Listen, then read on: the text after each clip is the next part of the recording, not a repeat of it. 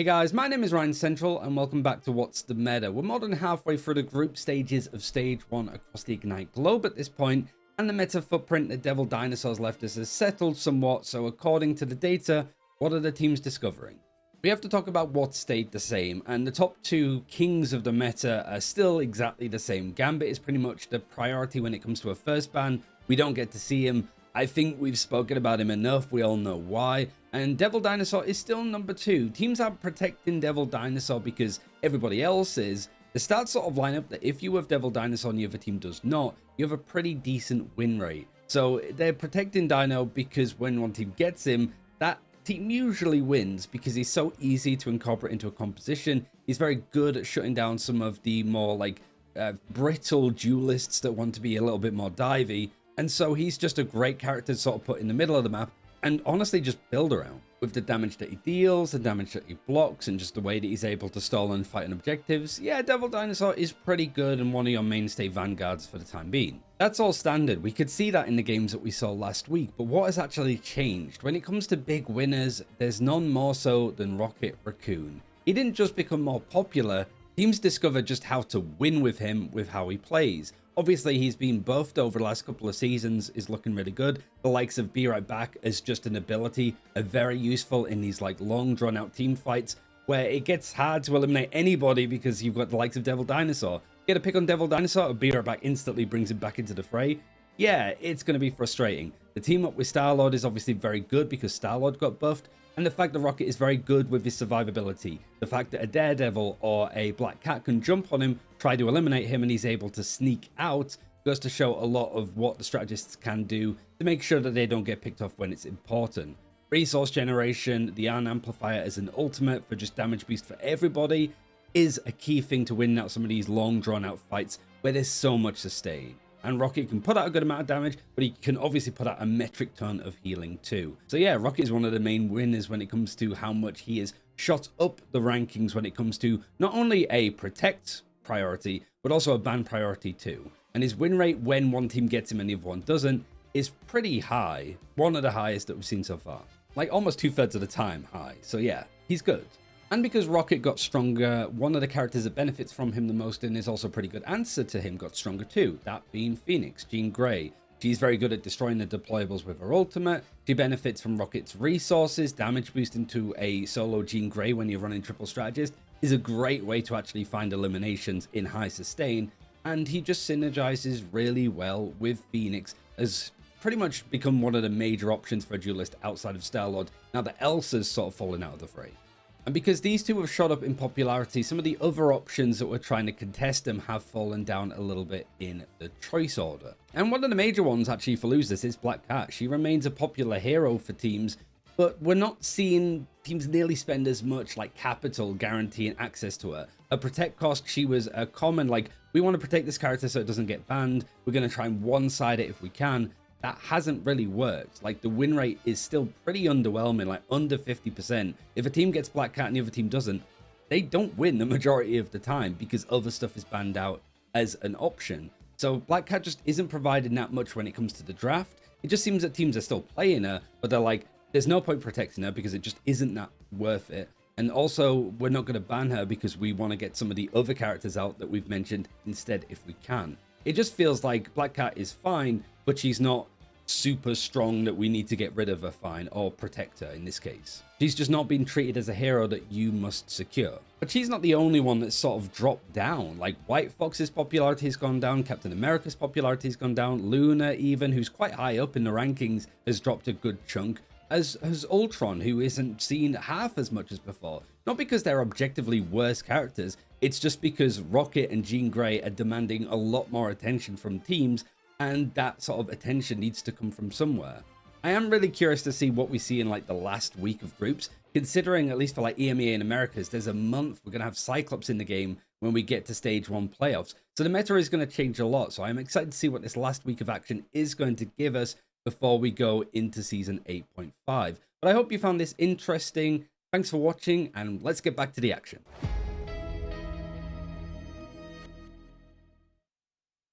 How's it going, everybody? Welcome back to Meet the Rivals. Today I've got a guest with me. I've got someone who I've known for a very long time. We're talking about Zenstari, the Vanguard, out here representing Gen G in Pacific OCE. How are you doing, Zenstari, bro?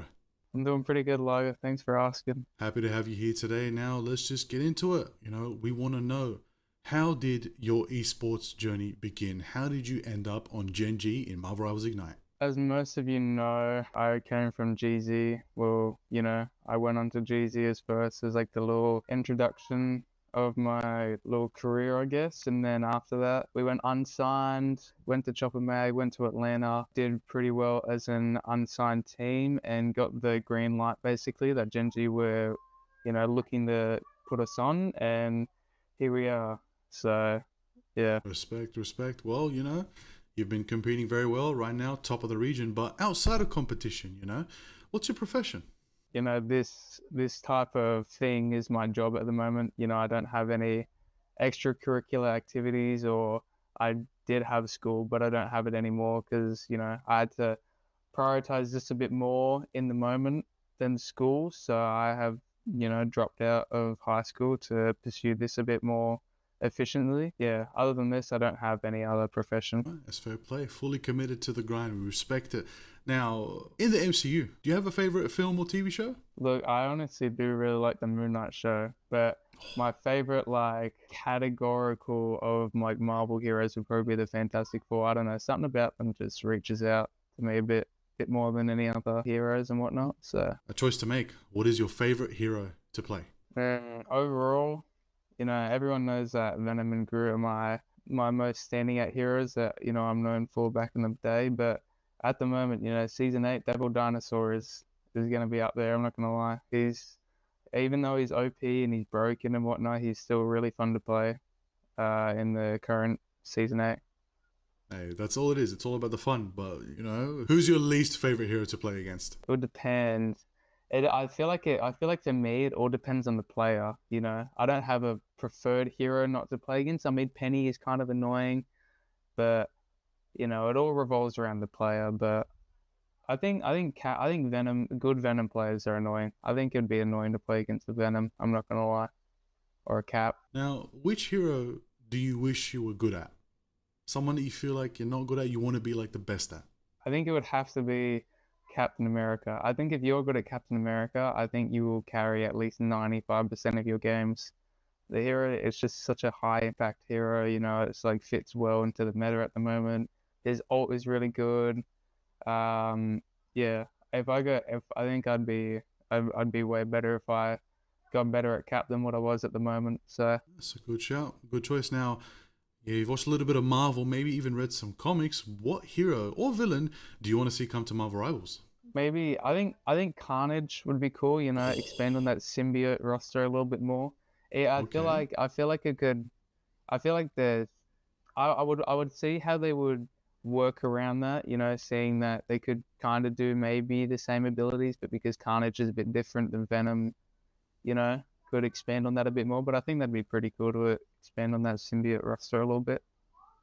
I like it. I wouldn't mind seeing Agent Venom as well one day. It'd be pretty cool. Mix it up a little bit. Now, speaking of mixing it up, what's a new team up you want in Marvel Rivals?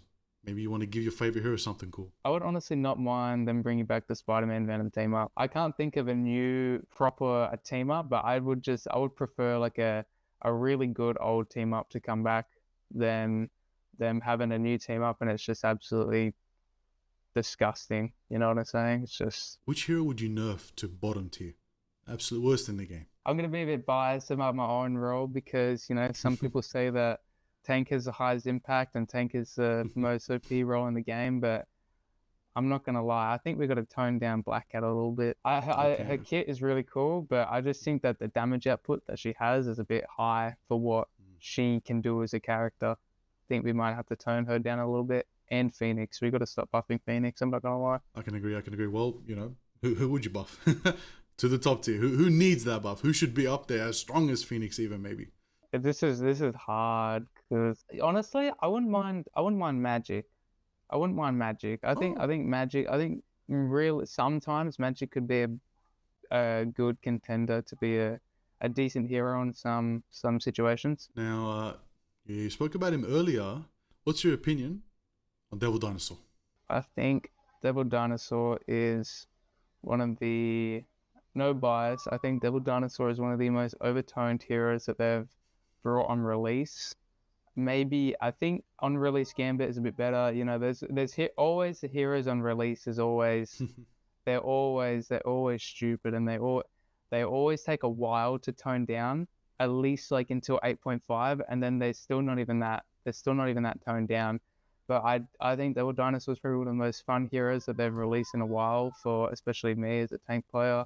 You know, the infinite overhealth, the sustain, the grab, the bubble, even the ult as well is really good, and it's really fun to use. I think there's a massive skill ceiling in it as well. I'm not gonna lie, even though it's pretty basic of just sitting main and, you know, you can grab people and beam and whatnot, I think the skill ceiling is very high as well.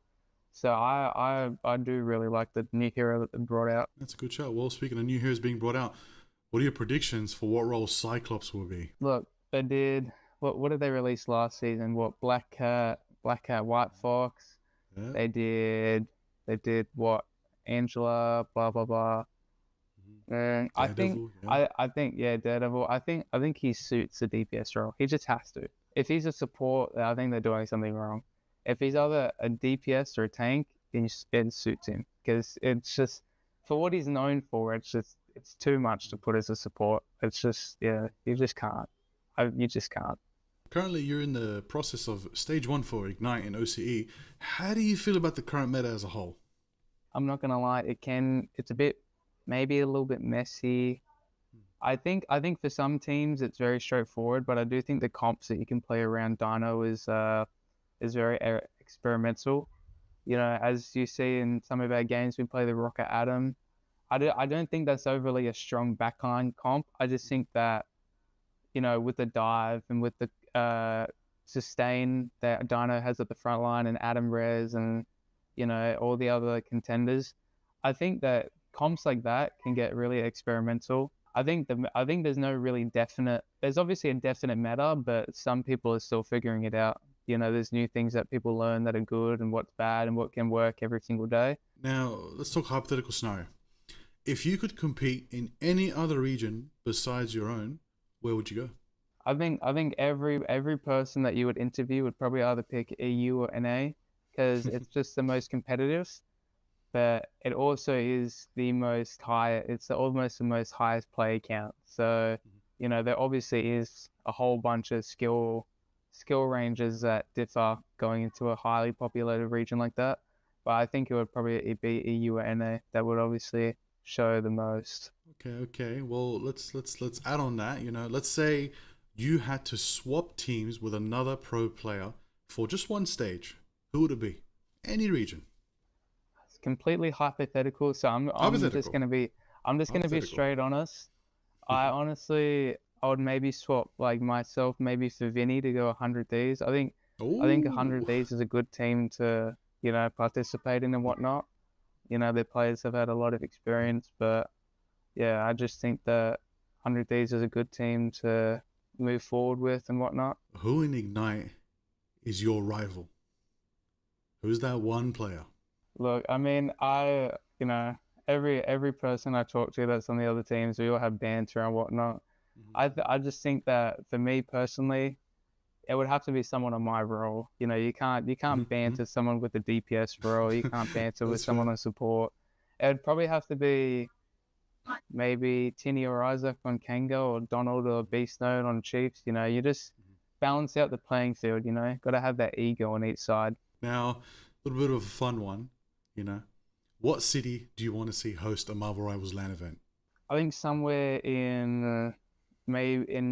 maybe like England would be cool. You know, I just think for everyone it'd be cool to get that type of you know, knowledge around the world, and I think England would be a cool country, or, you know, whatever it's classified as, to go to. In NA, I think maybe like California or something, or either one of those two. You know, maybe it'd be fun to host a tournament in a really big state where everyone can see. Why do you want this? Why do you compete in Marvel Rivals Ignite? Well, I mean, I've been gaming since like I was little. You know, I got my first Xbox when I was 5, and I always loved playing games and whatnot. So I just think that having this opportunity to finally have something done with what I've always wanted, not even just going pro, just loving playing games since I was little, I kind of do it because of motivation, because of that.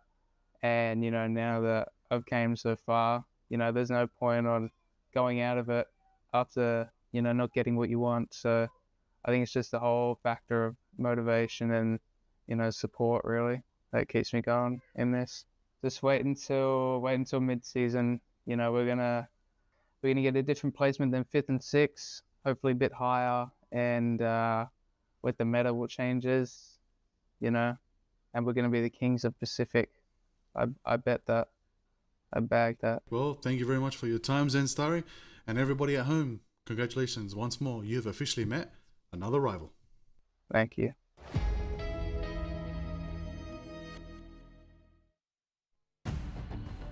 Welcome in, everybody! It's time for Marvel Rivals Ignite Pacific Asia with Metzi, Liger, and CB! How you doing, everybody? I'm awake now. I was I was a little bit drowsy in the green room there, but that intro, you just woke me up. Like, I'm ready to go. I'm ready to join my 2 favorite Aussies. Real quick, I wanted to ask you guys, like, Marmite or Vegemite, like, which one's the preferred one for you guys? You like on different teams or? Listen, I'm Nutella gang. I'm always gonna be Nutella gang. I'm going with Nutella. Nutella. And some peanut butter. I am not Camp Vegemite. Okay, I don't know. Yeah. To the Aussies that are, go for gold, but I am not Camp Vegemite. Not me. You are American at heart, my friend. You are American at heart. Yeah, I'm not Camp Vegemite either. I'm more like maybe Camp Cheesymite, maybe Camp Biscoff, but not Vegemite. But it sounds like we got some fun things to talk about right now, everybody. So let's take a look at some of our new favorite costumes. All right, everybody, I had to get in there taking this one. Absolutely sure. It's time for the Iron Samurai. Lead your allies with grace, but spare no mercy to those who cross you. Command the battlefield in style with Iron Man's Iron Samurai and Mantis's Mandy Celestine, the greeters' costumes, and leave your mark forever etched into eternity. Everybody, it's going to be available right now. Literally, go in-game and get it today. Heed the call of glory. It's time to show them what you're made of. This suit, I'm gonna codename this Mark 47 Ronin. Come on now.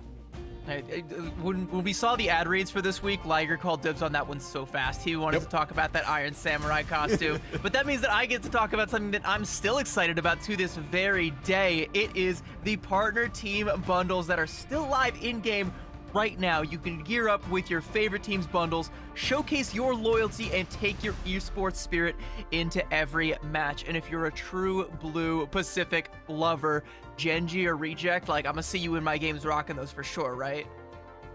Oh, you know it. You know it. I got the Pacific bundle on lock. I'm ready, Maybe I'll wear Genji, maybe Liger will wear Reject, or vice versa. We'll switch it up. We'll switch it up. Show our Pacific support there. And I'll wear Maypool. That's perfect. We got the best trio right there. Yeah, exactly. Q's beware. We're coming. Ooh. Unfortunately, you can't have more than 2 Deadpools in a lobby at a given moment, and we'd have to be on different teams to even have 2, so... We need that arcade mode back, right? Where everyone can play the same hero. We need that one back. Full teams of Deadpools. Sounds good to me. That would be a pool of Deadpools. That's just a lot going on. It sounds like Elsa Bloodstone's like worst nightmare. Yeah, true. Or maybe the best dream ever. You never know until you do. But we do have a lot to talk about today. So we are going to be having some great matches upcoming. Things have really been starting to heat up as our first week of competition came to a close there. You can see group stage started off last week. We had the beginning of it all across all regions. Was really looking great in every sense of the word. Upsets in the Americas, you name it, you saw it. But we're getting dangerously close towards those playoffs as well. We have our final week of competition in the group stage here, everybody. And how are you both feeling about that? Ooh, honestly, look, this is crazy. Like we're already at the final steps to close out Asia group stage. We're going to find out who these top 6 are very soon to take on Gen G and Chiefs in the playoffs. It's very, very crazy. But speaking of taking on expectations, we've got to talk about this asymmetrical banning system, everybody. You know how it is, the bans, the locks, everything all has to be played very carefully. Teams are winning games, winning matchups before they even walk out the spawn door if they play this right. And there's a lot of different ways that you got to navigate it, and it also depends quite heavily on the map where you're taking these bans to the battle. Where are we taking the battle even to begin with? Here's the map pool that we have been working with, and we've been seeing a whole lot of Museum of Contemplation, as is our want. We actually got to see a little bit of Spider Islands, which I think is like first time in a long time we saw some Spider Islands. I was really excited to see that one coming across the docket last week. And then over on Convergence, of course, if you're just joining us for the first time this season, Lower Manhattan has been added to the map pool, and a couple of brave souls have reached for that one with mixed results. It's an interesting one for sure. Definitely kind of one of those off-kilter map picks, but it's there if you need it. Yeah, love a bit of Lower Manhattan, don't we? And it's always nice to have a bit of diversity into the map pools there. You know, thinking holistically around the maps in general, my hope for seasons into the future is we see a new domination map or two. That's my hope. We add to that pool instead. But speaking of the pool, you can see our pool of teams right now. XO on top. I'm sure that one, Dan, is a very happy man right now. Will he still be happy by the end of tonight? We'll find out. But Reject right behind him, a AAAd, close contention there as well. The Burgers, the surprise entry there, taking it in 4th place, closely tied up with Z10, and the triple threat down the bottom. Who will qualify? Who will make it? Let's decide that between M1 Hex, RVL Esports, and Loyalty. We get 2 of those, N1 Hex versus Rival Esports, kicking things off tonight, and you know, with all 3 of those teams pooling down towards the bottom of the pecking order, and one of them is going to be able to escape that vortex. 2 of them will not be qualifying for playoffs. Every match from here on out for those 3 teams is going to be a must-win, and it's so fitting that we get to start it off with 2 of those teams going head-to-head. Not necessarily a qualification match, but it kind of feels like it because, you know, maybe you assume, you know, going forward, both of these teams, maybe they get a map win on Loyalty. Whichever team loses this one, though, has got to find a win somewhere else, and there's only one other opportunity after today to make that happen.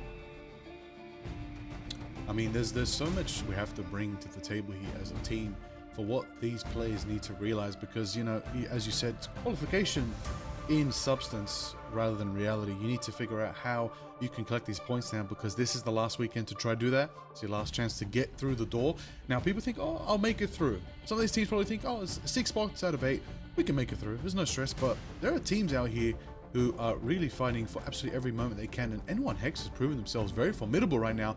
I mean, they are locked in right now. They were seen to be predicted by quite a lot of people to be at the bottom of the bracket, maybe facing that, you know, missed opportunity to make it to playoffs. But they've been doing well, put themselves in the green right now, even getting, you know, their score up there to be potentially rivaling Z10. So that's N1 Hex out here, Dear Spooky, DC Danny, NRX Louis, Songa, Fish, Exile, Blaziken. This team has got a banger roster, a lot of diversity, and they're trying to prove something here, that they're still in the game. They're not going to just go out easy. They want to try to get more points on the board. Let's see if they can do that today. But it's a tough matchup. Going to be going up against RVL, who are sort of in the same position, just as hungry. And of course, both these teams, when you don't have much to lose, you're going to be very scary on the battlefield.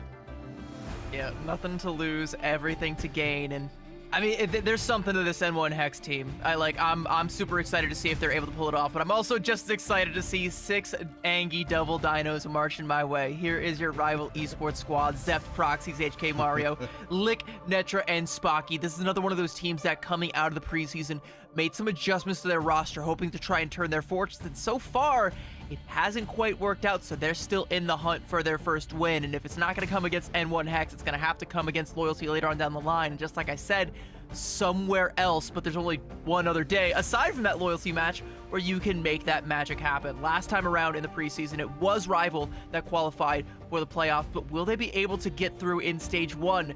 Remains to be seen. Yeah, it's going to be something to be seen, and you know, the first glimmer of whether they may or may not make it could be here tonight in this first matchup, you know. All could be decided by how this bout plays out, and as you both said there, you know, teams with basically nothing to lose could be the most unpredictable rosters there, and Looks like we are getting at least a glimpse of where we're going to be kicking off here. The classic domination map, Hell's Heaven. Okay, Hell's Heaven. We'd like to see it's a bit of a fun one because, as we know, it's a lot of environmentals, a lot of dangerous places. You know, don't touch the lava. We'll be very careful, but a great dino area to play. Box them in on that first corridor. There's a lot of opportunity depending on how you play, especially if you take it to the soldier factory. Things can get very dicey very quick. And, you know, honestly, I don't know.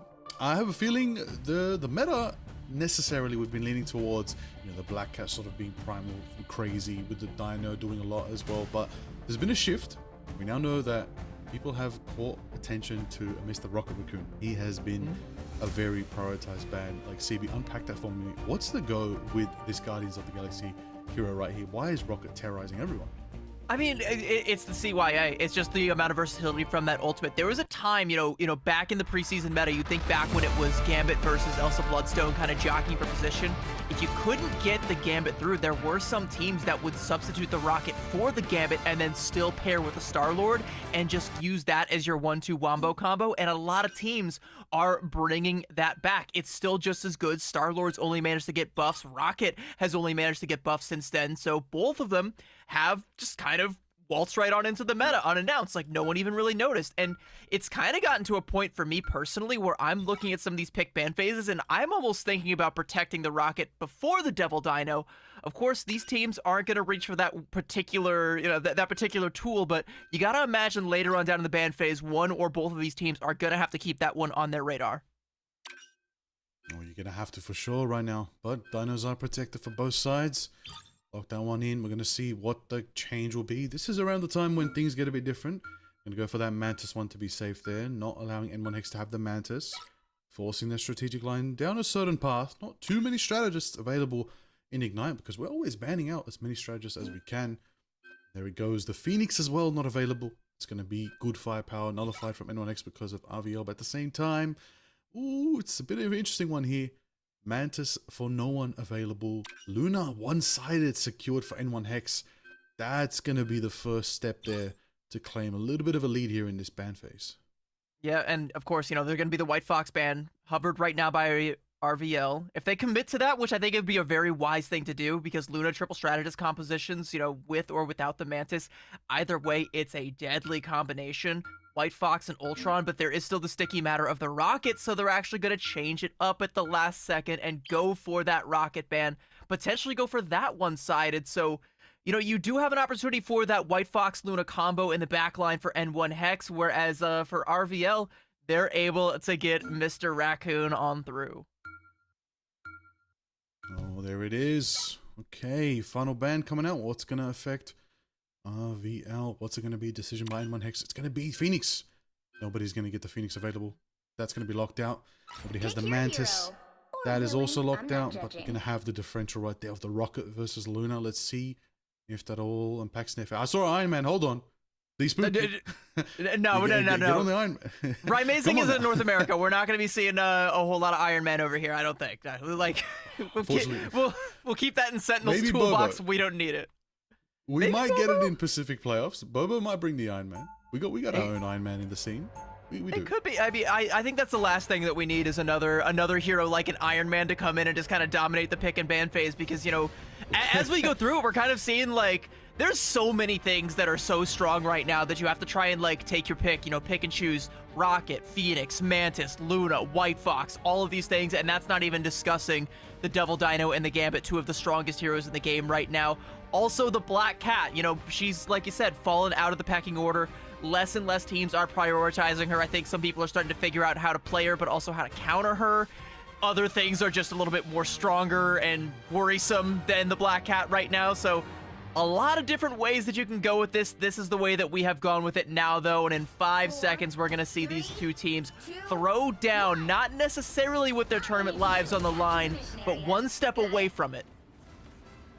Well, lives on the line, get ready to walk the line forward to victory. Let's see as N1 Hex start up their matchup against RVL Esports. Let's see who's going to get that first pick already. Netra on the front lines on the cap, Cap v Cap on the top. Maybe the Spooky out here, rotating back to their team who do have point control for now. Missionary still unlocks in 5 seconds, waiting to see for that first mark, detect who they can catch out first. Metro does have a pretty good angle on the backline there. Just a quick little vibranium energy saw.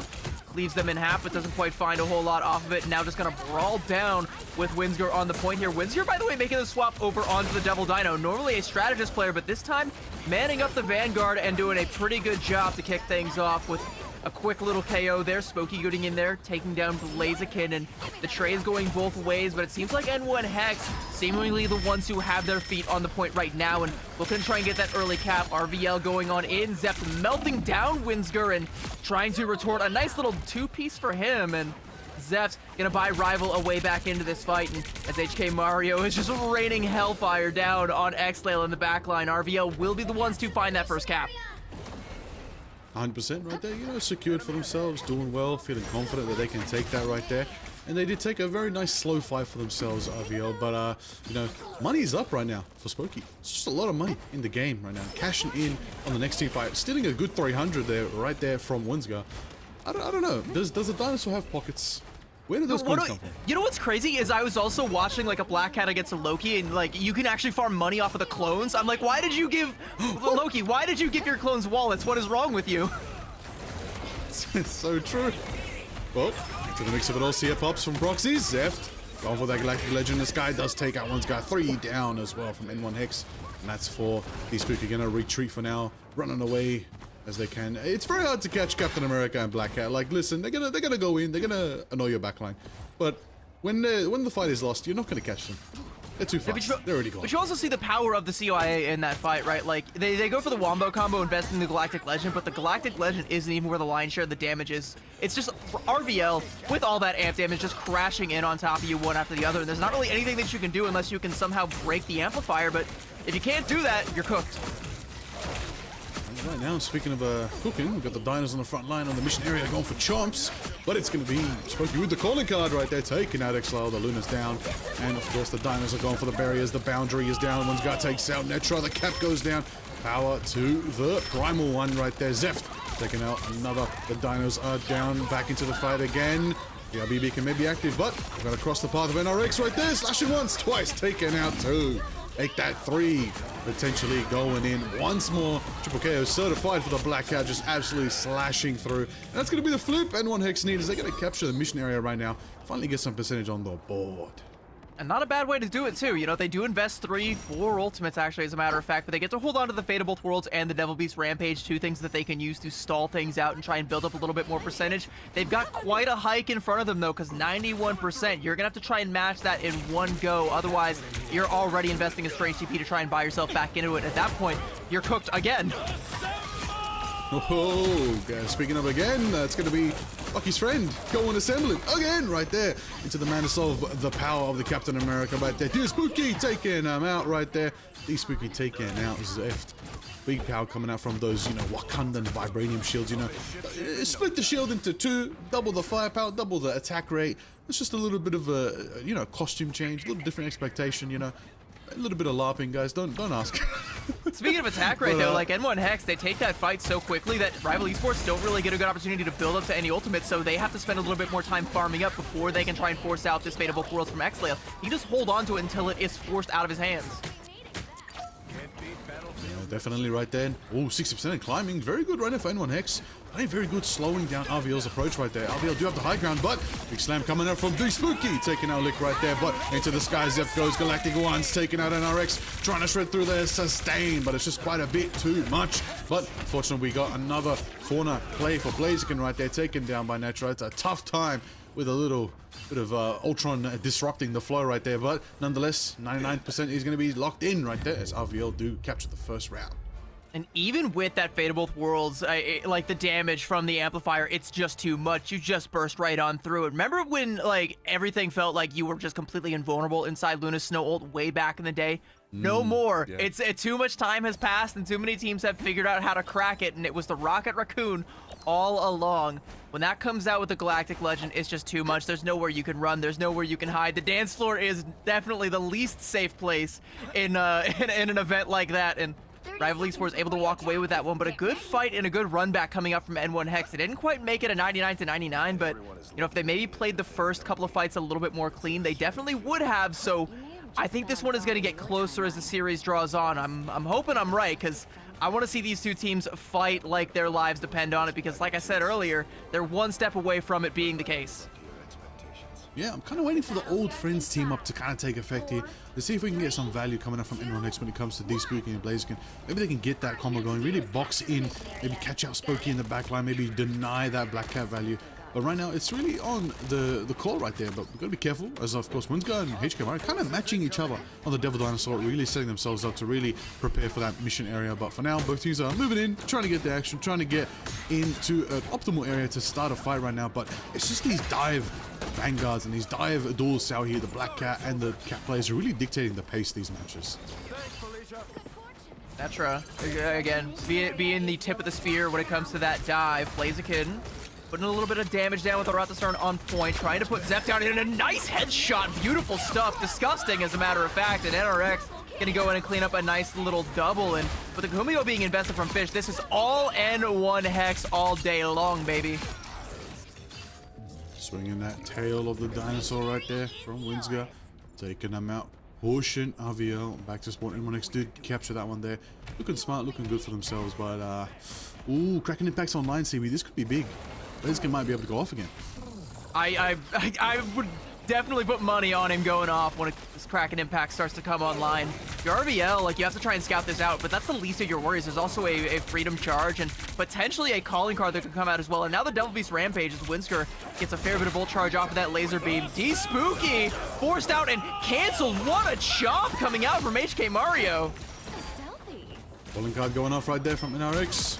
Other one, taking out Blaziken, getting Spooky. That's the big picks coming out from the Bucky. That's Zeph trying to get the POV, trying to get the action, trying to see if they can get 100% of their ultimate ready to go. Phase shift in, taking out NRX. That's good AoE from Starlord right there. That ability allows them to just take out Black Cat. Hard to hit, but you can hardly dodge that move if you're just too close to the Starlord. But it's going to be a lot more firepower than if they want to turn this fight. So they're going to pop the Galactic Legend right there. Zeph in the sky is amped up, as you said.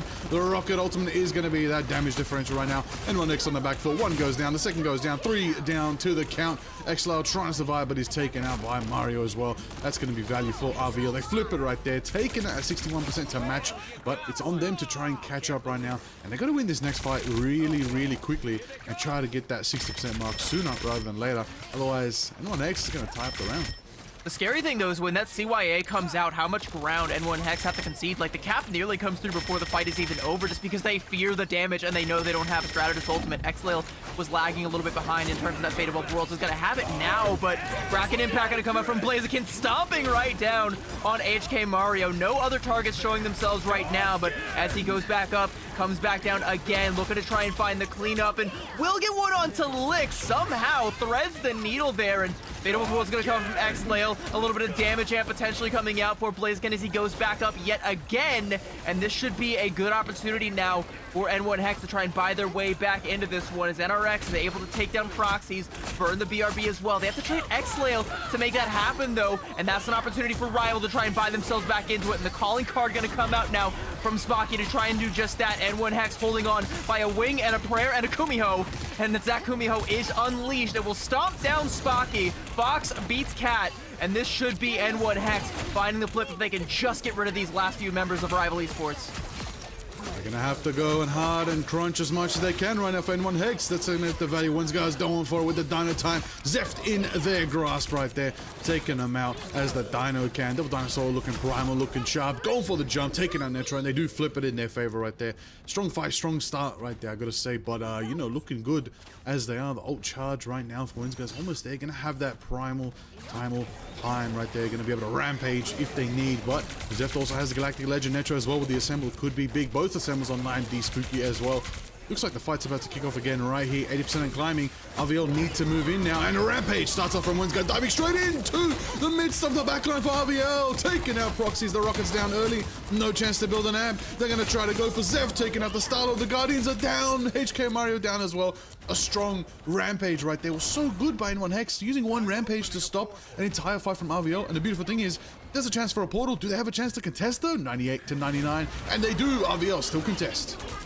going to be an opportunity to come through that portal with a Freedom Charge. They actually find the flip. We might be into a 99 to 99 situation. There is that Freedom Charge. It's going to be mirrored on the other side. They want to try and get as much out of this as they possibly can. The Galactic Legend now going to come out with the CYA. Is the damage going to be there? Indeed it will. Lick going to get res right back up. Zep looking for targets, but they've all gone. They've scuppered away into the bunkers, and they're not showing themselves. One will, and unfortunately it's Fish, so the healing's not going to be there. No Kumio will be unleashed. Blaziken caught out, tries to go in with the Trooper's Fist, but taken out, and Rival Esports snake it right out from N1 Hex's nose.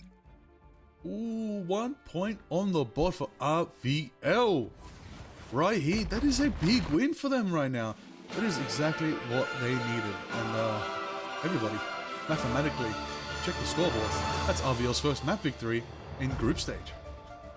And it comes with the one-sided rocket. It's just that easy. Like, you just go for the one-sided rocket, you pop that wombo combo, you get 11 final hits.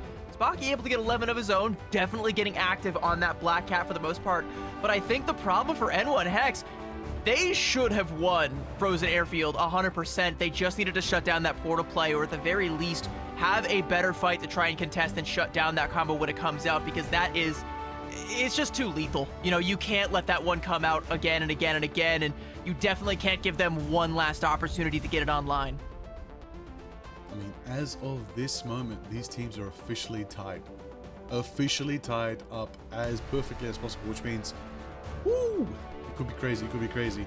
RVL needs to get points on the body, and they need to also at the same time deny N1 Hex points. They have to. That's the only way they survive and make it to the top 6 to go to playoffs. That's what they have to play here. They cannot look, maybe if they win the series, they might think they're in a good position. No, they have to dominate this series. But N1 Hex, they've had momentum, they've been crazy, and they've been showing great stuff too, so they could flip it, and the advantage is on their side because they do get to choose the map. Yeah, and I think, you know, they might try and play the pick and ban phase a little bit differently, but honestly, I think they just have to try and go for a little bit more of that killer instinct, like we saw in a couple of fights where they just go super aggressive and try and snuff out any opportunity for Rival Esports to try and get back in there, but they let up off the gas just a little bit too much at the final hurdle and let that strange TP play come through rather than go in, use some sort of CC ability if they even had one. I'm not sure if they did, but try to deny it with anything, stop it from coming out. We go to a third point if they're able to do that, but unfortunately, it's not the reality we live in, and in this reality, N1 Hex still lagging behind Rival Esports, getting their first map win, like you said, getting themselves on match point, potentially threatening to get the fight win here, the entire series win, as a matter of fact. And just like I said, assume both of these teams are capable of beating Loyalty later on. They both have matches with Loyalty later on this weekend. Assume that they both can. The losing team still has to try and find another win on top of that, and that is a tall, tall task. And we will see who that team is going to be on the other side of this break. Don't go anywhere, chat. We will be right back with more action coming your way.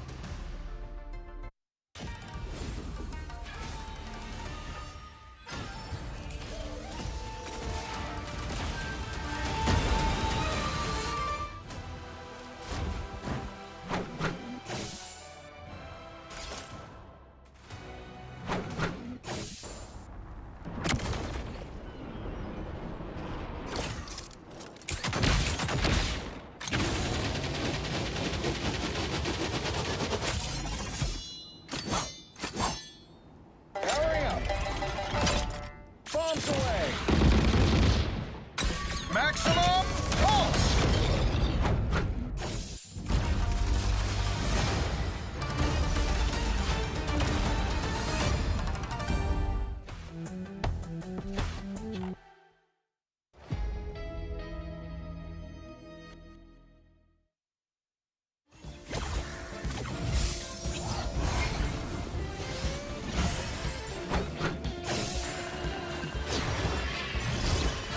You made me angry! We are undefeatable!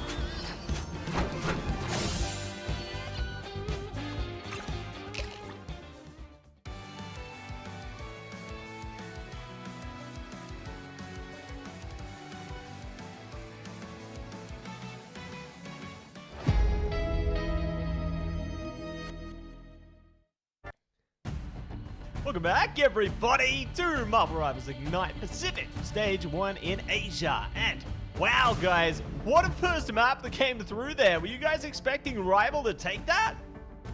I was kind of expecting N1 Hex to at the very least come out with Frozen Airfield. You know, I have high hopes for this roster after they were able to take a map off of AAAd previously. There's something to this team, and if they want it bad enough, they can get a win, but they stopped wanting it at the worst possible second, and they let Rival Esports get back into a map that they had no business being in. Yeah, and what do you think was, I guess, the thing that really broke the straw on the camel's back there, Liger? What do you think was the turning point for them?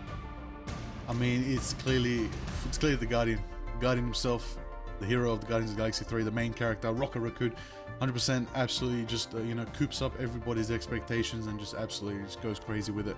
Set the seer, get that amplifier going, beacons as well. Nobody was taking him down, constantly evading every single... Hey, funnily enough, everybody, I think someone might be good against Black Cat, and it may be Rocket. I don't think Black Cat can keep up with the Rocket. I think that might be the strategist pick people can use to, you know, not necessarily fully counter, but maybe delay it. I also kind of feel vindicated because I said, like, you know, maybe for me, I'm like considering prioritizing the Rocket Raccoon over something like the Devil Dinosaur. I'm just gonna say it. We have seen teams completely forego trying to protect the Devil Dino, getting it banned against them, still win. But it feels like every time there's a one-sided Rocket, whoever comes away with that, they're getting the dub. And like the numbers don't lie. All right, the numbers just they don't lie. Yeah, the numbers certainly don't lie there, and I'm hopeful that, you know, either side will be looking to change up the drafts moving into the next one. If that happens again, well, you ask for the consequences you're given, is what I'm going to say for that. But I guess heading towards our next map in contention, you know, we're moving on to a convoy map. We don't know what it's going to be yet. How do you feel the compositions might change up here? You know what? It really depends, and it's got to be the contemplation map, okay? It's going to be contemplation, right? And when it's contemplation, I know exactly what it's going to be. It's going to be Gambit, not even going to see the light of day, right? Of course. Right. We're not. I'm gonna crash out on behalf of Dan if we see a one-sided Gambit. Okay, let's not. Let's keep him banned. Let's take it easy. All right, and let's look towards this Rocket Raccoon factor. Let's see if we can not make it one-sided. Maybe both teams get the Rocket, even it out, give opportunity. Dino's gonna be in play as well. Teams are going for that protect, but in my mind, I'm like, where's that shield break? Something's missing that firepower. You know, we saw a little bit of Bucky there, but there's a couple times that Blaziken, you know, had a bit of an issue to get that Kraken impact fully off. There was a bit of hesitancy in it, but yeah, we're still contemplating. You're saying, like, where's the shield break? And I thought you were trying to steer yourself towards, like, that Iron Man, you know, get the samurai out on the field. You know, he's not bad when it comes to breaking shields. It's not on the tournament client. It's not. The costume's not available for the pros. Oh, then don't even bother. All right, plan B. Go with a Moon Knight and Groot. Ooh, hey. Now you're talking. Yeah. So I know how to speak Liger. I've studied I've done my Duolingo for the day. In preparation, I studied Australian. I know what a shoey is now. I know. You know. I learned about what did you say earlier, Matt? Cheesy mite. What is cheesy mite? So think of it like a it's like a cheesy Vegemite, kind of, right? But I like it in like, so I like it in like a bread roll, right? They have like cheesy mite scrolls. It's, you know, it's a little different, and I like it. Check them out if you ever get a chance, all right? If you come down to the land down under, I got to put you on that one. But we're moving on to the draft now, everybody. Good luck and get down to it. Hopefully there's I mean, maybe if you're N1 Hex and you want to try and get one over on Rival Esports, maybe you got to bring out a little bit of Cheesemite in your comps. What do you say, Liger? Well, look, you know, if we're in the good old Aussie spirit, you know, we gotta, as they say, we gotta give it a good old fair go. We gotta see what these teams are gonna do, and absolutely just send it down the bandlands. Do something crazy, but don't lose the rocket, okay? Yeah. Don't lose the rocket, but you gotta lock that rocket down ASAP. 100%. ASAP so, rocket. What could happen here? Yep. Oh, now what could happen here? So I can see Matt laughing at my dumb joke as we kind of gloss over it. Yeah, we're seeing the Dino Protects coming out. A ban from the Luna Snow, and I think N1 Hex are probably gonna try and go for the one-sided Luna again. And again, like, she's strong, but we've seen the Rocket be able to just burst through Fate of Both Worlds. So I just kind of feel like Rocket kind of trumps Luna right now, you know. And the Protect's gonna come out from Rival Esports as well, like you said. Do they go for a one-sided on it? I think you kind of have to if N1 Hex don't go for the Protect. Yeah, honestly, like, why not? It won the round. It gave you team fights that you otherwise wouldn't have won in the neutral. Take it. Take it for your favor. It's the secret recipe right now, and it's only just been revealed. Oh my god, they can actually pull it off. Wow. In order to secure the Phoenix factor here. Oh, okay. Never mind. Sorry, they're safe. We're safe. You're just like you are the thinker calm. right now. You are like you've got you're like stroking your chin. You're like you got the graphs. You got like. I was cooking too hard. I'm gonna take it back. I'm gonna remove some spice. I put too much spice. I'm looking at Liger's cam right now. He's got like the numbers flying all over, like math equations all over his head. He's looking at every different scenario. And the one we come out with is pretty predictable, but I think the Black Cat ban that comes out from Rival Esports towards N1 Hex, I think is going to be a little bit extra salt in the wound. All right, the rich get richer for Rival Esports. They get the Rocket Raccoon through. N1 Hex have to try and sacrifice one of their protects onto it. Luckily, they also get the Luna Snow that they would have wanted, but that kind of steers your backline in a different direction altogether. You're going to have to try and play this Luna and this Rocket. Maybe you can get a double damage amp kind of going there. I'm not quite sure, but N1 Hex are going to have to make the best of what they got there. I think Rival Esports looking pretty solid coming out of this ban phase. 100%. You know what we can actually bring to attention as well? Another great pick on this map due to the low ceilings, the quick rotations, Venom. And Venom works amazingly with Rocket and Luna, especially with that Feast combo. And we know the one-more combos get you a lot of value, getting good wins here when it comes to Museum. Because we know it's all about, you know, how you play the Museum, how you hold that first area. And right now, RVL's the one that's on defense. They're the ones out there with the Dino in the front lines. They're going to bring out the Captain America as well. They have the Black Cat advantage, and Zed Style is pretty primed up right now. Looking very good, but let's open up that corridor. HK Mario wants nobody to have any cover, as we got to be very careful as this mechanized beast is in the front lines, already throwing that primal laser, trying to catch any one of those early flankers from N1 Hex. But CB, I got to say though, that bus is kind of moving. RVL's not really planting their feet just yet. Well, HK Mario going to move those feet forward a little bit and try and pressure, but the pressure is coming back his way, and Rival Esports holding the S keys there. I think was anticipating the dive from D-Spooky. A good CC coming out though. D-Spooky might not be able to get out of this one alive, and no, Zep is going to clean him up, and now that's going to be Rival Esports clamping down and stopping the wheels on this bus from going round and round. Round and around we go. We're going to sing that song and hear these players try to maybe perform a duet. See it in the skies. Louis trying to maybe get an enabling point there. Trying to pick someone up in the back line there, but not going to get the full value. Got to be careful of that laser. Send them down to sides, but Captain America Netra flanking around, trying to balance around with Spooky. Louis, oh, going in for a face shift right now. In a tough spot. Got to be very careful. Spooky right there. And Rex on the trunch in action. Daredevil looking ready to fight in the night. We got to be very careful, everybody. We're here watching Marvel Rivals Ignite. And there it is. First pick right there. Louis taking out HK Mario, tearing down the Dino. Big whip right there from Spooky, taking out Fish as well. And that's going to get the value. That's going to be Fish back with the BR Beacon. But the stacks and the coins are just rising right now for Spooky, who's just cashing in, taking another down. That's a good defense for RVL right now. Nullifying a good, already at 2 minutes and 20 seconds. Half of their opportunity to push here has already been munched.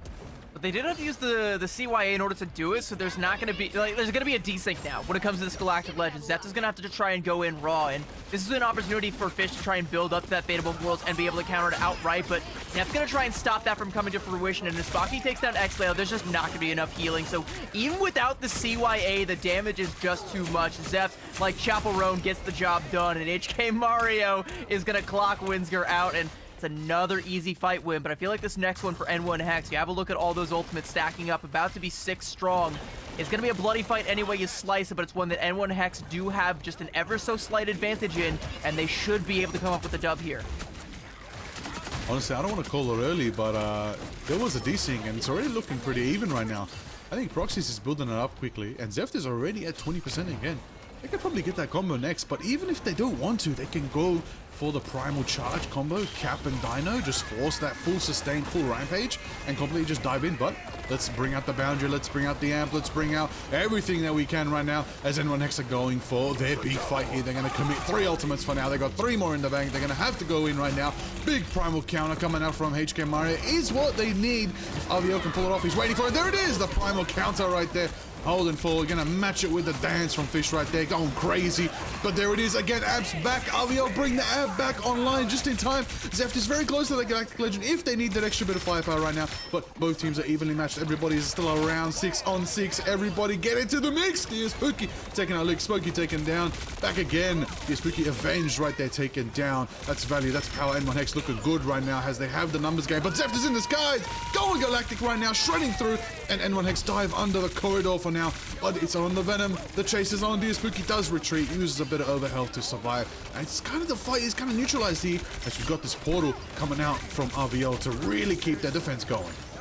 They want to try and make sure they still have 10 toes down. Everybody strong on the point, ready for this defense. But like you said, we're back to a neutral. No ults coming online for either side. Proxies is building up to that CYA pretty quick, though. And N1X have to try and do something before that comes online. D-Spooky tries to do just that, but gets caught out. Will force out the symbiotic resilience and swing back out to safety. But it's another scary situation. They're not done with him. Say, come back here. We want you, and we're going to get you. HK Mario chomps him down, but he's traded out. A res coming out now onto D-Spooky. The CYA coming out. I think it's already been bursted down, so N1X are able to deal with it. Spocky gonna get chopped and carried off like a chew toy, and Winsger is gonna put him down. Rival Esports still have enough people to try and keep this one in contention, and N1X trying to keep the fight going. Now they get to pop the CYA. There's a Galactic Legend on deck, but Louis doesn't even need it. Able to just go in raw with the damage. The Blaster Barrage, and he's taken down 2. And N1X, by hook or by crook, they will have point A. Yes, back in the game, N1X right there, as they do push past the first gate of contemplation right there. Let's see if they can keep it going. I don't have much time left though, but it's a bit of a dip here, as we know. We gotta be very careful around this spire here. You gotta rotate around a very tough spot. You're gonna lose high ground very quickly, but it's on RVO to try and keep them in that box there, in that opportunity for themselves to really just kind of track them down there, not let them get a push. But speaking of being a push, you gotta be careful. HK Mario's with that rampage, and last time we saw Mario in this situation, he just sent it, going for an early rampage to win an early fight. But speaking of early, NRX going in, letting it out right now. Taking out Lick in the backline. Spooky at the same time takes out Louis. That's big value. The BR beacons do bring them both back though, neutralizing both rockets' utility. As we still have Louis going in, taking out Spooky in revenge, and big power coming out from the Star-Lord Zeft as well. NRX, it's just trade for trade right here, CB. 1 for 1, bang for bang. Both these teams so evenly matched right now in their compositions. Yeah, but as these trades keep coming out, the cart is still making more progress, rounding that spire. Galactic Legend now going to come out from Zepp. He wants to try and put the brakes on this bus, but the Fate of Both Worlds is going to keep N1X in the fight, but Winsger nearly got separated. There's an invisible boundary coming out from Rival Esports as well. They really want to try and win this fight, but now N1X are ready to start investing. A Galactic Legend of their own, and NRX, even without the ultimate, just getting active in the back line there. But the calling card from Spocky, and he's able to find 3, going in crazy deep, and will get chomped for his trouble, but the damage has already been done. Zepp is there to clean up Winsger, and N1X shuns it from this point. Rival Esports standing their ground, and the calling card gets 1 more on the exit. Spocky going absolutely crazy and still has 3 in his sights, but they're in the spawn. All right, fine. You get to live for now. Ooh, for now can run out very quickly. When you're messing with the Daredevil, you got to be very, very careful here to see how it all unfolds. Big splashes going out, Mento Fish to deny the chance of the Spooky to try to set up a dive there. Very good by Spooky right there, but we got to be careful. Mario going for the rampage right now. Gonna start it up. Gonna go for the crunch. Hits the combo of the face there, and the final proc does take out Fish, denying the chance of a bit of healing right there. But counter crunch coming out right there from Winsguy. They're going to be enough for themselves, though. We don't know. Going to be retreat back with the barrier right now to try and nullify these Spooky, trying to get that bus moving right now. This is it, everybody. 5 seconds on the clock. Overtime is definitely has been achieved right now. It's the final fight for N1X. Let's try and get more value on the contemplation right here. But the amp is off from Proxies, and that's going to kick it off as Lyle also drops the amp. It's a double amp city, everybody. Lock in. No more amps going to be coming out as X-Lyles is going to expire here shortly, and Now we are again back to a neutral. BRBs have also been burned for both sides, and no ultimates online. Galactic Legend will be coming online for Zep before long, and N1 Hex have to try and shut him down, and Louis is trying to take the duel, but Zep wants to write his own legend, takes to the skies, and Louis wants none of it, does not want to be even a footnote, so is going to teleport right back on out to the spawn. The easy way, preferably to the hard way, and N1 Hex still in this fight, but as Netra takes down D Spooky, now he has full range over the back line. He's going to be rezzed back up, and he's going to fall for it, and now there's no BRB on the other side, so it's N1 Hex, but they get off the point, and Rival Esports will draw a line in the sand as N1 Hex. They tried a little too hard to make it happen. They wanted it a little too bad, and unfortunately, they're not going to be able to make it through point B. Ooh, that is a tough one. That is a tough one right there. That's got to be a moment you got to really lock in and not let yourself step off the gas right there. Unfortunately, they lost a fight that they didn't need to lose just yet, but who knows how it could have ended up if they still had contention. But we're going to flip it now. We're going to see how RVL do. They're probably feeling really good right now. They only have to push half of the Museum of Contemplation. They don't have to encounter the glorious, beautiful outside of the Museum of Contemplation, which is just unfortunate. I don't know about you, CB. I feel like we never see that. I feel like we see other maps in Convoy more than we see the end of this map. It's always being held in the orange void. It's always the orange void that we remain in. There's a couple of like Convoy maps that are like really hard to get through point B. Like I know Spider Island's point B is a real pain to try and get through sometimes, but Museum of Contemplation, like a lot of carts I feel like either stall out on point A, like it's either full hold or just midway through point C. Usually you can try and brute force it through point B, but it just doesn't come out this time around. Like I think, like again, like N1 Hex, they were in the driver's seat in that fight, but I think they put their foot on the gas a little too hard and ended up getting ahead of themselves. That's fair. That's fair. Now as they clear out the rooftop there, building a nice cove for Louis on the Ultron. Good thing that wall isn't load bearing. I mean, we bring down the whole museum. I mean, you know, let's get Hulk in there. Just take it all. All of it can go down. Chomp it away. But speaking of, you know, somebody who doesn't want to go down, somebody who's using the terrain to their advantage, D Spooky, right here, out here, doing it on the Venom, trying to adapt to every situation right there. Big Crunch is coming out. Oh, big steal right there, but it's not a lot of damage, not a lot of opportunity there. Just a little warning shot saying, hey, you better watch your step. This is my stomping ground. You better be careful out here. And there it is, a clean Crunch right there from HKMI. It does take out Winsgo. Winsgo's back though with the BR Beacon. They still got a chance to fight here. As you know, there's a little pressure coming out from the Venom there, but the movement is pretty good. But N1 Hex really needs to activate here. They're down a very pivotal Venom. Yeah, and now they're going to be down Windsor again for the second time, and no BRBs this time around. HK Mario with a nice little chomp there onto Fish, and the adjustments that are coming up from Rival Esports, like they ditched the Captain America and put Netra instead over onto the Emma Frost, which means you don't have a dive Vanguard to try and take out that BRB, so you just try to play for full front-loaded damage, burn it the old-fashioned way, get a quick elim, and then go for the second one. And it's working out for them so far. They've already forced out the strange TP from N1 Hex, and as ults start to come online, Proxies is going to beat X-Lail to the punch, so this might be a point A cap if N1 Hex don't find it, some sort of frag in the neutral somewhere, or try and find a miracle. But here comes that Galactic Legend before the CYE even comes out, and N1 Hex are already scared. Going for the chomps right now. Dino actions, Eft in the skies. Trying to get value from the last remaining moments of that impactful Guardian. But big Crunch coming out. X-Lail taken down from the Frenzy from the Fury right there. Big power. Slashes coming out as well from Spooky to just take down that last one. NRX trying to stall. That's a good push for RVL. They've got a good position right here.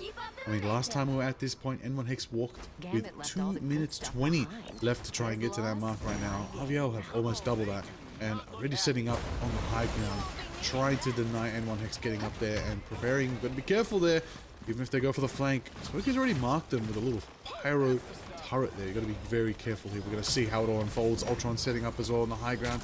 Louis, Rage of Ultron's online. That could be the deciding moment for this fight.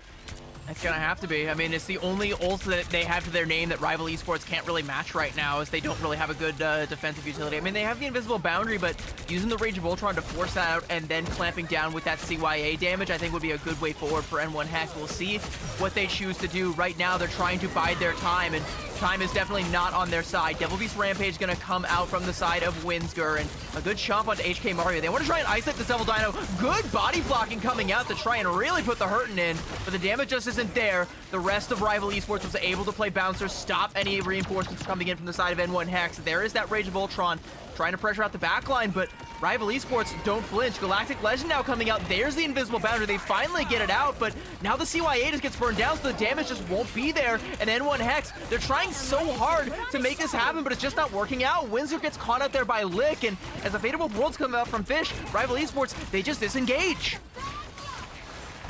They're going to be very careful here. Oh, what a pull! Going for that. What? no, they can't confirm the Oh, elim. that is a clutch assemble. Coming out from D-Spooky right there, surviving the fight, still buying some time for N1 Hex on the stall. But you got to be careful, RVL. Only have just a little bit of the heal to push up here. Got to be marked, got to be ready for the amp. There it is. Proxies hits the sea in the skies. Zep's going to go for it. Denied, denied. You're kidding me, Fish. Blast and Zeph out of the skies, denying the Guardian of the Galaxy to try and get value.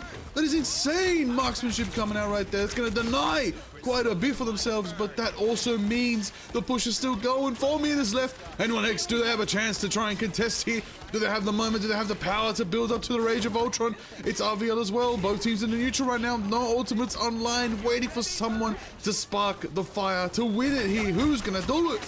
It's gonna be Spocky. He goes in, he just takes down Fish, and that is your lifeline cut short. And X-Lail so far away from that CYA, it's just not gonna come through. This Rocket Raccoon healing is gonna have to be load bearing. HK Mario chomping down Windsor, and there's just no way you can help him. Louis gets grounded, extermination canceled. We will live to fight another day, and fight we shall, as this day belongs to Rival Esports, as there's nothing left in the tank for N1 Hex. All they can do is hope to throw their bodies at the cart, but corpses cannot contest, and Rival Esports have left the very same in their wake.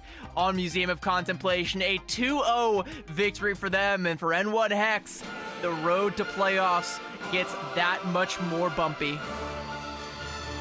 Woo. Put it all on the line, as RVL have won their first series in Asia Group Stage 1 out here. Congrats to RVL for a stellar performance here, taking out N1 Hex. Now this was crazy because last we checked, N1 Hex seemed to be the team that was maybe going to climb out of the bottom of the bracket, but right now RVL said, hold on, we're still here, lock in. I love to see it. I love when we got a little bit of a competitive bout here. And of course, like I said earlier, so the question is now, how do these teams fare against Loyalty? What is yet to come for them? I mean, if Rival Esports is able to get a win over Loyalty, that's good enough. You know, if you can best both N1 Hex and Loyalty, you qualify. Even if it's in that 6th place position, doesn't matter. As long as you get to playoffs, the job is done. You just take that reset, and then you go through playoffs as is your want. So one more win for Rival Esports over that team, and whatever else happens the rest of the weekend doesn't matter for them. But for N1 Hex, they gotta get that win against Loyalty, and they have another matchup against a much stronger team that they're going to have to win. This was the most winnable game for both of these teams outside of that Loyalty matchup. Now, it's getting a little bit darker. I mean, I wouldn't count this N1 Hex team out just yet. There is something to them, I promise you. They took a map off of AAAd. That's a significant punch-up for a team like that. They're gonna have to do it again, and this time they're gonna have to stick the landing as they fumble really hard against Rival Esports here, and Rival just ride the waves on through. The BRBs, the CYAs, the Galactic Legends all coming in spades, and the power of the Rocket Raccoon is on full display, and even when it wasn't showing its head, Spocky was putting on a clinic on that Black Cat, and that is something that, even though, you know, like we said, she's kind of fallen a little bit further down in the pecking order, she is still a capital T threat if you cannot keep her on a leash. Wow. What an impressive series coming out there. Like, I can't believe it. You know, we witnessed Absolute Cinema, RVL finally break the dry spell and will be able to take away their first win. Surprising? Maybe for some. For me, I was there from the start, support them from the beginning. No, congratulations. Ride or die, on Matt, the win. ride or Yeah, die. that's it. Ride or die. No, we love to see it, and yeah, really impressed with the turnaround of pacing from them into that one. And I guess break it down for me. What do you think really made things fall apart for N1 Hex there? Oh, I'm gonna let you go, Liger. I want to see the equations flying around your head again. Let's get the calculus going. According to the math flying into my head. Look, basically, It didn't work out for them early because of the rocker factor. They couldn't catch up after the rocker factor went for RVL. Because RVL had that advantage, they caught them off guard. They gained momentum. As we know in this game, momentum is everything, especially in Ignite. 3-0s, 2-0s, 4-0s, unfortunately. Nobody wants a 4-0. I'm sick of 4-0s, guys. I want a competitive best of 7 when we get to them. But we're not there yet. But yeah, that's what happened. It led to the point where N1 Hex, they can take a map for AAAd, but they couldn't even get themselves to third map on Hell's Heaven against RVL, who went absolutely stomping in. There's a little bit of an understanding there to that dinosaur factor, and then you had the one-sided Black Cat on Museum Contemplation. It's a tough one. It's a tough one. It's like you're playing on the back foot and you're going into a map disadvantage from the ban phase. That's sort of where they were here. That's sort of how this one went for them. But tomorrow's a big day for N1 Hex. They got themselves a double block. They're going to have to take on Burgers and Zero Tenacity. So there's still a chance to get a map there. It's tough. CB said it before, it's tough, but I don't know. It really was, like you said, the moment where they could try to get points here, but it really also depends how are they going to rotate around and start playing these sort of neutral games and necessarily, you know, not donate. They're donating ults to take ults. You need to do that without losing the pivotal ult you need to then win the next fight. So that's what they're missing. They're like one step behind me. I think to their credit, they were doing enough to keep their head above water, but just a couple of those anti-clutch moments just came back to bite them, and they sank. Yeah, and speaking of sank, we're going to be sinking our way through the ring. Who could it be? None other than Zeft. Welcome in. My goodness, what a series, and it's a pleasure to finally have you on board. How are you feeling after that one? I'm feeling good, bro. I'm feeling really good.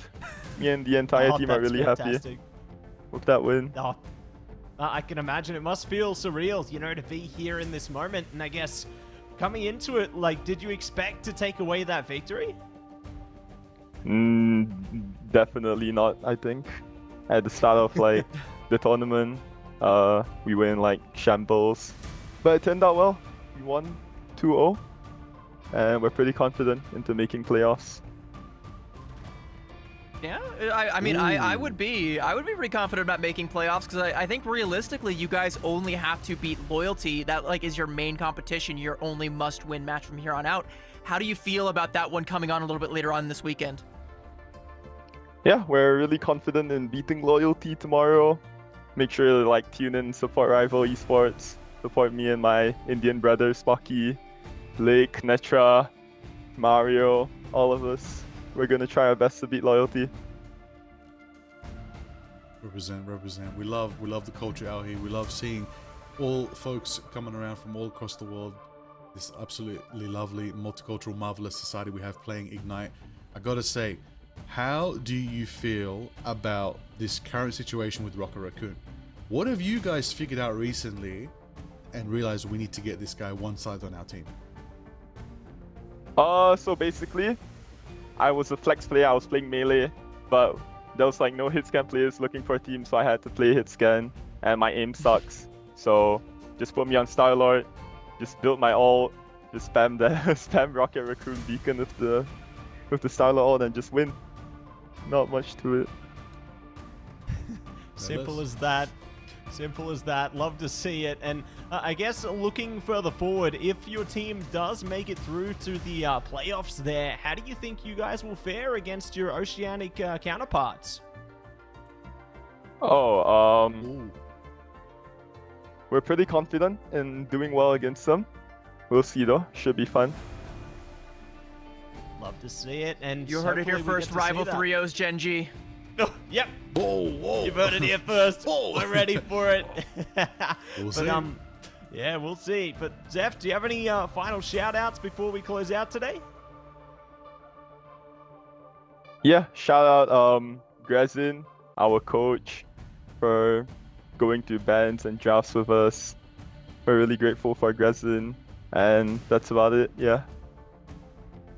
No worries. Well, thank you so much for joining us here tonight, Zeft, and maybe this might not be the last time we see you. We could see you again tomorrow. Best of luck in that one, but thanks again for joining us. Thank you. You'll definitely see me tomorrow. I'll see you guys tomorrow as well. Looking forward to it. Confidence. Lock in. That's what Confidence. you need. I like the turnaround. I like the coach shout out and specifically helping him through the picks and bans phase because, I mean, I feel like in a situation like that, this coaching stuff got to be easy. It's like, just pick rocket. Get the one-sided rocket. However you do it, just get one-sided rocket. Profit. I have yet to see a team secure a one-sided rocket Raccoon and then lose a map. It just doesn't happen. Well, not only are they doing that, they're going to make sure Phoenix is not available either. That's the key. That's the secret key. To get the Phoenix out of here and lock in your rocket. That's it. Speaking of locking in, we are going to be locking into our next series right on the other side of this break. Everybody, don't go anywhere. We'll be back before you know it. If there's anything we can do to make your flight more enjoyable, please don't hesitate to ask. Please sit back, relax, and enjoy the flight.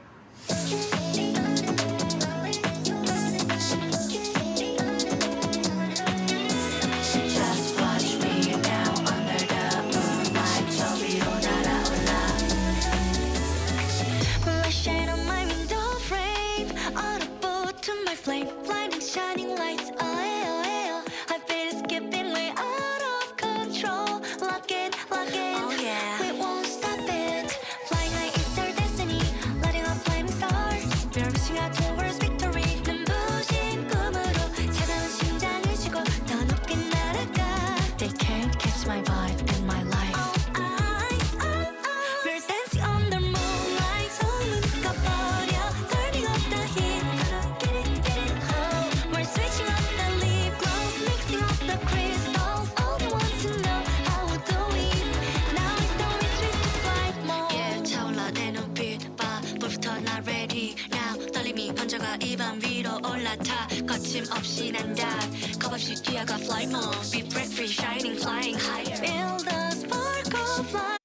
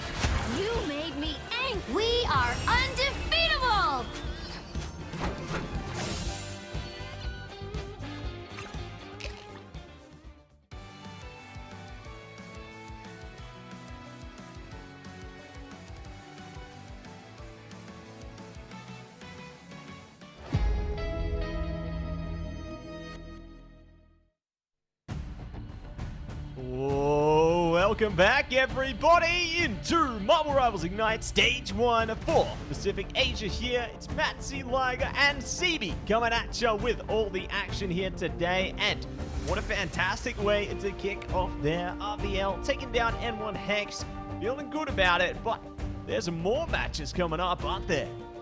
And we got 3 more matches coming your way, and we're starting things off with an MRC qualifying team, the Burgers, who have been very impressive and cemented themselves right among that middle of the pack versus the top dogs, the alphas of the pack. I guess, you know, technically second place team, not really the top dogs right now, but technicalities, we'll get there. It's Reject versus the Burgers, and I'm pretty excited because we get to see the power levels of both of these teams.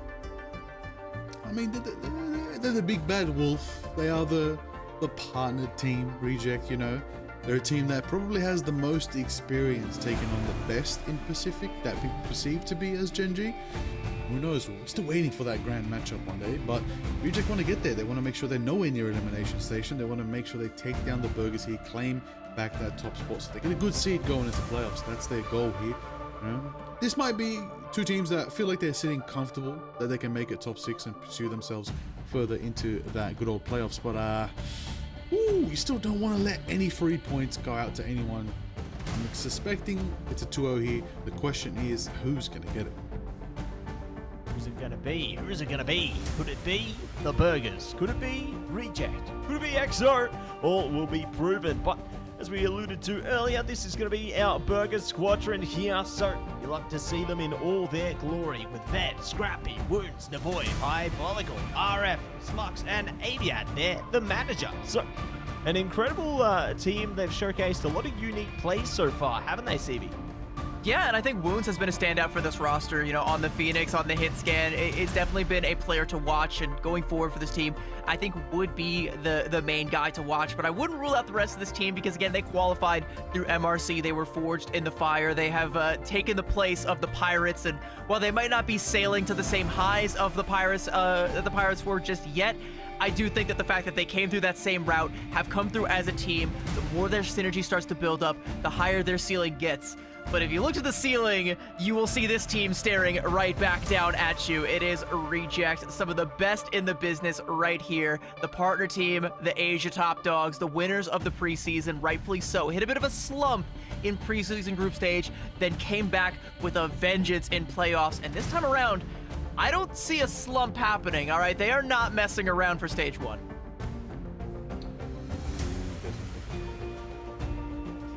They're not playing around at all. I mean, you know, you think back to when we interviewed Piggy last time, they think that the rest of Asia's bad. And I think the task is going to be on the Burgers right now, or any other team that's facing them for that matter, to try and humble them.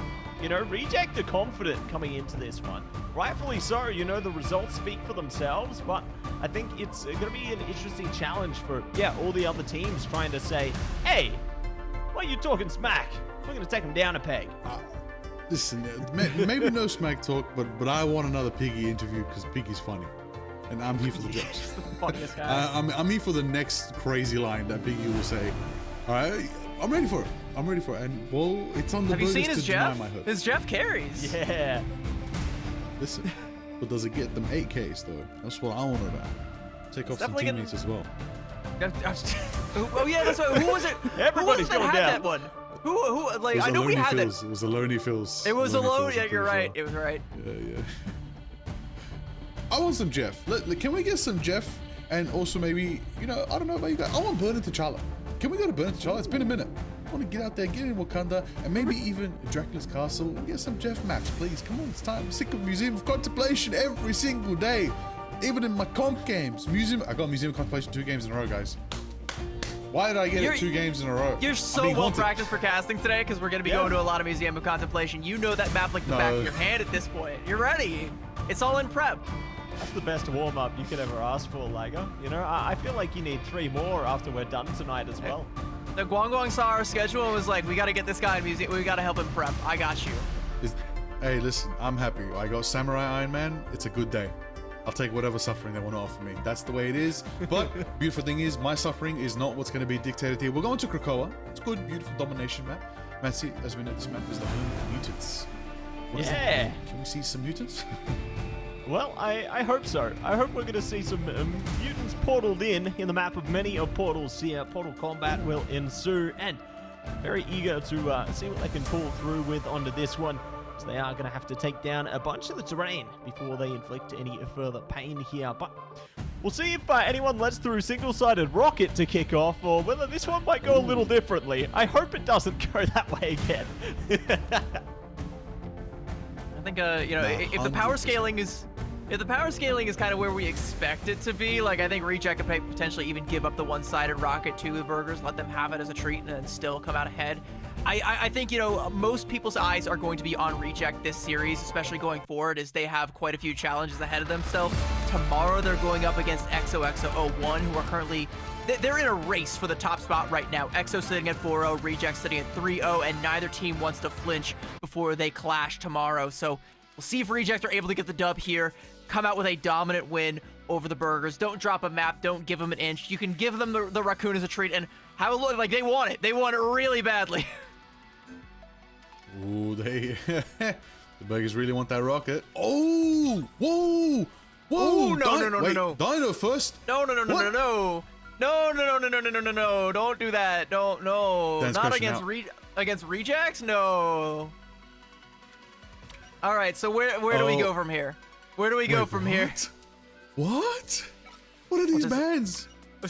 All right, well, Oh my God. a ban on the rocket and a protect onto the gambit. So no amp for you at all, Burgers. You're cooked. All right, you're like, well, I don't even know where you go from here. You kidding me? All right, everybody, welcome to the first one-sided gambit of week 2 Asia. We're gonna update the percentages. We'll get them back to you as soon as we can. We'll let you know how many teams. Actually, you know what? There's a chance here. Can Burgers be the first team? Is it safe to say the first team in Ignite to win against one-sided gambit? Has anybody beaten it? Has anybody beaten it yet?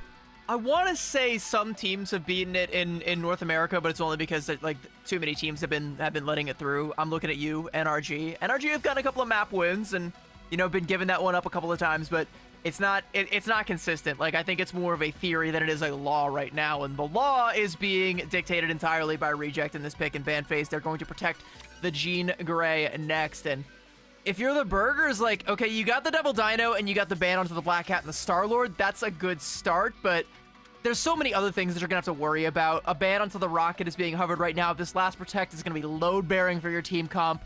I don't even know what you pick at this stage, and I sure hope they do. Oh, this is gonna be very interesting. Let's try to break this down though. It's looking like Reject won the ban phase, but let's break it down from the Burgers' perspective. What have they nullified? Okay, let's see. Reject can't play the Black Cat, can't play Star-Lord.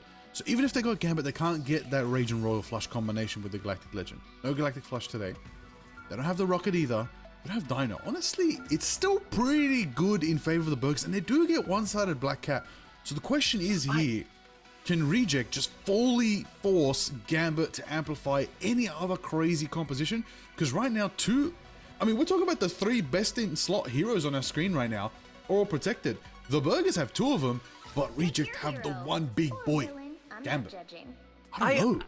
I also kind of think that ban onto the rocket from the Burgers is a little bit of a wasted ban, if I'm being completely honest with you, because you already got the Gambit through if you're Reject. Like, you weren't going to play the rocket anyway. Those are the 2 heroes that kind of like jockey for position depending on who does or doesn't make it through the ban phase. 99% of the time, it's the Gambit that gets banned, and this is the 1% where you're probably not going to see the rocket come out from Reject anyway. So maybe you could have used that on something like the Luna Snow, because you've also given up the Luna Snow White Fox team up to the other side as well. So, you know, Reject, they get pretty much the perfect backline with Gambit, White Fox, Luna, whatever you want. You got all of it.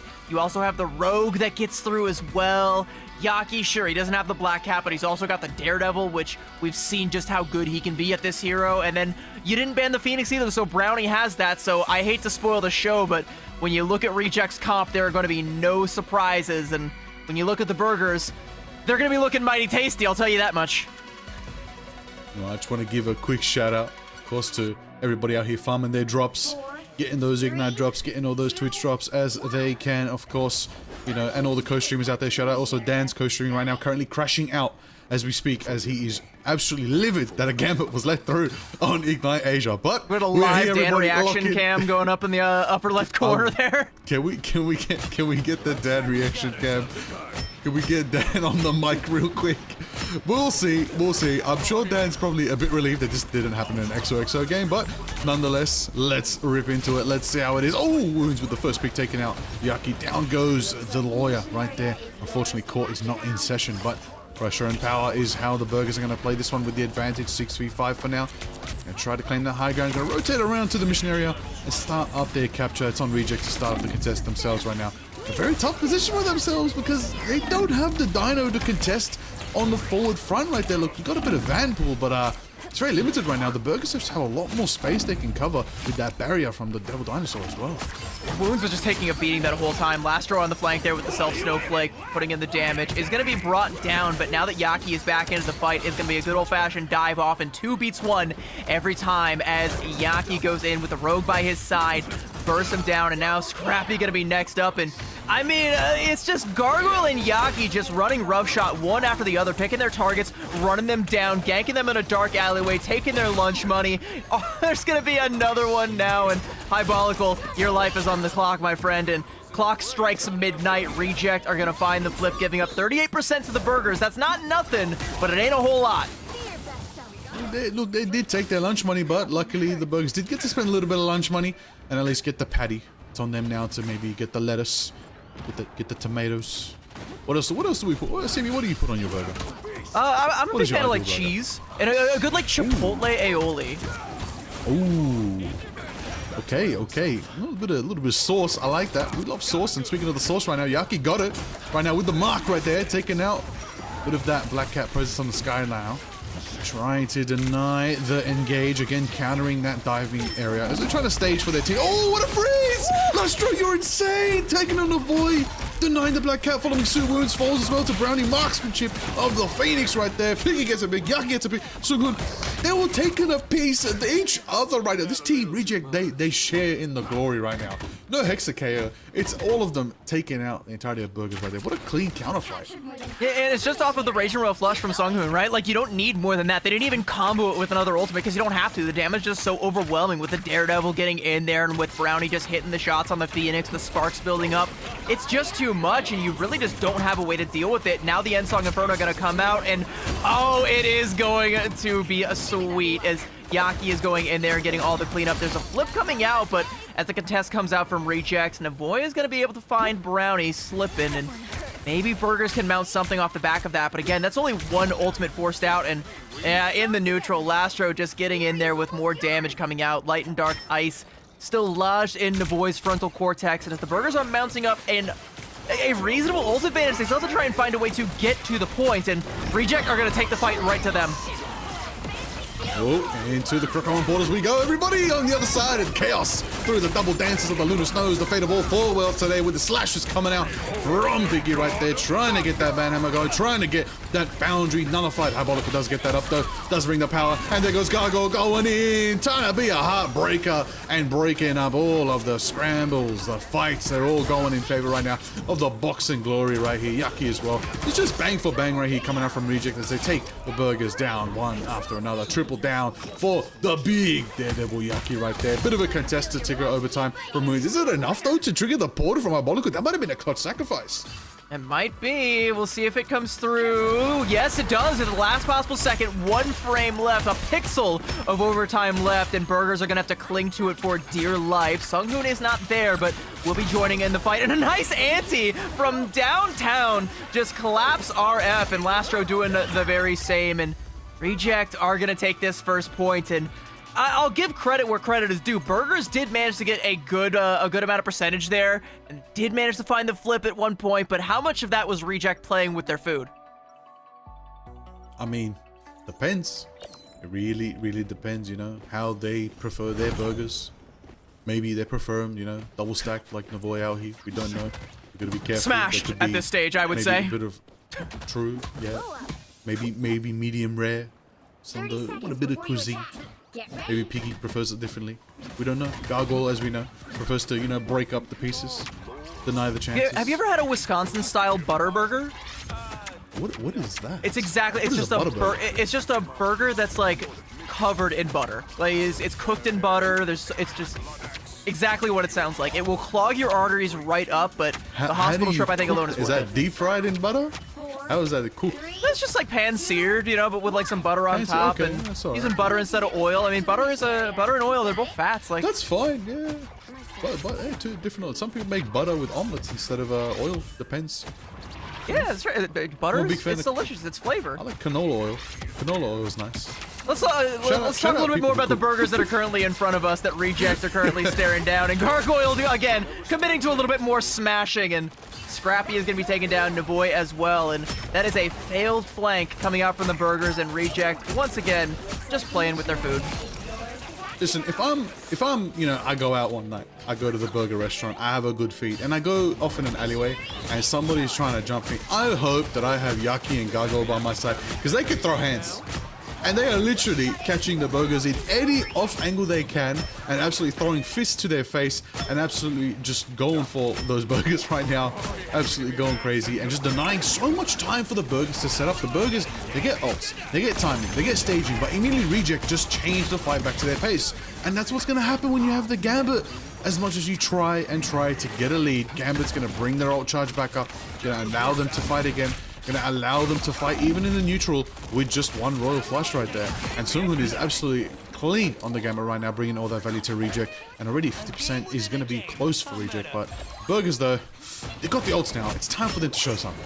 Yeah, even though it looks kind of dark in that fight for the burgers, they do kind of come out ahead a little bit there. But Navoy gets frozen up there by Lastro, and yeah, it just turns right back on its head. Reject again in the driver's seat. I was going to say, like, you know, when Sunghun has that Raging Royal Flush, you're not going to win that fight. All you can really try to do is bleed it out and build up to your own ult bank, and burgers do successfully do that. But if they keep getting caught out on the flank and they can't actually pinch Lastro, it's just not going to work out in their favor. They keep trying to go for back caps as well, so they're not even taking a full fight as 6.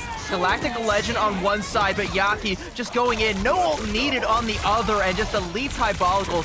Now as the Devil is going to be let out, and Wounds being brought back down to earth. A nice little Blaster Barrage for some spare damage, but Rejects are more than happy to take this fight as Yaki is taking the fight to the backline again, and Gargoyle is there! And again, this two-man hit squad, they take down RF. Navoy getting taken down again by Lastro, felled by his old nemesis, and this is just curtains for burgers. I don't know what's left at this stage. 88% Reject fully in the driver's seat, still with ults to their name, and Sunghun coming up on another Raging Royal Flush. It's going to have to be a portal play from the burgers, but they're going to be teleporting themselves right out of the frying pan and right into the fire. Now this is the moment where things heat up. This is the last moment overtime. Reject, can they secure the map? Can they take the first map in this series? Or are the burgers going to show up and bring a little bit of sauce to the action right now? A bit of dueling right there. Yaki, and of course, Wounds is taken down. Silo down, Veds down. That's going to be the power of Gargoyle. You got to be careful. They're just the Quantum Entanglement team up right there. It's just too strong. It's just too strong. Rogue is literally undeniably an insane threat in Ignite. When you have that Gambit, you turn Rogue from what people consider D tier into S tier. Into absolute top of the line and can box even Devil Dinosaur, who's considered insanely one of the best Vanguards right now. And Rogue is just like, yeah, let me scrap with the Dino. I'm ready to get down. Like, it is literally insane the power that it literally is summoned just from letting Gambit through. You can't let that happen again. You want to know the scariest part, Liger? You want to know the scariest part? Reject didn't even play Loki. They could have doubled up, but they didn't. It wasn't even a double flush situation. Ow. They were like, no, one flush is all we need, and the burgers have been passed. It wasn't close here on Krakoa. Lastro getting that MVP with 10 final hits on the Luna Snow, and like a lot of that coming off of those freezes onto Navoy, who was trying to go for the flanks there, and a fair bit of damage from the Self Snowflake. This is what Luna Snow is all about. Look at the damage numbers. 10k damage versus 14k healing. Like, we're almost kind of at like an equivalence there. That's what can happen when you start to get this Luna Snow off the leash, when she's not feeling the pressure, when she's not having to patty cake with her other strategist. And Sunghun, you know, was definitely happy to patty cake if needed, but again, not needed. Lastro can just skate around on his ice skates with his own Self Snowflake in his lane, farm up the damage, farm up the ultimates, freeze the boy anytime he tries to put a stop to the dance party, and they just keep going. Let's address the elephant in the room. You mentioned it earlier, Loki. Why aren't the burgers playing Loki? Why don't they can can steal a Gambit ult. They can use it too. They can build around it. If that seems to be the case, if teams are getting one-sided Gambit and it's being let through, at a certain point, you got to at least have that Loki ready on counter. I would have suspected not the case. Maybe teams that do get one-sided Gambit immediately ban out the Loki. So as you said, they don't need the Loki themselves. They'd rather be one Gambit ult than let themselves have two and the opposing team have one. But at the same time, it's just there. There's a missing element. They did have Black Cat, they did have the Dino, they did have the Rocket, but even those three still do not rival Gambit right now. And it's statistically looking like that. Yeah, and I think like we said before, the numbers don't lie, and statistically speaking, Gambit is still the top dog. You cannot let him through again, no matter what you think is more important to ban. He has got to be at the top of the pecking order. You just simply cannot beat the heart of the cards, all right? You've seen Yu-Gi-Oh! You know exactly how OP it is. This is the same story, and hopefully this next chapter in this story tells a different story, but we will have that next chapter right on the other side of this break. Don't go anywhere. We will be right back.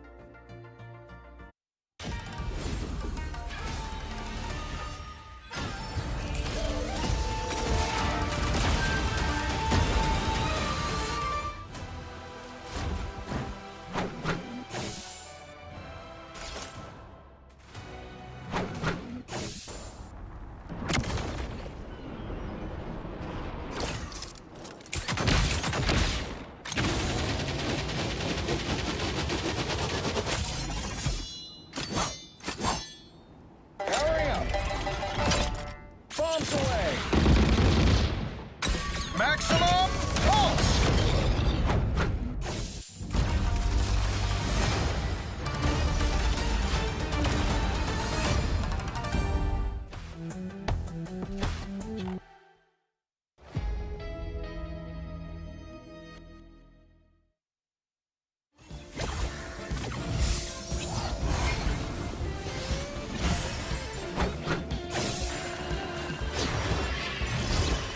You made me angry. We are undefeatable!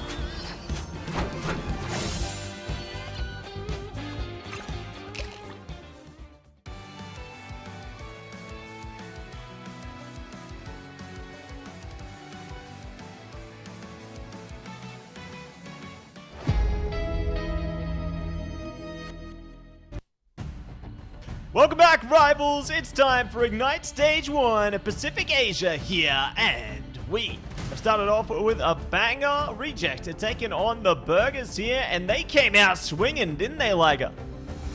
Absolutely went out to the kitchen, absolutely took them down to size, chopped them up, and served them back to the rest of us. And we're looking at them, we're like, guys, got to send you back, got to get something good out of this recipe.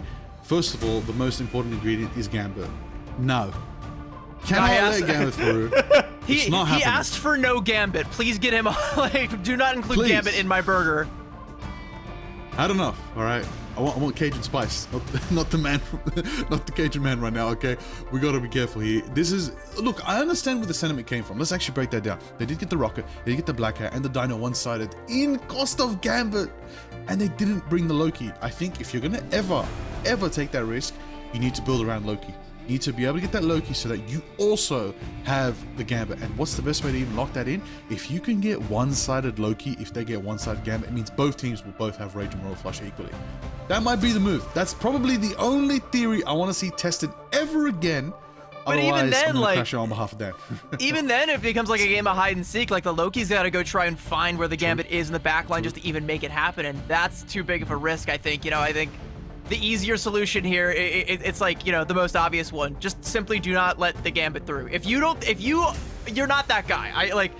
You are not that guy. If you're not that guy, then you are not going to beat a one-sided Gambit. You have to try and, you know, change the calculus a little bit. You know, and maybe that was their way of trying to throw a Hail Mary, try and change things up, throw a curveball, maybe see if they can play something off kilter, off meta, make something happen. And you can already see that coming out from the Burgers. They like to play things like the Thor, but it just doesn't work out against a one-sided Gambit. Like, it just doesn't happen. And, you know, speaking of things that do or do not happen, there's something that we've seen happening quite a fair bit for the, what's it now, fourth time just today, Liger? We're going to Museum of Contemplation. We don't need to see the map selection screen anymore, guys. It's pretty obvious where we're going.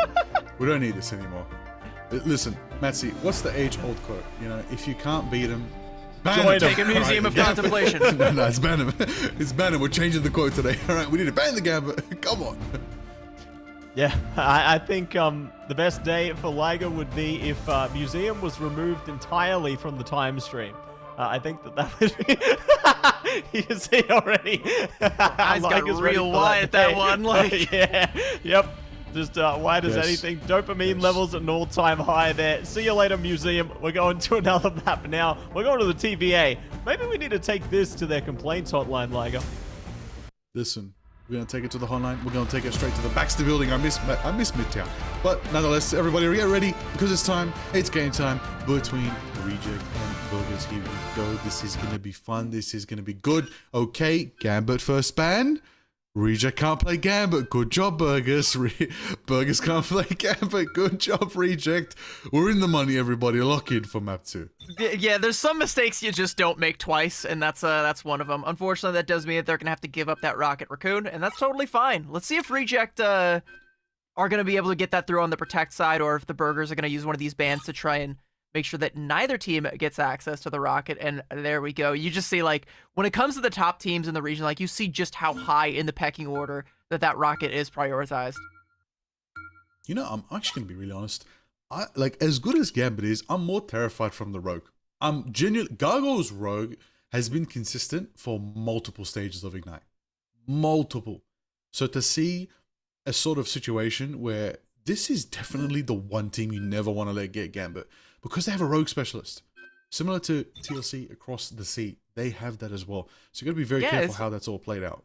Like, a good rogue player is a rarity among Vanguard players because she, like, kind of comes and goes in waves in the metas, and it's usually only when she's paired up with that Gambit. Like, what are all the tier lists saying? Like, people are making tier lists where they're like, all right, we got 2 separate tiers for rogue. She is C tier normally, but S tier if you're able to get Gambit through the ban phase. And with that team up, she's just too much to deal with. Unfortunately, Gargoyle, my friend, you are going to have to swap to something a little bit more honest, a little bit less heartbreaking, but I can imagine your heart is not going to be all that broken as you've managed to cure a one-sided black cat for Yaki, and if you thought he was dangerous on the Daredevil, you ain't seen nothing yet. All the difference. I mean, at this point, I would probably ban Lastro's Luna. Let's talk about it. That is a Luna Snow right there. Flank Luna, living up to the name. But we'll see. RF's also got the Luna. A lot of opportunity available. Scrappy out here, yelling on the Venom. Could see a little bit of mirror dino action as both teams did protect the Devil Dinosaur. Black Cat's going to be one side, as you said, for Yaki. That's a recap of the ban phase, everybody.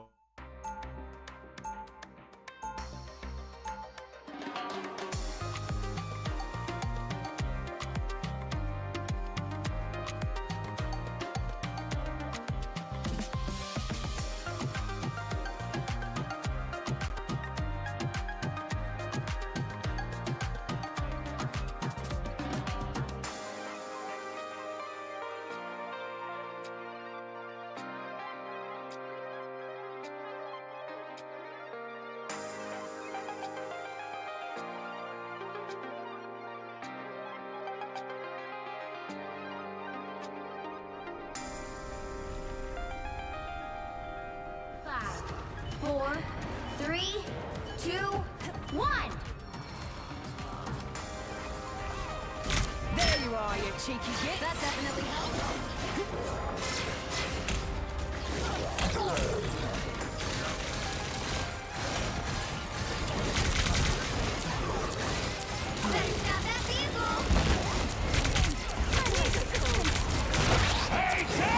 Yes, indeed.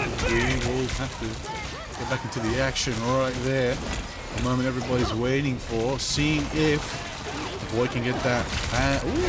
The pop quiz is going off right there. You got to be very careful. Laser's going in. Piggy gets grabbed. Bit of a crunch coming out from Vet right there into the action. The Burger's going in. Trying to get the value, trying to get the power. Then, of course, Devil Dinosaurs charging at each other. A bit of sustain in the back line. We've got to be very careful. Yaki swinging the... Ooh, the claws are going right there. Sungun as well. Taking out Vet. That's power. That's presence. Brownie on the Elsa. They do get a good fighting for Reject as they send the Burgers back to spawn. And they even gave them space. Like I said, like, Reject were playing so far back that the Burgers, like, just weren't... Like, you could kind of expect the fight to come to you around this first corner, but it wasn't there. They're able to get a little bit of car progress, but once Reject start to clamp down and start to take those fights, Burgers just don't really know what to do. Like, they're kind of all over the place. I do like this this dead pool, but it's a strap pool rather than a van pool that's coming out from Navoy. Burgers, again, trying to play something off kilter, but it's just not working because Lastro is just running riot on this Luna Snow, and even the God of Thunder is not going to be enough to put this aim god down. We indeed, as we see Lastro finally put on a show. We're going to start dancing with Luna Snow in the house tonight in the Museum of Contemplation. You got to be very careful, as the night at the museum can be very dangerous if you don't look up in the skies, because the thunder's coming down right there. Big Thor coming out from Scrappy. We're going to see more of that thunder. We're going to see more indeed, but boxes to a corner. Mjolnir is going to try to help them escape. Wounds is getting the value. Oh, Gargoyle in the backline. The Venom getting the value as well. Wounds, however, does shred. Take out Piggy, nullifying that Devil Dinosaur right there. Reject in a bit of a tough position here as the Burgers finally getting a bit of momentum as the wheels on the bus do definitely move around and down they go. To the mix of it all, Wounds does retreat and escape from that little tight corridor, but in and out again. Gargoyle really just disrupting the background of the Burgers. But like as the cart slowly re-rounds that second corner there, it's where Reject have the ultimate to be able to try and contest here. Double Beast Rampage coming up from bed and a good chomp onto Piggy to displace him, but Lastro with the headshots and the freeze and the damage again is just putting it all in there. Nice little charm as well to help heal up the team, taking a break from being the sole source of damage from Reject in order to try and keep the rest of the team alive. It's going to be that large rock coming out, scooping up some of the members of the Burgers and bringing them back on a silver platter to this lethal backline, and Yaki going into the enemy backline, not letting Wounds get away, and there is a nice little two-piece taking down Navoy as well, and Burgers with less than a minute to go, and Scrappy in unfriendly territory will be met with a very unfriendly welcome from Brownie. Possibly a portal play gonna have to come out here before long, as 48 seconds and ticking, and Burgers are making some swaps. Here we go, everybody, make it happen for yourselves. Be very careful, even though we don't see much of her these days. Elsa's still primal, she's still strong, she's still definitely a force to be reckoned with. Gotta be very careful, and Brownie does have done on long, because we saw plenty of it preseason, but to the mix, RF again with the big snipes on Luna, taking out Yaki, denying right now. I gotta say, Luna kind of adding to the roster against Black Cat right there. Gotta be very careful. Luna really is the one that can handle her. Speaking of Luna, we got the dance coming out from Lastro. Biggie hits the Rampage. Gargoyle as well with the Abyss. Gargoyle with a double KO coming out from the Abyss, taking out Hypolica and RF. That is prime, that is clean, that is power. That is the moment as Piggy is there to follow up and keep on stomping through Sungun as well, taking out Wounds, denying the pressure, and the seconds are done and out. That is a very, very strong first section hold for Reject. About as strong as it gets, and I called out a potential portal play, but the Burgers take that fight at such a bad time that it doesn't even get the opportunity to come out, and Reject know how to stretch those limits and find those KOs at just the right moments to deny anyone able to find that from the respawn, so the contest just doesn't happen. And you were also talking a fair bit about these Luna Snows, man. Like, remember back in the day, again, like, she used to just be kind of like a heal bot. You would put the Snowflake on maybe a flanker if you want to get a little bit saucy with it, but otherwise, you just keep it on your front line, you heal them up, and you play for that Fate of Both Worlds. No more. All right, Luna Snow is a duelist now. I said it with my chest. She can put up damage numbers higher than half the duelist roster, especially with that self-Snowflake, and especially with any kind of damage amp. You gotta be on the lookout, and with those damage numbers, it is a tall task for any flanker to get the better of that K-pop idol, and you saw that happening. RF taking down Yaki, but even that wasn't enough to alleviate the pressure, because it's just like a Hydra. You cut off one head, two more take its place. Reject never let up off the gas, and the Burgers just aren't able to get that full cap, but they do get close, so I don't know, maybe a fuller hold can come out here. We'll have to see. We will indeed right now. Navoy in the Spider-Man? You got some Spider-Man gameplay? Okay, let's see what the Burgers want to cook with Spider-Man right now. I mean, there's not really a spot pushing off the map here. But goes for the way back. Oh! Spider-Man versus Spider-Man. That is insane out here. What is Asia bringing to the table? Yaki, go back in there. Swap, you just got gapped, my friend. Okay, I wasn't expecting that, but I'm enjoying it. The boy out here in Yaki with the Spider-Man duel. We love to see it. That is the moment to the action to see. Oh, another duel. Oh, around the barrier. Yaki takes out the void. All right, got his one. I still say that even if you lose this series, Navoy did win the honorable Spider-Man 1v1. There was a little bit of extra damage that came through onto him, so Yaki just cleaned it up. So not quite as clean, and can't cleanly get the Elim onto Wounds there, so gonna retreat back to his team, and Now we're going to take a little bit more of an honorable 6v6 fight, and, well, let's make that a 5v6 as Lastro is going to cut Ved down. Lastro's swapping over onto the Star-Lord, by the way. A little bit of role swapping happening across the board for Reject. We've got the Gargoyle strat line now, and Brownie on the Groot. There it is right now. Oh, insane aim coming out from the strat. Yeah, it's a sad day for Spider-Man players when you got White Fox and there's no backline. You're not diving them. They are running your pockets right there. You got to be very careful. All right, last few minutes for Reject right now. Let's see if they can lock in this second map for the victory for themselves right now. It's a bit of a tough time for the Burgers, but the Burgers, you never give up. You never give up. You never give up because there's still a chance even in the midst of it all. 2 minutes 20. Let's see if Reject can make it happen. Star-Lord's going to go for the Galactic Legend in the sky. Here's the moment. Here's the action. Gargoyle's going to hit the dance. A Lunar Snow right now. This team is crazy. They got roll switching from Reject right here, looking like Gen G. Let's see if they can bring more to the table. Hybolical goes for it as well. Kimiha Unleashed. Scrappy with the Feast of the Abyss. They're trying to hold on. The Burgers refuse to yield. They got Galatrox online if they need, but it's not going to be enough. Reject do push and claim map 2, and they take the series. That's just the dominance that you need to see from a team like Reject. Like I said, they're in a race to the top with XOXO01, and they are not to be overtaken, and they are not to be taken lightly. But the Burgers, light work was made of them today by Reject, and this guy right here is a large part of the reason why, whether it's on the Star-Lord for a brief fleeting moment or whether it's on the Luna Snow, he was putting in the damage, he was putting in the hurting on the flankers and making sure that the backline was safe and secure, because he was that backline. He's coming out with 13k damage, and I can guarantee you maybe 3 to 4k out of that came from the Star-Lord. The rest was all Luna Snow, baby, and that's just what she is capable of doing in this meta. You gotta keep an eye. That's also why a lot of teams are prioritizing her in the picks and the bans. That's why the Burgers even went for the Protect there, but Reject just have the better read on the meta top to bottom, like you need to be if you are the top dogs in the region. Absolutely. You got to hold the crown, and you got to show everybody that you know every single jewel that is bedazzling that crown, and that is the plan that Reject have to really unpack and show everybody they're the top dogs in the region. I do believe with this win they do slot themselves back into first over XOXO, so leaderboard's looking pretty interesting. However, of course, XOXO have a match later today. They still have time to claim that top spot back as they go into AAAd, but before then, of course, the next matchup after this will be Loyalty versus Z10. It's a really interesting matchup. Keen to see how it unfolds. Gargoyle with a big double KOs right there on the event, and we'd love to see it. This was a very tough one, but this is sort of how Museum Contemplation is going in Asia.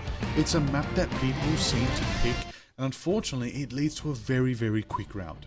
I think it's one of those maps that, like, if you're a losing team, you're going to pick it because it's one of those maps where you can play anything. It's a comfort pick. It's not a we have a set strategy for this map kind of pick. It's I really hope we don't lose kind of map pick. But, you know, when the power differential is just so vast and Reject just have so many tier gaps between yourself and the Burgers, they're going to run away with this one.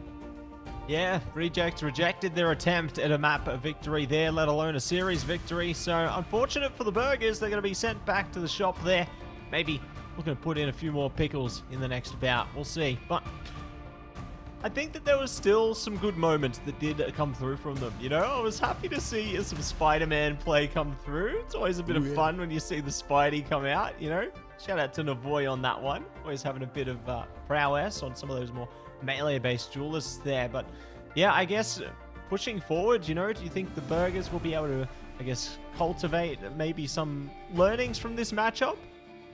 I mean, I think they learned one key thing, and they learned it right out the gate, and that is don't let Gambit through. Like you will get shellacked if you let that through, because again, like we've talked about it before, if you let the Gambit through, there's so many other things that you have to ban. You have to ban the Rogue, you have to ban the Star-Lord, you have to ban the Loki. They didn't even ban the Loki. Reject didn't even need it. They just played a single one flush Gambit and they rolled right over you. Gargoyle got to bring the Rogue out. It was a beauty to behold, and one I hope I never have to behold again. Well, speaking of beholding things, it seems we're about to behold our interview. Ring, ring, ring. Who's it going to be? It's going to be none other than J-Mac. Welcome, welcome once again. J-Mac. It's a pleasure to have you here. And yeah, thank you so much for coming on for this one. And I guess, how's the team feeling after getting a win like that one? We just happy, very good start this week. Yeah, we just very happy. We just good starting this week. Yeah. That's good. That's really good to hear. And I guess moving forward, you know, is your team excited to play the OCE teams later in playoffs? Can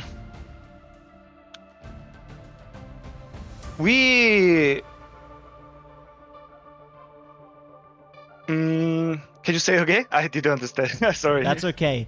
Yeah. Is the team feeling good heading into playoffs? Playoff. Yes. Yeah. We just only thinking Genji because only Genji can beat Reject. So we just keep thinking Genji and keep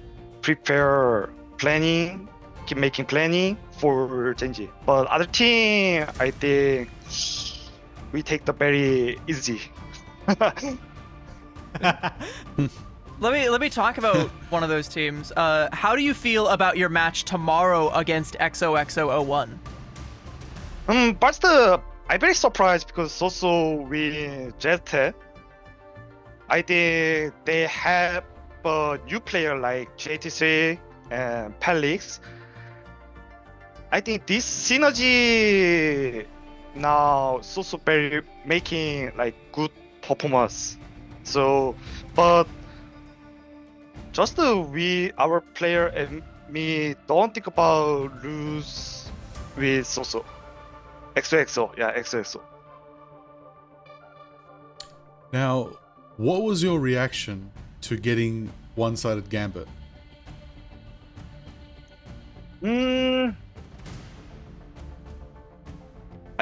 We can't think they just unban Gambit because Gambit is very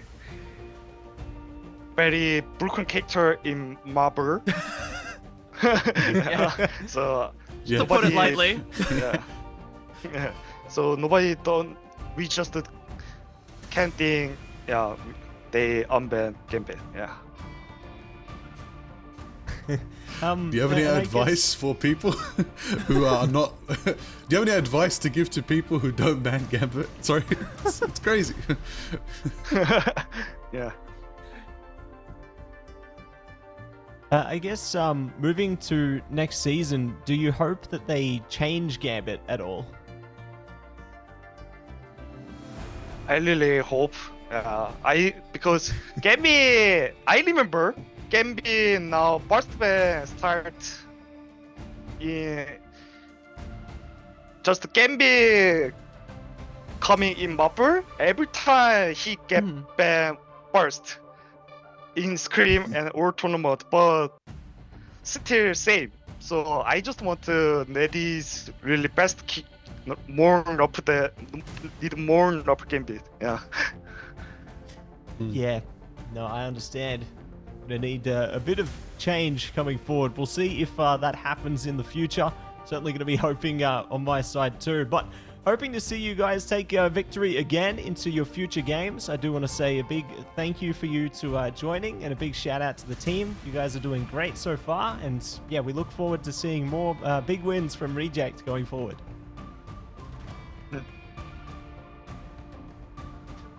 This is catcher or just saying?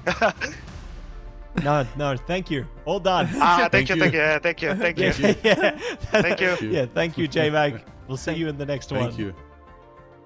Locked in. Yeah, he wants those Gambit nerfs, and I think a lot of the pros are also kind of on the same wavelength. Like, it was nice when we had like the Elsa Bloodstone kind of like competing for that first ban slot with him, but since she's been nerfed, like there's no one in sight. People think it's the Devil Dino, and those people are wrong.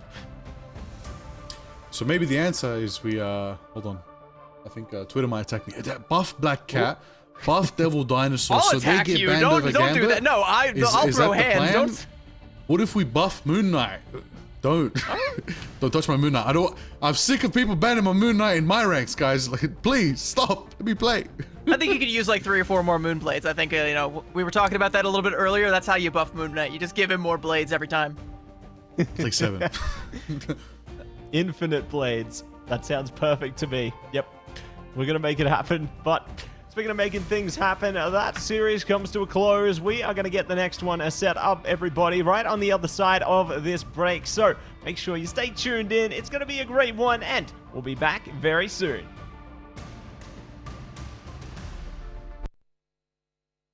If there's anything we can do to make your flight more enjoyable, please don't hesitate to ask. Please sit back, relax, and enjoy the flight.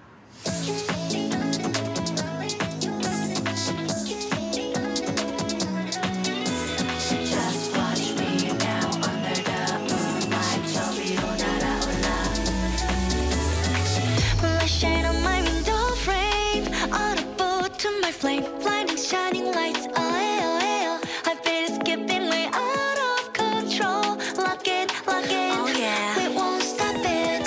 Flying high is our destiny. Lighting up flaming stars. We're reaching out towards victory. 눈부신 꿈으로 차가운 심장을 쥐고 더 높게 날아가.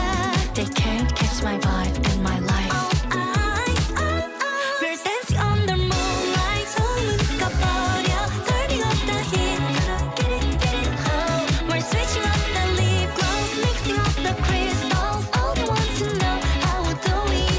Now it's the restrict to flight mode. Yeah, 차올라 내 눈빛 봐. 불부터 나 ready now. 떨림이 번져가 이 밤 위로 올라타. 거침없이 난 dive. 겁없이 뛰어가 flight mode. Be free, shining, flying high. Feel the spark of flight mode. 우리 하늘 위로 더 rise up. 사라져 fade away moonlight. Gonna burn the night out. Every time my heart's flight we go higher. Eyes wide, right through the starlights. 차가운 공기속을 realize. 지금이야 take flight. We're dancing on the moonlight. 손 묶어버려. Turning up the heat. Gonna get it, oh. We're switching up the lip gloss. Mixing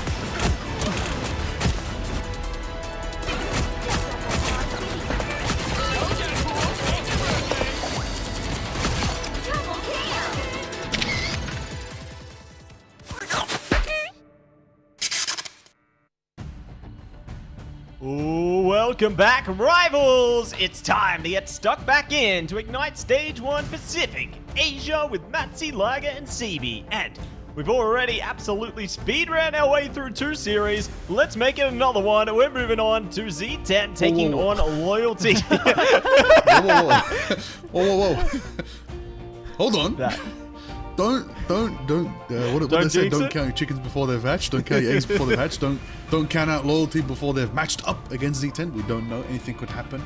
At the end of the day, Z10's very formidable, but Loyalty, you know, look, listen, fear the teams that have nothing to lose and everything to gain. Loyalty, unfortunately, are sitting at the bottom of the bracket right now, but Z10, a team that a lot of us actually thought would be kind of sitting at the top right now, kind of in that middle range right now. They really need to get some points on the board here to assert the dominance they had previously. Let's see if they can get it back, though.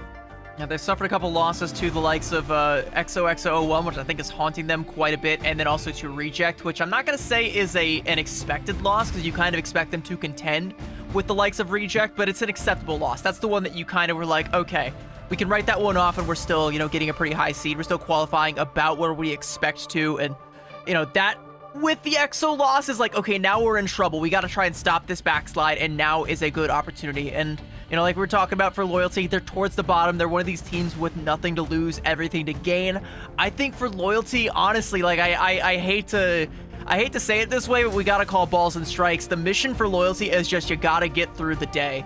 It's going to be N1 Hex and Rival Esports on the other side of it. Those are the teams that Loyalty has to beat if they want to qualify. Those are the beatable teams. I think you just got to put up a good enough performance against Zero Tenacity, and you got to make sure that you are mentally prepared for what lies on the other side. Yeah, it's going to be a tough challenge, you know. You're kind of facing off against one of the Goliaths of the region, if you will, in a Z10 here. You can see they got all their roster locked in. Going to be Circo, Baser, Wendy, Jerry, Marble, Exy, and Creative there. Curious which version of the roster they're going to be donning today, whether it's Baser in play or Creative, or, you know, whether there's switches in other areas. It's interesting how that team has been experimenting lately, isn't it, CB? I think, you know, Baser did say that in the interview last week that Creative is meant to be the starter, but I think has other obligations, so he can't always be there, so Baser has kind of stepped in. I would almost kind of argue that they look a little bit better with Baser in the lineup. They're a little bit more well-practiced with them there.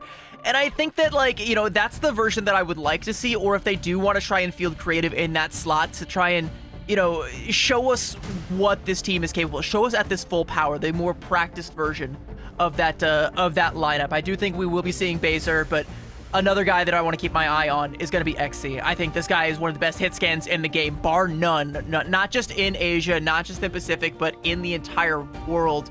I watched the AAAd matchup back, and I was watching this guy take Star-Lord duels and win while the other Star-Lord was ulting, and he had nothing. Doesn't matter. Just raw aim, raw tracking. He puts him down. Down and locks it in there. And Liger, I guess, you know, what do you think Loyalty needs to bring into this one to even have like a chance? You know, it's been a grim road, but maybe they can find the light in this one. Look, I'm sure with their coaches, they've been able to cook up a good ban phase. That's definitely their game plan here. You need to win before you even exit those spawn doors. That seems to be the case so far. Let's see if they've also got the little good old ingredient of Rocket Raccoon, if they can bring that to the table. Just please don't fall for the Gambit trap, of course. Yeah, let's not let that happen. It's not going to end well. I think compared to our last series, the bar for a good ban phase is subterranean. Like, you just gotta... Yeah, true. Oh, speaking of subterranean, we're going to go down to the depths of the Hell's Heaven and experience a little bit of lava action, magma action as we go to a great domination map. But I will say, I do miss Burn into T'Challa. It'd be nice to see it today. But it's time to go back to Hell's Heaven. We're going to lock it in, see how it all unfolds for themselves. But Z10 here. Now, as you mentioned earlier, they got a rough run last week. But this week, there could be a win streak. Honestly, this needs to be the Z10 win streak if we're going to see the Z10 of old, the Z10 of pre-season. You know, the Z10 that said we are the best in Asia. And I think, like, there's no shame in going down 2-0 to Reject, and there's no shame in going down 2-1 to XOXO01, but if you slide too much further down beyond that, then you start to get worried going into playoffs, right? Like, you start to being like, okay, this Zero Tenacity team was our runner-up from preseason, and we expect them to be in that same slot going forward. If not them, then, you know, of course, we're going to have Reject and Gen G most likely at the top of the pecking order with Z10 not too far outside, but how far away are they going to be? That's up to them, and they have to try and keep this momentum going. I think for Zero Tenacity, you're looking for a dominant win against Loyalty today. Don't give them an inch. Yeah, that's where they have to apply the pressure, right? They can't afford to really let themselves slip here. You know, they need to just really hammer it in as quickly as they can there and just give it their absolute best. And I guess the aim for Z10, you know, is to try and turn things around at the closing stages over the group stage here and look to give it their absolute best heading towards the playoffs. But they're going to have ample opportunity to prepare themselves for all that. Obviously, things will be moved on to a different season, you know, when we move on into the playoffs there. So, exciting times to see Cyclops locked in there. But before we get locked in there, we must get locked in here into Hell's Heaven and Liger. I think we might just be right there. Oh, we are indeed, everybody, in the matchup between Loyalty and Z10. Zero Tenacity, let's get into the mix of it, CB. This is a very, very divisive band phase, as we saw. Gambit first up probably will be the calls. I'm pretty sure Z10 will do that, and let's hope Loyalty follow. Looks like that's going to be the case as we get into the mix of it. Now, I'm seeing some Spider-Man, some Scarlet Witch. I don't think we'll see them in the band's protects, though, but Devil Dinosaur definitely surefire to be that first protect for Z10. In return, though, they are going to lose access to something here, probably a strategist, and it's going to be Lunar Snow. Smart choice by Loyalty. Yeah, smart choice, but not the smartest choice. We'll see what their first protect is going to be. You got to imagine it's going to be, no, not the Devil Dino, but instead going to go for a one-sided Lunar Snow. Okay, not a bad opening salvo there from Loyalty. I can't say I hate it, but there is still the tricky matter of the Rocket Raccoon, and Zero Tenacity are going to snipe that one away. There's an opportunity for Loyalty to do the same, and I think in that situation, you do kind of favor the team that comes out with the one-sided Luna Snow, so that is Zero Tenacity giving Loyalty at least a crumb, but I do respect that even in this situation where they can kind of give up these picks and these bans, and they can let Loyalty have a couple of wins here and there, even they are not willing to give up a one-sided Gambit. No way will they. Well, we're waiting on the perhaps. Maybe could they go for the Loyalty Devil Dinosaur Protector? Do they not want to play the dinosaur here? They're going to let it go through. I mean, Z10 right now, they have an opportunity to get something pretty clear for themselves. Maybe even a one-sided dino. Wait to see if they're going to invest in that. Instead, they're going to go for the Mantis Lockout. Denying the Rocket, denying the Phoenix, the Mantis, and the Gambit that nullifies all potentials of attack boosting power there. In turn, they get themselves a massive one-sided Rocket right there for themselves. That is going to be a very tough hill to climb for Loyalty, but they do knock out the Phoenix in return. Both teams don't have access to the Phoenix, and both teams will have a bit of a tough time, but nonetheless, White Fox is pretty good, and both teams can bring that to the table. But very interesting to see that not too many one-sided plays were made from those protects, but Rocket's still one to keep an eye on. And it's the one that I think is just going to hand Zero Tenacity the win, if I'm being completely honest. Because, like, Loyalty, they try to go for this Luna team-up with the White Fox, and of course that team-up is really good, but it starts to really become unshackled when you get it with that triple strategist lineup, whether it's with the Mantis or with the Ultron. And the Mantis band comes through from Zero Tenacity. They're privy to that. They're not going to let that one through. Maybe Loyalty make an adjustment and try and throw in the Ultron and then play Jay-Z on this Luna Snow as a little bit more of a duelist Luna, as some teams have played, but if they don't go that way, then it's just going to be Rocket dictating the entire pace, because you also got the Star-Lord through. XC is going to be manning up the Star-Lord, of course, and I was just talking earlier in the pre-show about what he is capable of doing on this Star-Lord. Doesn't even need the damage amps. To be completely honest with you, he could just go in completely ampless and still put in the hurt, and I believe could still win a Star-Lord duel against a damage-amped Star-Lord mid-ult. I want to see him take that one. Let's keep the power scaling going. Just see how high XE can climb with this one, as Joey is going to open things up with a Doctor Strange teleport. Loyalty going to waste no time, take the fight straight to Z10. We'll see if Z10 are ready. We're going to get ready for that portal play right here. Easy, leading the squad to the high ground. And lead them to their destiny. Let's see if it truly is going to be child's play. We'll find out. 5 seconds of the missionary unlocks. It's working towards those ult charges as they play into the neutral here. Into the mix of it all. We do have a Strange on the front line. Nice to see Doctor Strange not just, used for the portals, but in a bit of... What just happened? What just happened? Jerry just took down 3. half the, can we get a replay? What just happened? He Where did Thanos they all snapped go? loyalty with one claw swipe. He took out 3. Where did bro even get the money? What? Okay. All right, well, lock back in, everybody. Jerry out here taking out 3 of loyalty in that last fight right there. Just insanity. Craziness. What is that? Alrighty. Alright. Blackhead, everybody. Welcome to the beautiful Season 8. Now, we got a 15% charge here on that mission area. We're going to see if Young can also get it. Nice phase shift on Jerry, taking him out there. That is the answer right now to Black Cat. She's hard to hit, so you got to use moves that can just hit anywhere around you.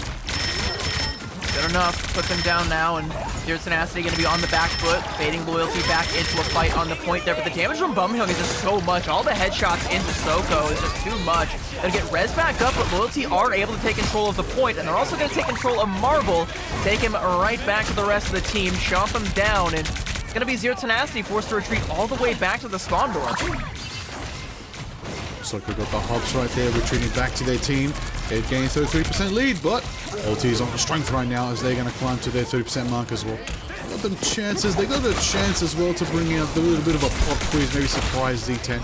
But a bit of a punch coming out. Soko does grab NXTs. That's going to force Strapple to hit that ultimate right there. Joey as well taking out Soko. Big power coming out from the elegant Emma right there. Hopefully that's going to be more than what they need. But forcing Kumiho coming out from Laser. That's going to be a massive Galactic Legend coming out from both Eggsy and Bumhyung at the same time, forcing a Sonic. And the Kumiho goes wild with the absolute amplifier right there. Eggsy gets a big, taking out Joey. Jerry's taken down. NXT's falls as well. That's 2 down for loyalty.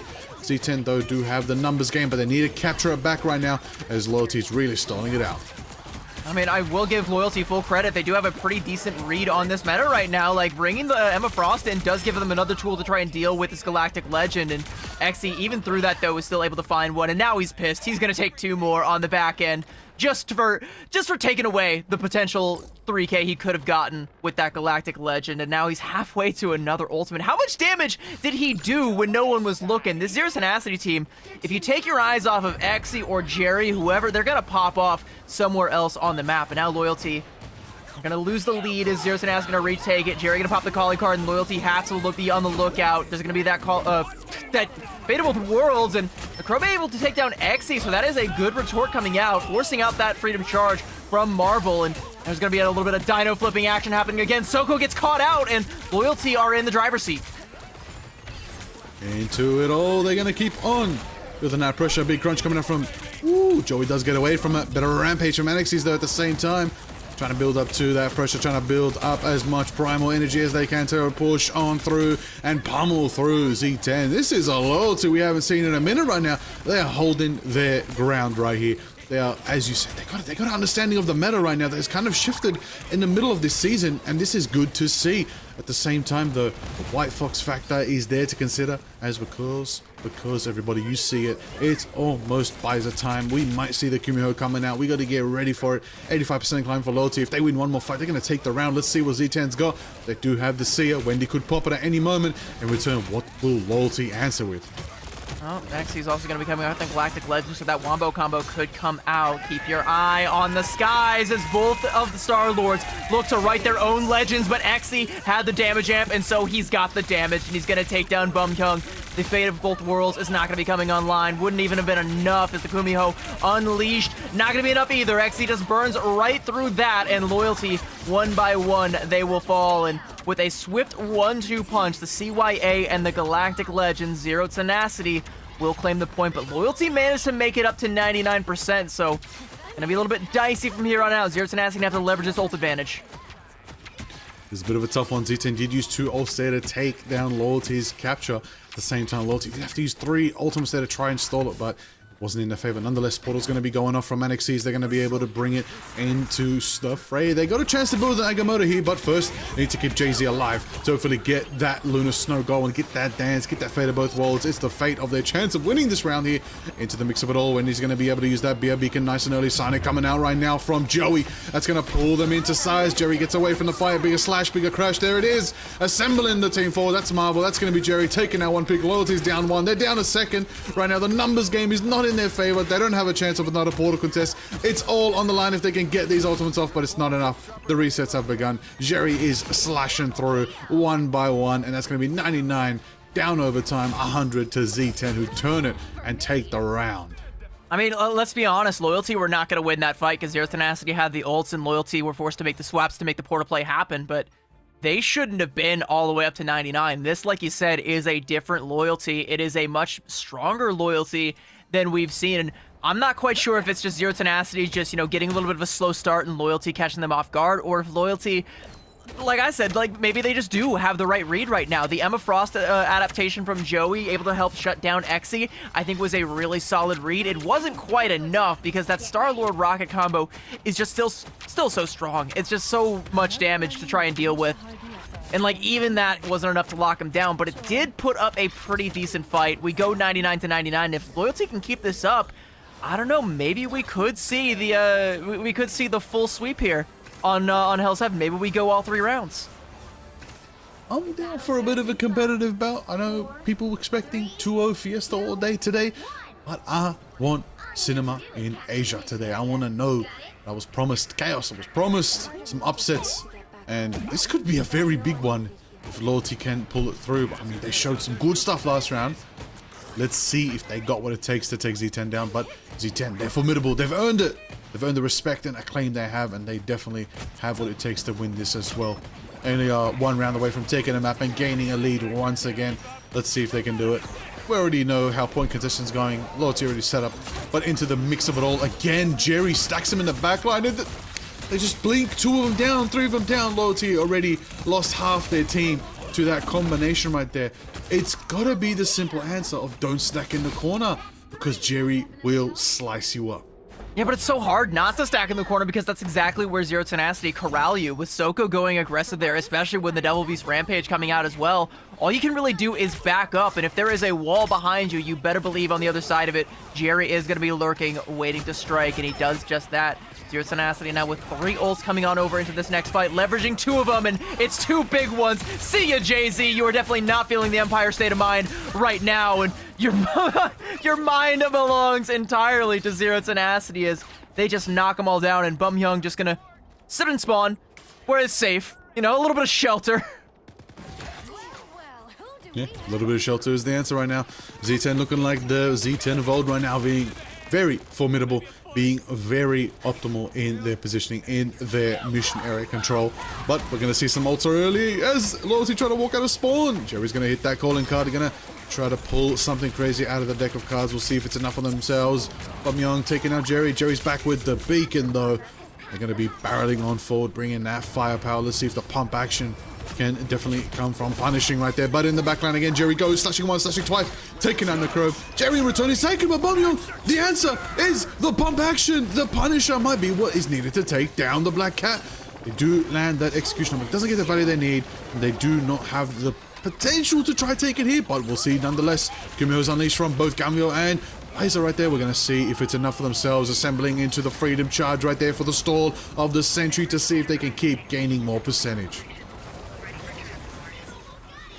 Almost 82%. Jerry just goes in. He is just in there and breaking those claws and robbing Loyalty blind. All their cash now in Jerry's big fat pockets. And even with that final exam coming out from the Krobe, the sustain just isn't there. Exy takes the skies. Galactic Legends. See ya. You're done. There's going to be another portal play coming out from Loyalty. They'll have a Fatal Worlds on either side, but the CYA is now going to come out from Wendy, and again, it's just so much damage. You just burst right on through it, and Jerry again raking the claws across the eyes of Loyalty, even taking the fight straight into their spawn door, and you will not want to come through this portal and see what waits on the other side. It's Exy with a little bit more damage, and just doing it like it's easy, taking down Joey, and that is 100-0. That's what we expected for both points. Like you said, the Zero Tenacity of old came out to play on Frozen Airfield.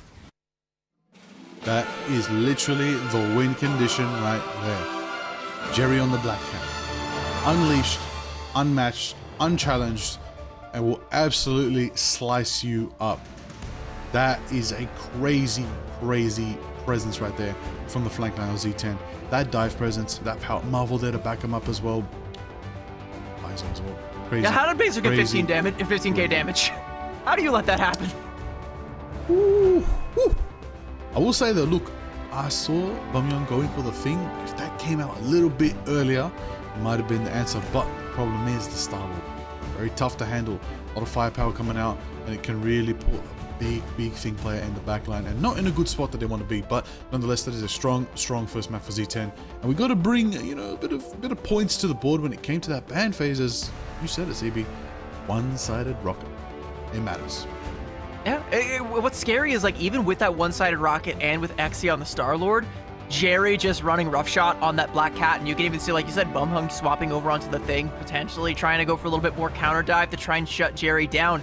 It's so worrying when you see a team go all in onto one particular combo, and that's not even the biggest threat on the field at any given moment. Too true. Too true. I mean, there's just so many things to unpack there. Like, how can Loyalty turn around? They started off strong, but they had no momentum going into that second round. It's almost as if they just gassed out too early. Still a chance for themselves, though, going to second round. We'll see. The question is, what are they going to pick? Are they going to play into the same trap again? Are they going to go Museum of Contemplation? If they go to Museum... Yes, they are. I can already tell you they're definitely going to Museum of Contemplation. It's every time a losing team is like behind the 8-ball, they'll be like, one Museum of Contemplation, please. Top shelf. It has literally not worked for a majority of these players. Going to Museum Doesn't matter if it works or not. Worked. It's not about whether or not it works. It's about what's going to happen. You and I, we both know it. Forget comfort. Go to chaos. Chaos is all you have left when you're on the back foot right now. If you're at the bottom of the bracket, you got nothing to lose, everything to gain. Throw chaos into the mix. It might be the move. But before all of that, we're going to go for a quick break. We come back, big times, game times, map 2 between Loyalty and Z10.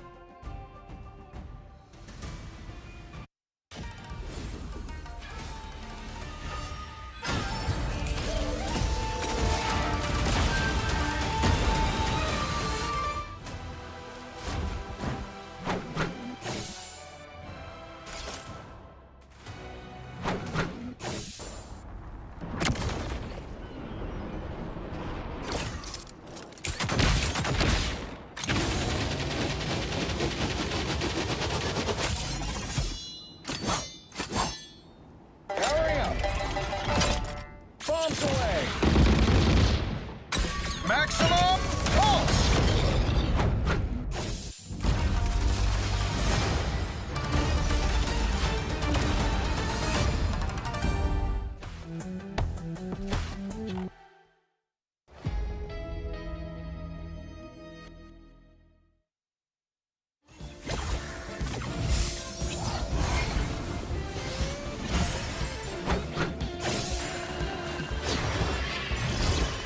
You made me angry. We are undefeatable!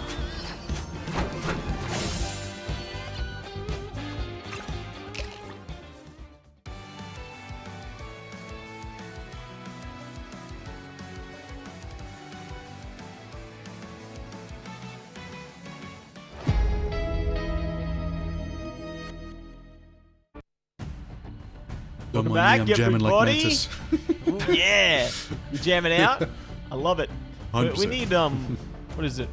We'll get a full dance party, you know? We get Luna on the mic there, Mantis jamming out. Who else is coming to the party, guys?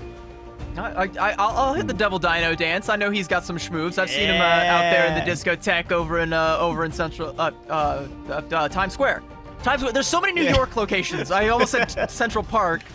Not a place you want to be dancing. No. Certainly not. Hey, maybe somebody wants to, you know, dance with Brother Tosco. Why not? I can see that. Probably got a couple moves. Yeah. No, thank you. I've had enough blood hunt of Ratatoska. No, thank you. I'm good. No more. No more. What I will say is let's get a map. Okay, hypothetically, what if there was a map where it truly dictates its own meta, and I'm talking about there is no floor, and the convoy was airborne, and you would be forcing you to play airborne heroes on that map. Maybe there's some platforms to jump in between and stuff, but there is no. I'm talking majority of the floor of the map is 80% just you fall and you get gone. I'm just saying, I'd love to see that. But you know what I'd love to see more than that? We got Lower Manhattan.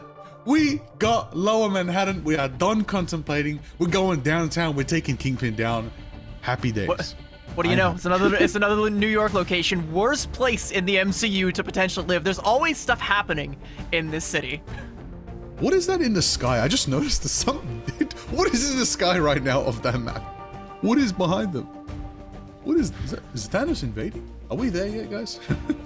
Hopefully not anytime soon, okay? Because we don't want Thanos to invade in the midst of Ignite here. We got games to play. We got tournaments to get through.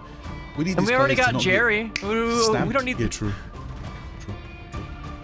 Jerry's doing the snapping.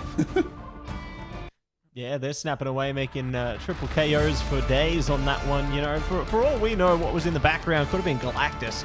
Could be anything there. You don't know until you know. But what we do know is our second map is about to get in order. So, good luck, everybody. Let's get to it. Ooh. All right, couple of Gambit bands. And first protect, double dino. Now, great Venom map. Very good Venom map. I could see the Venom Luna being something prioritized by these teams here. As we swing into Manhattan, we could see quite a bit as well. Now, Anixis is hovering Penny. Penny not played too often, but can work very well on defense here. So if Loyalty want to run that, I actually kind of vibe with it because it's a bit unorthodox and they need to catch Z10 off guard. Right now, Correct. Z10, they've got the formula. They've got the formula. Correct me if I'm wrong, but I believe Penny actually has a 100% win rate in Americas. Can we fact check that? Can we get Jamie to pull that one up? Listen, I can call up Jarvis. Jarvis, send some chocolates to Anix's house so we can get some Penny Parker gameplay and spice it up here on Ignite tonight. But in the mix of it all, we did see Lunar Protector for Jay-Z. At the same time, nobody gets to play Phoenix. Oh, actually, I'm pretty confident Phoenix will get banned on both sides. Mantis following suit as well. Z10 do not have access to the Mantis. Smart decision as well by Loyalty to lock away Jerry's Black Cat. That she needs to go to prison for a little bit for her crimes. Even smarter decision to lock out the rocket, though, too. That's big. These are some heavy, good... This is a great ban phase so far for Loyalty. However, Z10, in return, deny them the rocket as well. But they do protect themselves, the White Fox. I do like the White Fox from Loyalty. That is giving a good presence there. Let's see what the final ban is that's going to offend... Oh, it's going to be the Mantis. Yeah, the same thing as we saw on Hell's Heaven, where Loyalty are trying to play into this Luna White Fox team up, but they played it with the Strat Pool rather than the Ultron, and I don't generally love it, but I also don't hate it. It worked out pretty well for Loyalty, at least to catch Zero Tenacity off guard to begin with, but we talked a little bit about the Phoenix, and we're going to be talking a lot more about her, as that's going to be protected one-sided for Zero Tenacity, so you take away the damage amp for Exy, tell you what, he's got something even worse. Alrighty, there it is. Double Dino is the protect, and Phoenix for Z10 at the same time. The absolute legends right here. The backline, nobody wants to face White Fox and Luna Snow, protected for Loyalty. See the potential of a Wolverine, maybe, from Gumbo. That could be big. That could be good. Joey on the Emma. Constant with it. Jerry considering some dual pull, mayhaps? Dual pull kind of crazy. Not seen too much in Pacific, but has potential. And Jit Ward taking a trip abroad, playing on Jerry's account. Maybe we do actually get to see a little bit of dual pull action. I mean, it's Lower Manhattan, it's new, it's different, it's wacky, it's chaotic. It's something that I think does kind of force you to play off-meta compositions, does kind of change things up a bit, and, go with the flow, change it up a little bit as well. Bring out something that Loyalty's not expecting. If they're gonna take you to a map you probably weren't prepared for, I'm sure you've scrimped a couple of times, but maybe you don't have a solid strategy locked down quite yet. This is a good opportunity to maybe return the favor, try and catch them off guard. But speaking of being caught off guard, 100% win rate Penny Parker is going to be flashed by Anixes and is brought all the way out on the defensive side. And again, I don't hate it on a map like this, where you have a lot of interesting angles of approach that you can just lock down with the Spider's Nest, with a couple of well-placed mines. And Marvel is going to have to be scouting that one out on the Captain America. Probably even going to have to punch a hole through that wall you see on the right-hand side. I think that's normally the preferred method of entry. And you can even see the whole team getting involved in the reconstruction. And already they are on the rotation. Loyalty do meet them. They do bait around, which baits Loyalty around. They're going for a little bit of a cat and fish game right now. You got to be very, very careful here as they turn the corners, try to get different angles. Eggsy already farming up to that, and Song Inferno. We're going to see that get very heated, very quick right now as they do close in, take the left, take the middle, take the right, and try to box Loyalty back into the mission area. A strong pick right here. Marvel on the group. A group pick is great here because they can go Strangling Prison into the end song combo. And just to add that little bit of extra spice, Jerry has a little quick switch right there. Going onto the Moon Knight. But he does get hooked and sent out of here by Bumyoung right there. Taking him out on the Bucky. Soko taking out Joe in return. That's a trade right there. That's a Vanguard down for Loyalty. And you don't want to be a Vanguard down when you're on defense right here. Spider Nest being set up, but they're going to be taken down. Anixie's though formidable. And the front lines, getting that Spider Nest set up allows them to bring sustain for Gumbo, allowing the Dino action to be... Oh, it's a quick grab right there coming out from Soko in return, but they're healed up. Bumyoung's trying to get the value as well. And you already know what Eggsy in the midst of it all already has Ensong Inferno ready for the next fight. Anixie gets blasted by Phoenix Marks. They were so perfect. Yeah, like you thought Exia was in trouble, but no, he just one phase shift and then a couple of shots coming down range, and he pops Anix's like a balloon, and an Ensong Inferno is going to be good for a little bit more damage. Jerry there with a cleanup and a nice little quad for Exia to close this one out. Gonna get 1 ticks, make it 2. Anixie swapping over to the Doctor Strange to try and deny the third and stand their ground while they still have ground to stand on. Honestly, you do not want to play Penny into Phoenix Knight. Honestly, it's just too much. There's too much firepower. There's too much damage. Dropping the Anaconchu, taking Undercroak. Amber falls as well. Marvel gets the pick. Wendy as well. That's 1-to-1-to-1. Everybody taking somebody down as they get to the shield vehicle here, as they're going to get that moving. Shield mobile is already on. Wendy is the one leading the charge. Let's see if they're going to set up on the Ironwood wall on the high ground right there. There's a good spot by Marvel giving himself that, you know, indestructible situation. Set up the Thor/Walls as well inside these Manhattan buildings right here. These apartments, these are well furbished, but unfortunately they are being destroyed as we speak. The rent is going up. Yeah, typical New York fashion. I mean, as destroyed as they are, that's still probably like $3K a month, you know? New York God, moment. Man, what? It's crazy. It's insane. I'm so like it's. Yeah, it's pretty rough, and I can only imagine that since Kingpin's takeover, it's only gone up. Jerry is going to be caught out there, forced to retreat. Fate of Both Worlds is going to come out from Jay-Z. Gamebo is there as well, and Bumyoung. Loyalty are just investing everything to try and make it happen, but Exy off here on a flank is finding the damage, and for all those ultimates coming out from Loyalty, only at 1 KO, and Exy doesn't need an ultimate to do it. He just does it raw, finds 3, and is looking for the 4th, and let's give it to him, and Necrobe gonna fall, but it's gonna be Bazer robbing Exy of the glory, but it doesn't matter. They're gonna be able to get halfway through this point here, threaten the point B cap, and Loyalty still collecting themselves.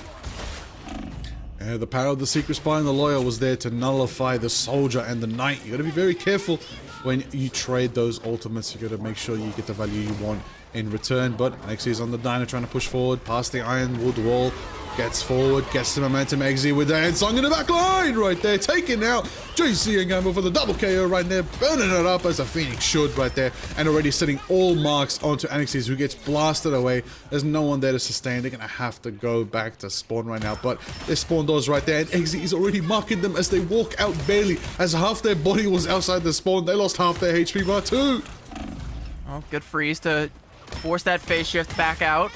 But Exy is still just clicking heads left and right, and then literally flicking to the left, hitting ahead, flicking to the right the other way, and now you gotta turn around, as that is where Jerry is lurking and has caught Jay-Z outside of the invisible boundary, so close to that oasis of salvation, and it just doesn't come through. Jerry cuts the back line in half. It is not done chopping. One more for Necrobe, and that is going to be 2 strategists down in the dirt, and that means that everybody else is Exy's for the taking, as he is going to find one, pump in the damage onto Anixes, and not going to be the one to find the Elim there. Hand of Khonshu. Nope, Exy is having none of that one. A nice little 2-piece and a headshot there onto Jay-Z. And what do you do against this guy? How do you stop somebody who is just this damn good? Ooh, you gotta shut it down, and there's only a few heroes that can answer that call or try to outmatch it themselves. The only issue is they don't have access to some of them right there. There is no Phoenix of their own. Maybe they could bring out the Hela. Maybe they could bring out Elsa. Elsa could honestly be a great option here to handle Exy if Loyalty have it in their arsenal. That's another thing. Black Cat is available for Loyalty if they want to bring it out, but waiting on that moment is the key. May not be the map to do it, but there it is, letting it out right now. Jerry gonna bring it up as the Lawyer shield right now, swinging the gavel down. Liza's gonna hit that as well, gonna get that Kumiho unleashed themselves. Bumyoung as well, making actions happen. They take down the Kumiho. They do grab him and shut them down. Gimbo gonna bring that damage, gonna bring that Punisher, consistent firepower, and shut them down. As we can see, group on the back foot. Everybody on the back foot right now is reject. Sorry, Zero-Ten has to have to regroup. Oh, never mind. They're not regrouping, right? They're turning it up with the Strangling Prison into the combo right there. They're not done. They're not out, but they counted it. Necro dropped the cleanest boundary right there and countered. Z10 got crazy there. They almost flipped it, but Loyalty were ready for it. They did use two strategists. Yeah, they were too ready for it. They popped both the Fate of Both Worlds and the Invisible Boundary, and now this next fight is kind of cooked. Like, Bumyoung and Gamebo have to go absolutely massive here, burst through Wendy's Fate of Both Worlds just to try and stay alive in this fight. And you can tell, like, they want to take this one on the card so they at least get an opportunity at a second fight if they lose this one, which they very well might, not having a strategist ult to be able to shut it down. Oh, Jerry caught out by the flank right there as Gumbo lined them up and set that marksmanship. You got to be very careful. Frank Castle knows Matt Murdoch very, very well, but there's no timing out. Kraken Impact does get a couple reset marks, but the question is, can they get the resets to follow? Setting up the execution on right now, but Zero-Ten has to be playing it safe, playing it on the back foot right now as Soko's Rampage runs out. They're going to be able to just kind of keep the fight neutral here as everybody did use their ults. It's going to be a bit of a stalemate here for now.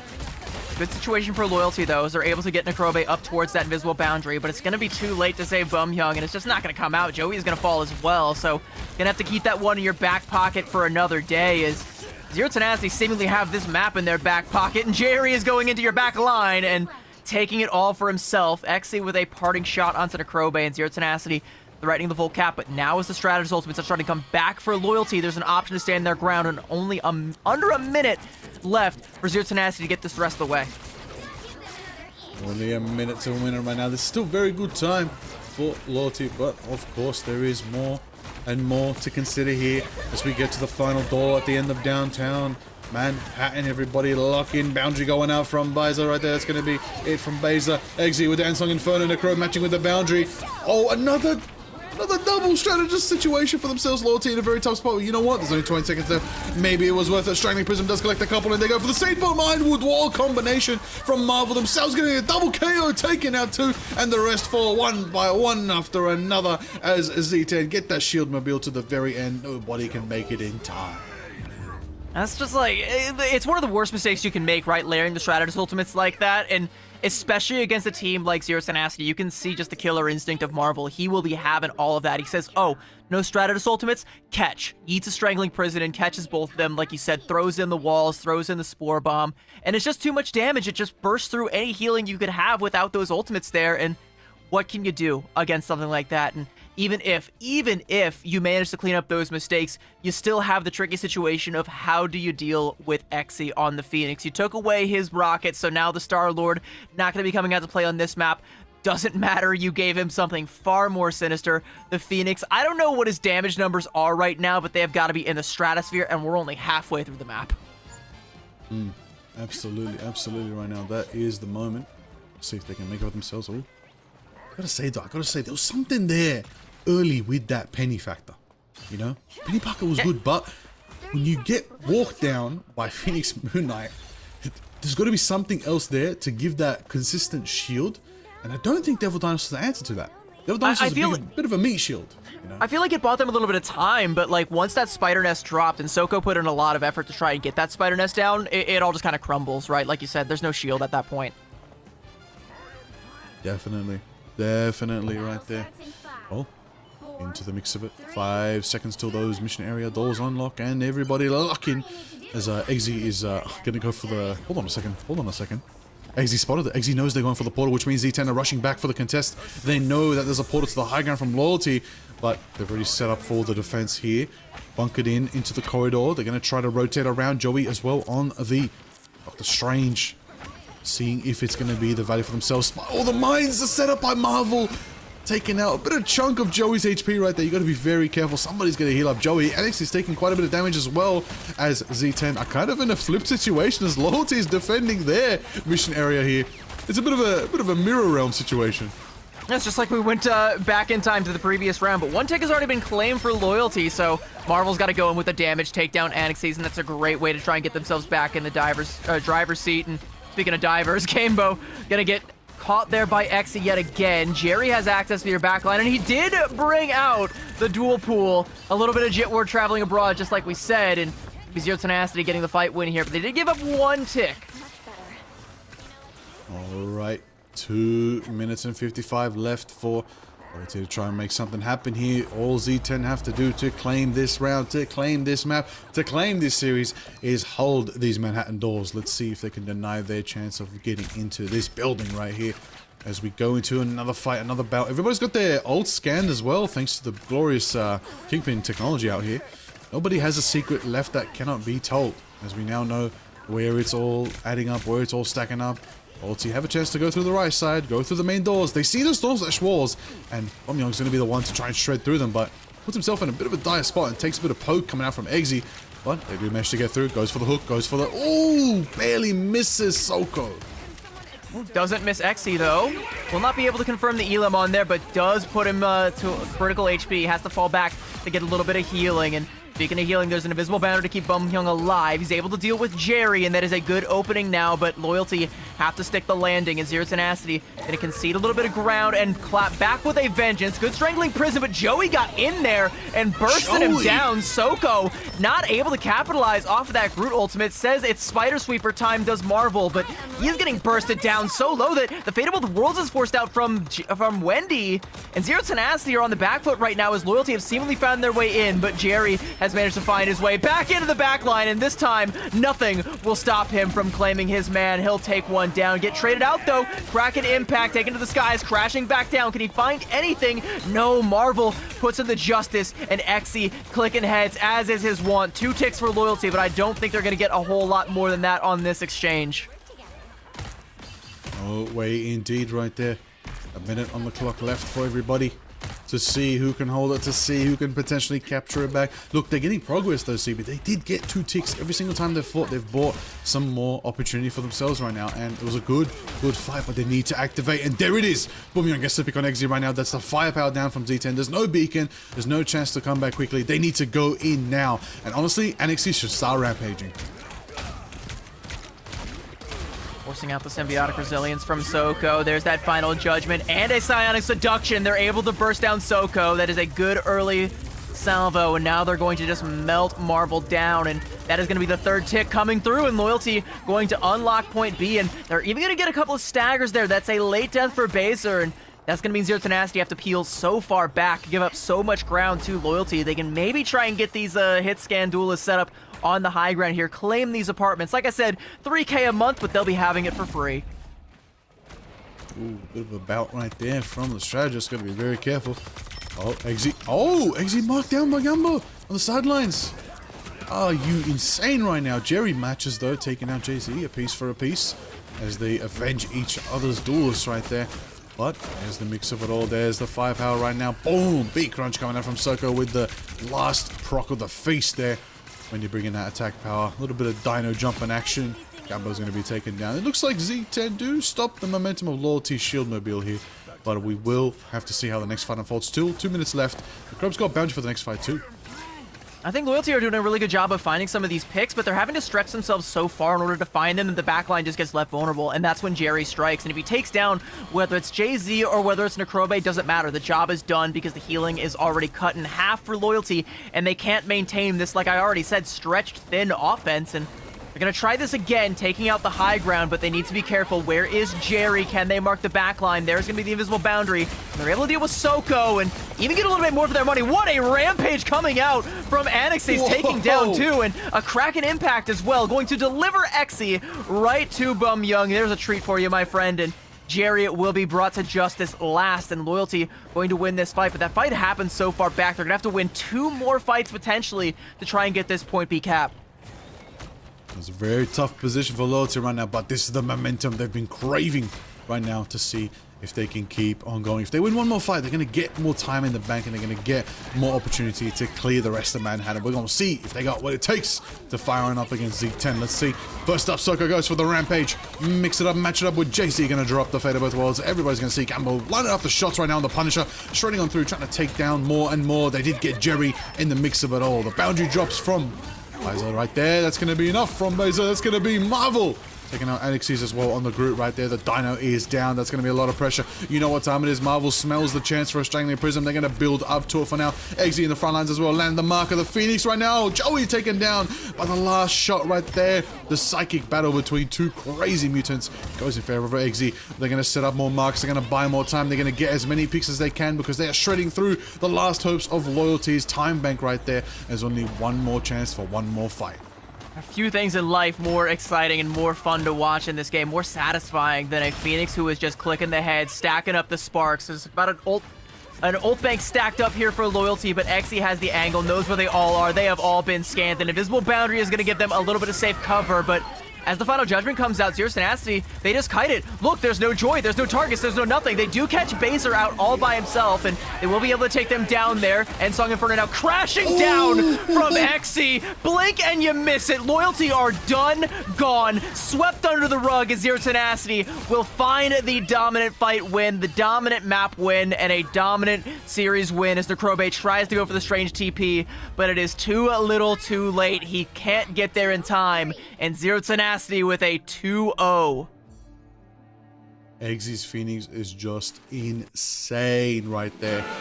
And there it is. Wrap up the series, everybody. Woo! And put it to the power of the Phoenix right there. There it is. You know it. Well-earned MVP. About as well earned as it gets. I want to see these damage numbers because they have got to be, like I said, in the stratosphere. Astronomical amounts of damage are being pumped out there by Exy, with no amps, by the way. No Mantis, no Ultron, no CYAs, no nothing. Just raw left-click actions and a couple of psionic detonations sprinkled in here and there. Nearly 45k, 24 final elims for Exy. Like, that is disgusting. Gross. Ew, you can't show that on twitch.tv. Whew, it's more than double the top elims. Final hits coming out from Bumyong there. That is definitely... Eggsy was on the mark, but Jerry set up quite a bit. Everything was impeccable. We're going to talk about Wendy on the Luna, so much presence, but for me, something we haven't seen too much of, and I love the versatility of this player. Marvel was just living up to that name. Absolutely marvelous right there. Representing so much Vanguard presence in the front line, answering every unorthodox frontline dynamic that Loyalty brought to the table. They brought chaos. Loyalty actually did really well and brought chaos here, but Z10 adjusted quickly and got back on their horse and showed everybody they're still one of the top dogs here in Asia, and they've got some points on the board. But like you said, CB, they need to start getting them now, especially in this final week of group stage. Yeah, you're expecting them to be contesting with the XOXO01s and with the rejects, so you can't see them falling to the likes of Loyalty. And I'm glad that you highlight Marvel, because he's one of those guys that has always had his flexibility on display when it comes to the Vanguard role. You know, we talk a little bit about Gargoyle playing the Rogue. Marvel, I think, is one of the only other people in the region who can be that good on the Rogue, but is also just as good when it comes to the Venom, to the Groot, to the Penny even. We saw all these different looks from this guy, and it was all looking good. Can't forget the Captain America either. You know, there's a reason that within their team and maybe out of there, they call him Captain Korea. Definitely bringing a lot of aura when playing that hero. But I've got to say, they went from 0 to 100 real quick there for Z10, but I was impressed with some of the little moments from Loyalty as well. And I think that, you know, if they continue to work on those small things, they might find that room towards improving heading forth. But I guess a question to both of you: do you think Loyalty will be able to secure at least one win before the end of group stage?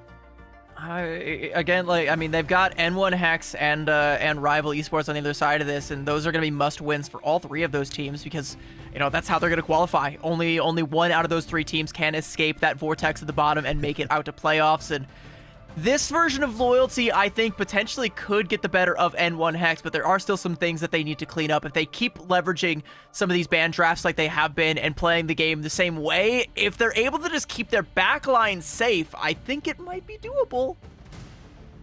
I mean, we've got this sort of trifecta rivalry going on right now at the bottom of the bracket. How crazy is that?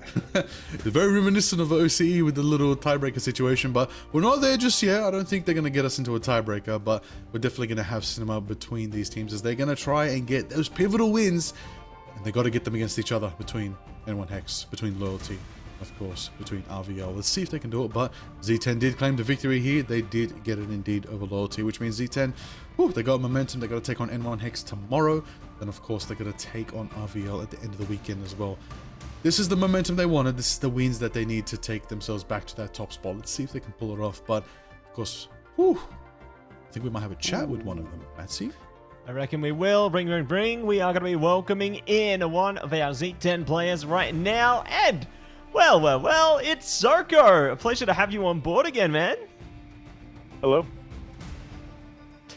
Hello. And I got to say, a question to you, I suppose, on about a different side of things. How is it for you personally playing now, I guess, a bit more with creative there? Like, how is it navigating the language barrier for the team? It's a little bit harder for me personally. I think overall it's better for the team though. It lets like more of like the like nitty-gritty stuff that needs to get like calm between the Korean players, like just like be communicated to each other, and I just try my best to like do my job.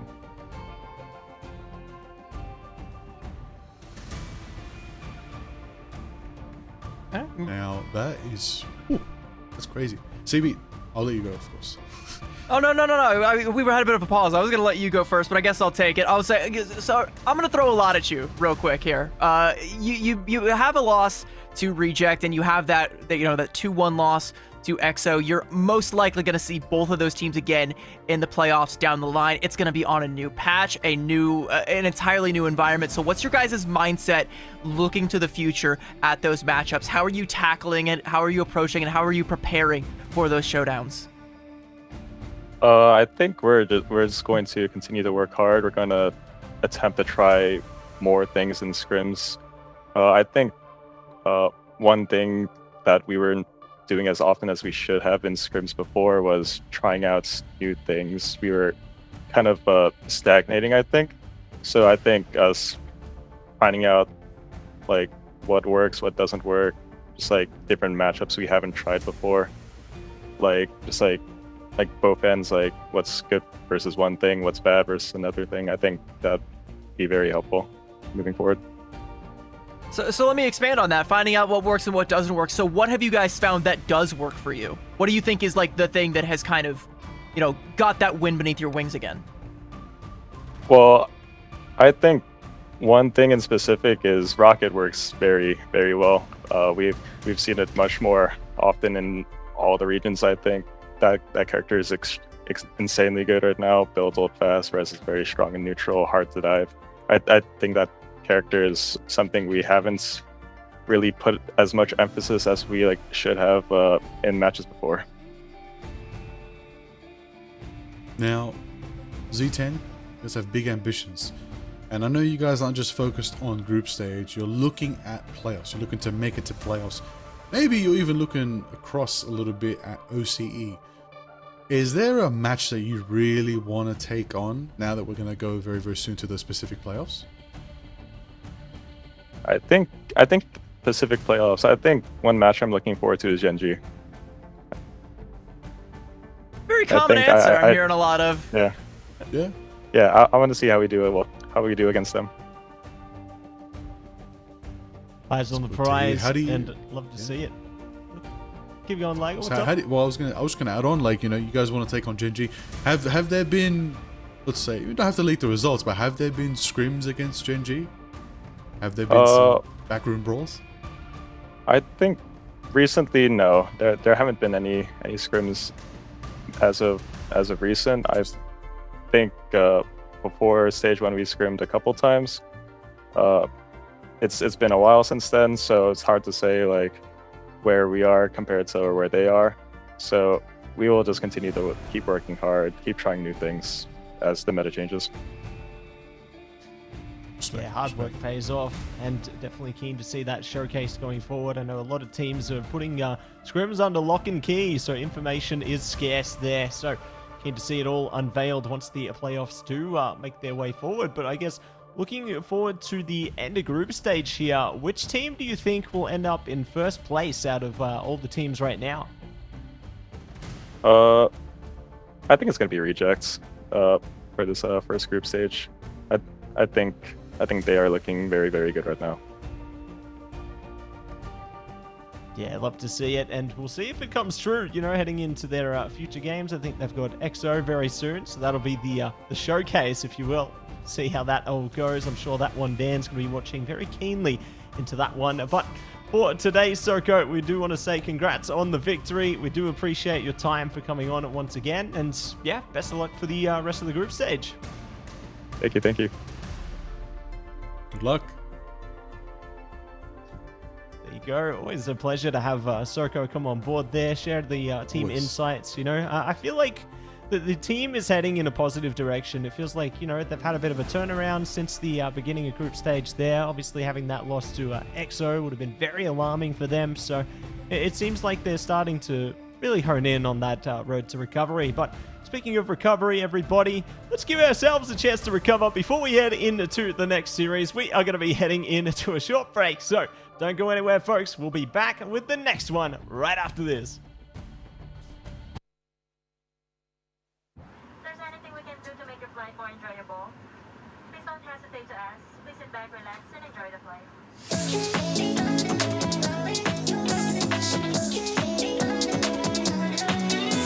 Just watch me now under the moonlight. 저기로 날아올라.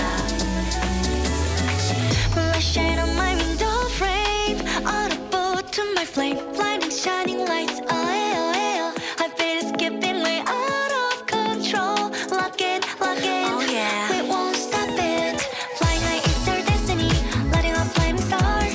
We're reaching out towards victory. 눈부신 꿈으로 차가운 심장을 쥐고 더 높게 날아가.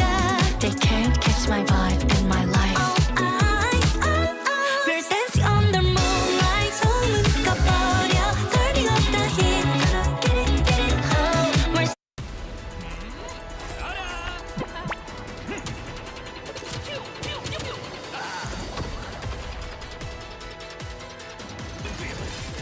What are you aiming at?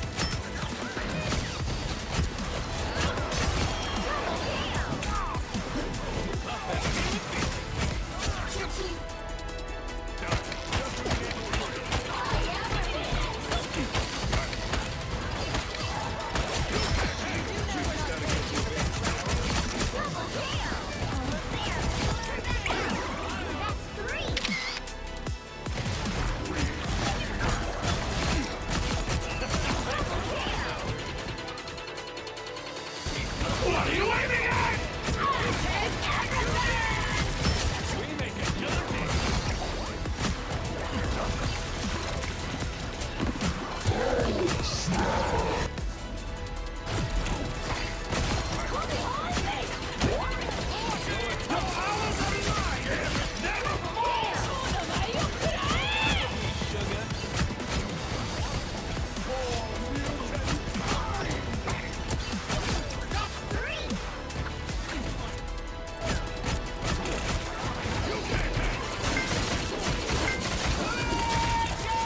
What are you aiming at?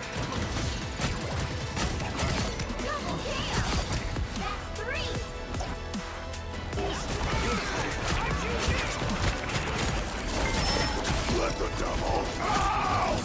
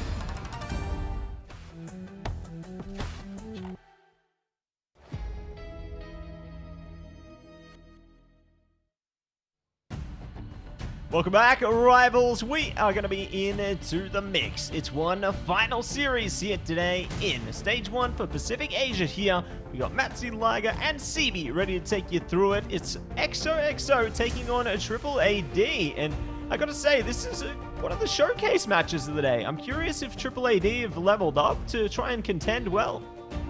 I mean, they've contended quite well with XOXO01 in the past. Every time these two teams have competed, it has gone the distance. If it's a best of 3, it'll go to 3. If it's a best of 5, it'll go to 5. And we get to see one of 3 ways that this will all play out today. Either XOXO01 will do just that again, give us cinema, give us a full 3 mapper, or they'll show us just how much they have leveled up, or option C, AAAd pull off an upset. We would love that, wouldn't we? Wouldn't we all love an upset? Do people want an upset?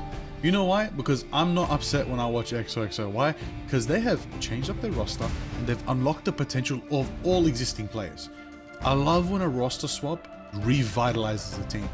Not when a team has to restructure around the roster swap, but when a swap gives everyone that like, yo, we are built different now.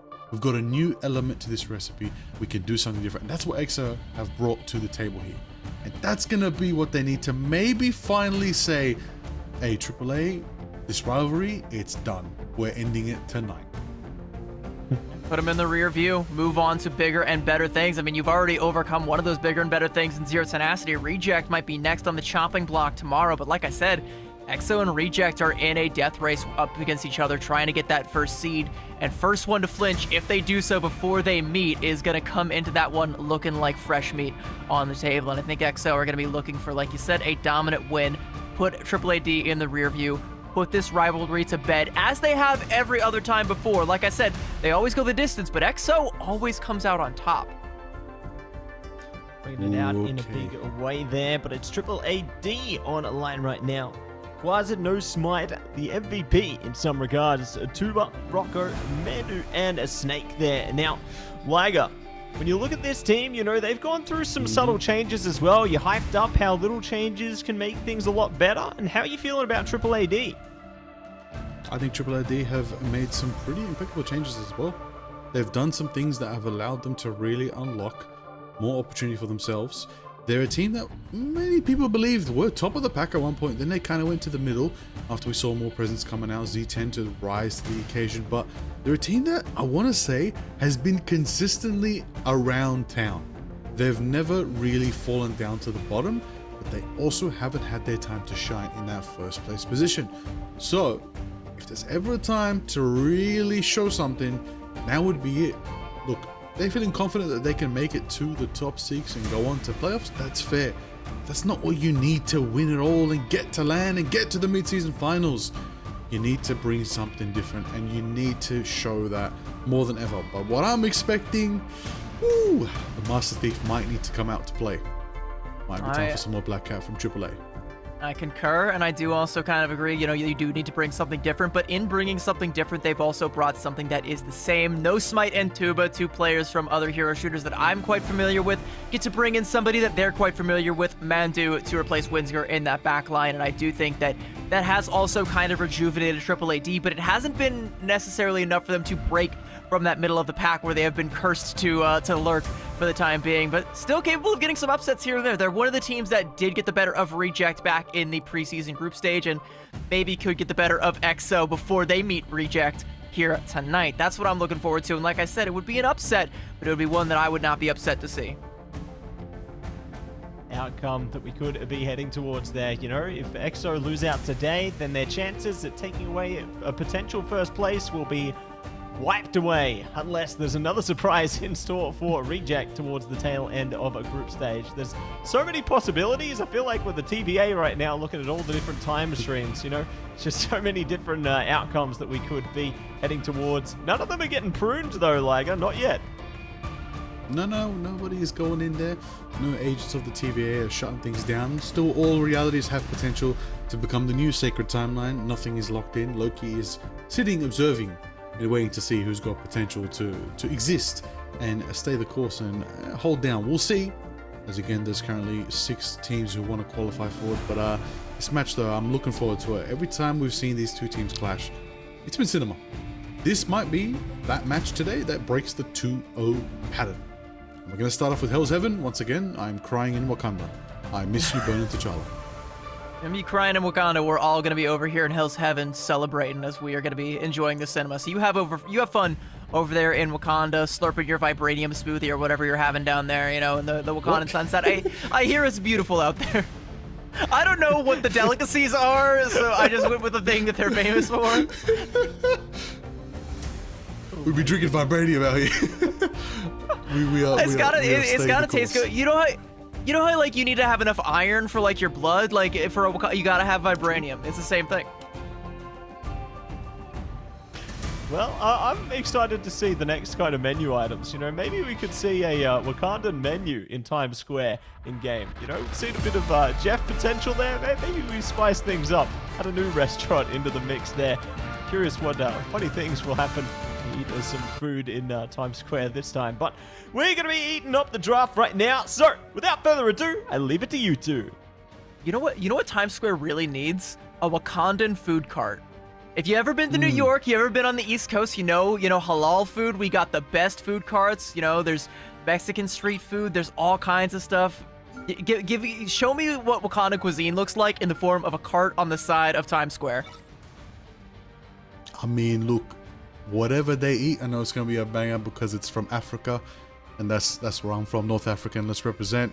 I'm down for some more food. I'm down for all the grub, and I'm also down to eat as we sit and watch cinema here today between these two teams. All right, ban phase looking good so far. Gambit's double ban, nice and safe.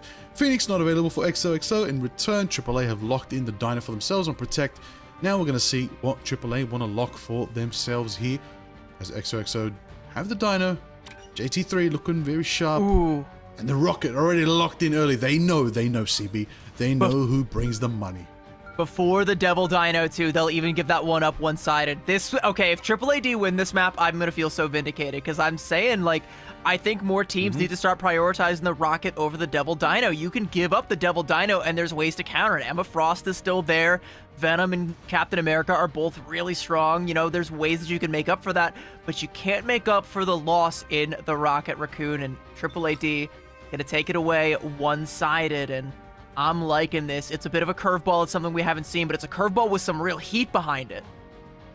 Oh, I was just about to say the heat kind of got snuffed out. No team has Phoenix, which means this rocket is going to go even stronger, knowing that amp's not going to go down instantly from an Ensong Inferno.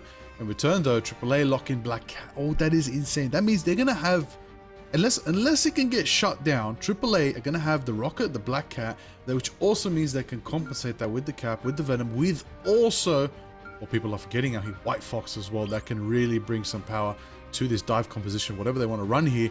But in return, I was concerned about it, and it was a smart choice. EXO made sure to lock out the Star-Lord. There will not be an amped up Galactic Legend for AAA. That is a good ban by them. If they can get Black Cat locked in for themselves, they can also not lose another trade there. They go for the Mantis instead. This could be one-sided Black Cat. Ooh, this is tough. Ooh. I mean, either one-sided Black Cat, or there's still the tricky situation of the Luna Snow, because you have managed to get yourself the better backline with that Rocket Raccoon one-sided. If you give up the Mantis, the Luna Snow, and the White Fox, that is a deadly triple strategist look. A Loki ban instead. What are you cooking, AAAd? I'm not quite sure.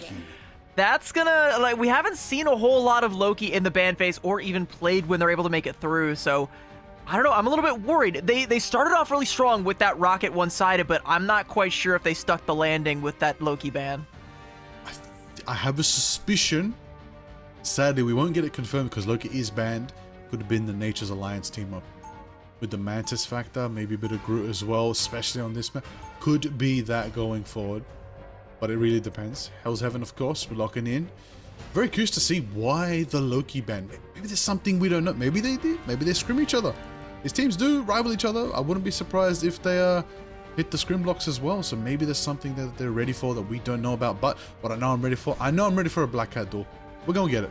We're going to see Felicia. She's going to go out. She's going to go crazy. And people are going to get swept up and swiped. Last time we were on Hell's Heaven, though, Jerry really brought out those claws. So I'm curious to see if Rocco and Sondrak Wu can bring it as well. You know, give me that cinematic Black Cat duel that we get from OCE between Reno and FMCL. Let's see it here today between XOXO and AAAd. They lock in to these letters of teams as we get into the action on Hell's End.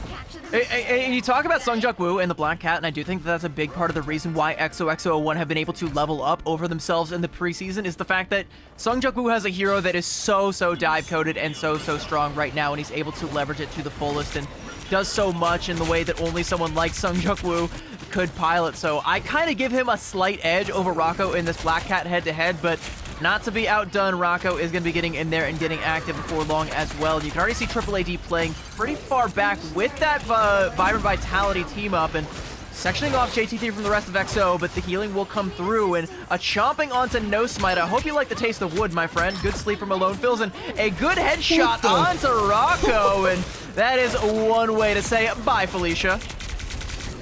Alone Fills, insane. Sleep right there, denying all the capabilities of Rocco right now. They do capture early on.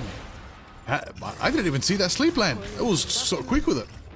And we cut over to the Alone Fills POV, and like we already saw what was inevitable, just one headshot away, and it's like, oh, I can use my context clues. I know what happened here. Absolutely. Oh, high ground right now for AAA. Let's see if they can lock in and activate here. XOXO have a 20% lead right now, leading to that 30% very soon. Runes of Loki go out early from Mandu. Maybe that's the plan. Maybe they wanted the one-sided Loki here. That could have been why they planned that ban phase out. But we're going in on the Vampel. We're getting bouncy. Set up that banhammer right now directly onto the opposing force. JT3 has Rampage if they need. They're going to be going for the crunch. Oh, feast combo already taking out No Smite. Big shred, the leading the Groot out of here. And JT3 takes out Tuber as well. That is pressure, that is power from the Dino right now. One-sided Dino, I've got to say. It's not necessarily, yeah, it's pain. It's pain. It's equal parts that, but it's also like the Vibrant Vitality team up from AAAd. As strong as it is, it's not quite as strong on the attacking side as it is on the defensive. Like, if you were already set up and in control of the point, No Smite could put his walls down, Mandu could put the clones down, and you already know where you want to play, you would be in the money. But XO, off of being able to win that first fight, can parlay that into a second fight win and a commensurate ult bank for what is coming their way. A God of Mischief now coming up from Mandu, and AAAd want to get in this fight. Want to get into the mix of it all right now. Mandu on the front lines. The Mantis Resurgence coming out with that foreign right there. JT3 hits the Rampage. We're going to see the Rage of Ultron. Everybody's going forward. Look at this mechanical pressure coming out from both sides right there. But Rocco's swiping, trying to get as much potential as they can. Delete them right now. Cashing in right there. Dashing in right there. And there's more to come from the slashing coming out from Sungjuk Woo as well. Zeta's Freedom Charge does run out for now, but 97 to 98 to 99. Overtime is on the line right now as we see the final ditch effort from AAAd. If they can contest XOXO right now, we're going to see it all unfold. Tuba has the Manhammer if they need. They're going to try to ramp it up, and there it is. The Manhammer's been called, but slipped out. Alone Fills slipped out once again, and the portal from No Spite keeps the fight alive. There's still one more bout to go. Sungjuk Woo making the swap over onto the Magic. Another one of those weird pocket picks that he's become known for. Tuba on a sliver of HP has to try and get back to the rest of his team. Rocco will be there to clean up Sungjuk Woo and save Tuba's life. As AAAd do still have a say in this fight. They've got a calling card if they need it, and they just might. But the flip will come through, and XO are not keen to fight this for much longer. Even being on the Doctor Strange, No Smite just wants to do a little bit of damage on the way out and will get about as good as he can. And this is going to be XO forced back. AAAd finally in the driver's seat and getting to hold on to that aforementioned calling card, as well as the Rage of Voltron, and building up to the rest of their ultimates as well. So good tools going to be coming online to hold it, but an awkward composition for both sides. Into it right now, we see the potential. Mandu has the ultimate almost online. Could be big for them if they can get that value, but boundary going off right now. Snake hitting that Rage of Ultron, dominating forward that damage. Felix has it open as well. The flip. A lot of options. Could they? Hold on.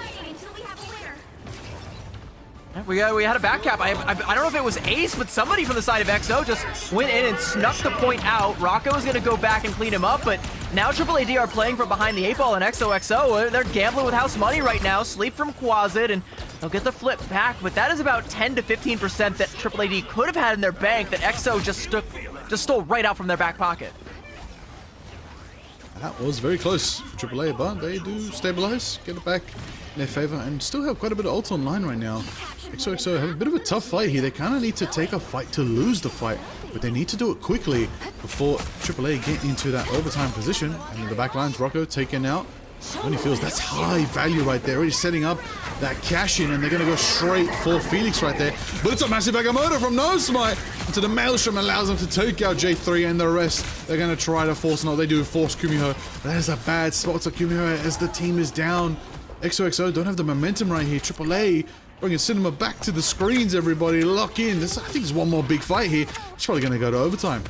AAAd were able to win that one quite economically, and it comes off the back of that assassination from Rocco onto a Lone Fills, and holding on to that Soul Resurgence, you can't not have your Mantis in the fight, and this time they're going to be a little bit more protective of that Mantis, not let that one happen, but Rocco going to pop the calling card, now is going to know where everyone is. There is that Soul Resurgence, so XO will still be alive in this fight. Devil Beast Rampage coming out is going to be answered with a Soul Resurgence on the other side, and both teams going to have to start draining the bank because it's 99 to 99. Overtime situation taking over, but JT3 stomping a mud hole right through Mandu, and AAAd are already down a man, a crucial man, a god of mischief even, that will not be there to make up the lion's share of the healing. Zetha is squaring up fisticuffs with Quasit and will knock him right out. Felix with a shot onto Snake in midair, winning the aerial supremacy duel, and Rocco trying to turn the tides in favor of AAAd, but he's all alone. He's got no friends, he's got no homies, and he's got no HP. He does have a Helm of Hades, and he does have a little bit of invisibility. Will be able to steal that health pack there and stay alive for the time being.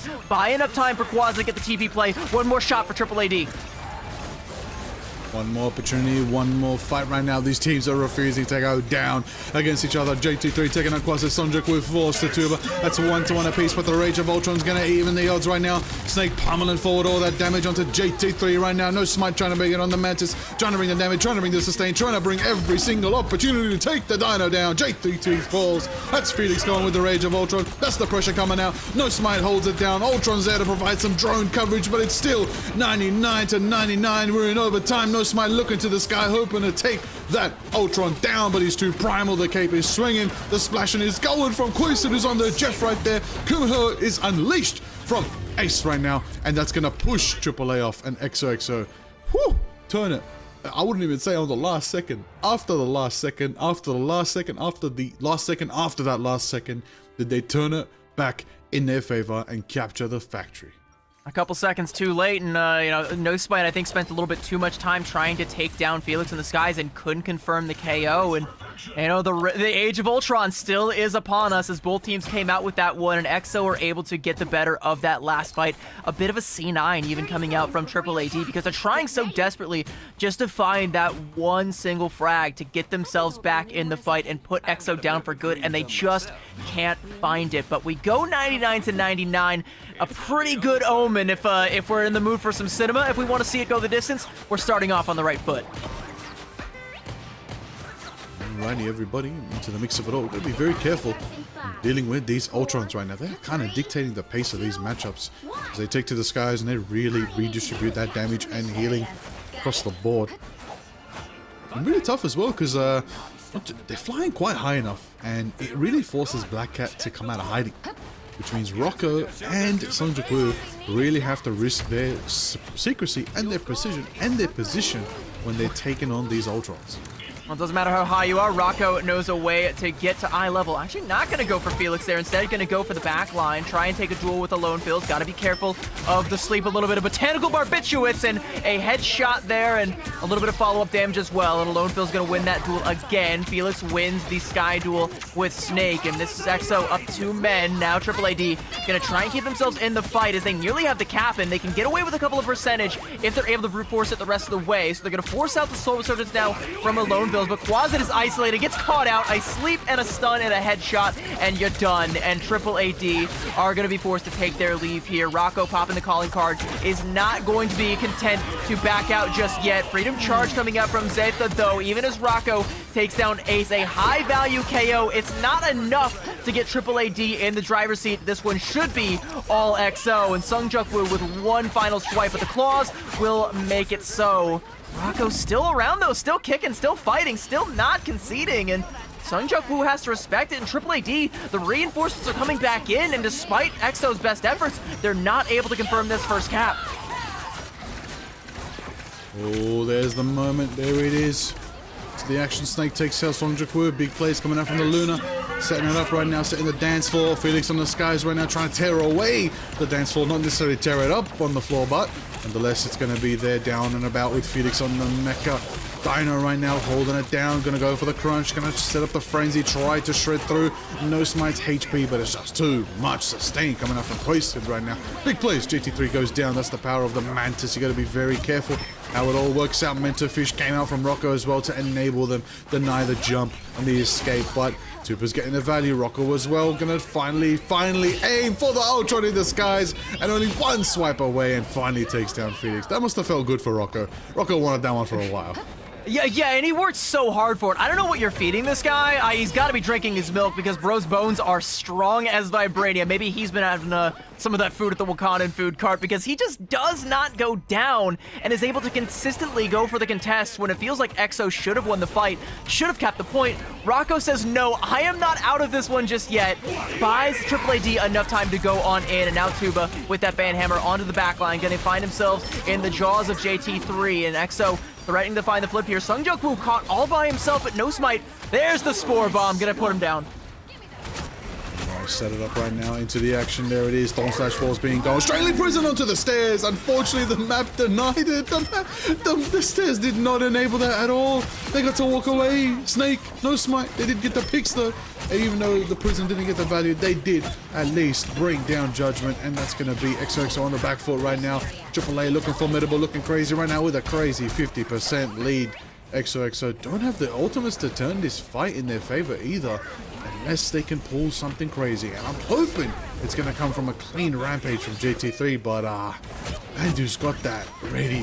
This Loki was the factor, CB. This Loki is really what AAA is cooking with. The best case scenario, like even if you start to pop some of these ultimates, the best you can hope for is the AAAd also break the bank and maybe double dip on the strategist ultimates. They've got all three, so they can spare two if they need it. Devil Beast Rampage is going to come out. God of Mischief and a Soul Resurgence down from Mandu as Rocco is looking for his targets with that calling card. Knows where all of EXO are hiding, and they are making no secrets about it. Snake will find First Blood onto Felix there. Misses on the snowball there, so can't take down Sung Jok-woo, but Rocco again with his old nemesis alone fills, and this time will be coming up. Aces on this one, and there is a double for him and potentially an ace for the side of AAAd as they put EXO down. Gonna have to be a strange DP that comes out from Alone Bills if he can get it in time. Rocco, though, gonna go up and clean up Felix, so even if the portal play comes out, which it won't, there wouldn't even be a dance floor on the other side for EXO to stand on, so AAAd will even the score. Tie it up nicely here. In Hell's Heaven, AAA. Okay, 100-0. Really staying a dominance here. Kind of in the lead here when it comes to the momentum in this domination map. But nonetheless, still got to keep your eyes peeled right now as we watch to see how the rest of it unfolds for themselves. I got to say, XOXO, a bit of a tough one that last round. But you got some time. They got a breather right now. They can see if they can regroup for themselves. Try to get a win here. But got to say, this Nature's team up. It's looking good on AAA. I like that trio.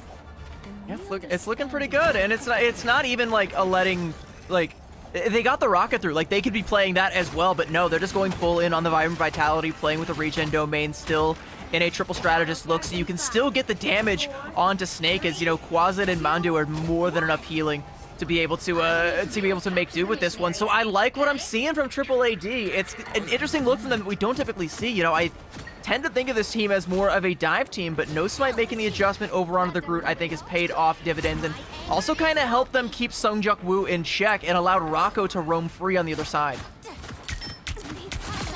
On the other side. Oh, all Lonely feels his aim is insane. Although Sung Jok-woo in the back line.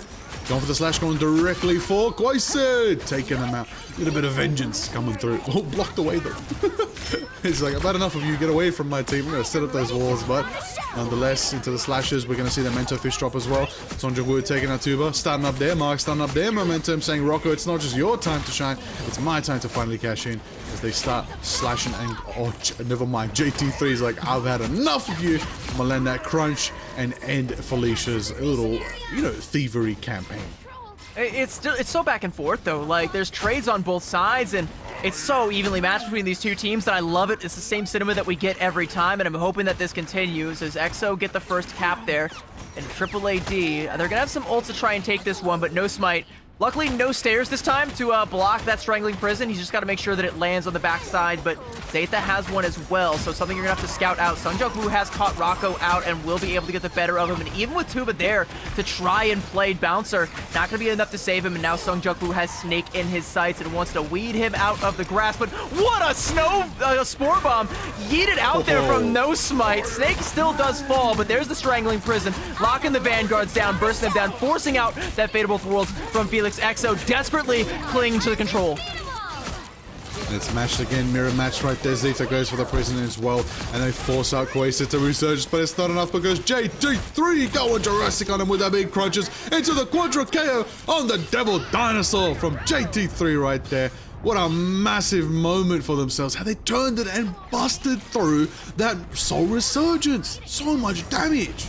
It's going to be another one on deck, though, as Mandu is going to have that God of Mischief and Rocco with the calling card. And no Stratus ultimates just yet for XO. Alone Phil's coming up on a Soul Resurgence, but there's still an opportunity for Rocco to try and burst someone down if they're not caught inside of it. So XO kind of have to play together, and that's just going to make it all the easier for Rocco.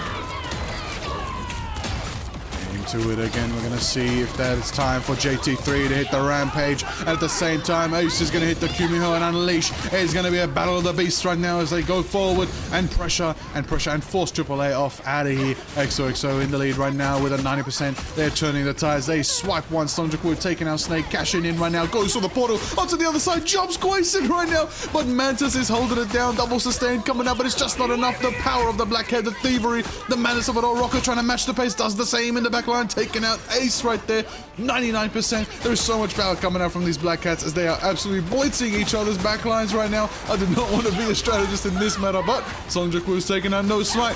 Everybody's trying to get into the fight once again. 90% is 99 to overtime. We're slashing with Songjung, who's chasing once. He's going to go for the DP. King Deadpool is down, and that's going to be triple KO for Songjung, timing out and taking the map. XO, like, they come out of map number 2 and they just have an ult advantage, and they're able to just leverage that, snowball it all the way to 100-0 on Frozen Airfield. And AAAd are constantly playing behind the 8-ball, and in that one fight, like you said, where they pop the Soul Resurgence, the Strangling Prison, everything to try and burst the members of XO down, but XO white knuckle that fight with the Fate of Both Worlds, and with this guy right here, JT3, going on a double beast rampage to end all rampages and put a stop to AAAd's rampage on Hell's Heaven. But 20 final hits for Rocco. You want to talk about rampages? AAAd, even in defeat, still come out looking formidable and still come out looking like a threat, and one that XO for map number 2 cannot take lightly. I mean, we didn't see it too much in the previous sets today, but we got reminded by these two teams who are up there. We're talking top teams in Asia. They reminded everybody why it is this season of Black Cat and Devil Dinosaur. They reminded us very clearly.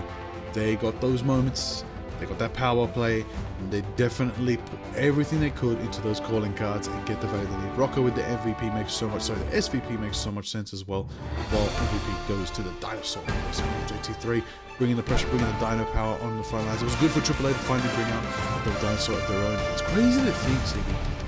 They both went 100-0 on a round on each other, but they also kind of took it 99-99 on the first round.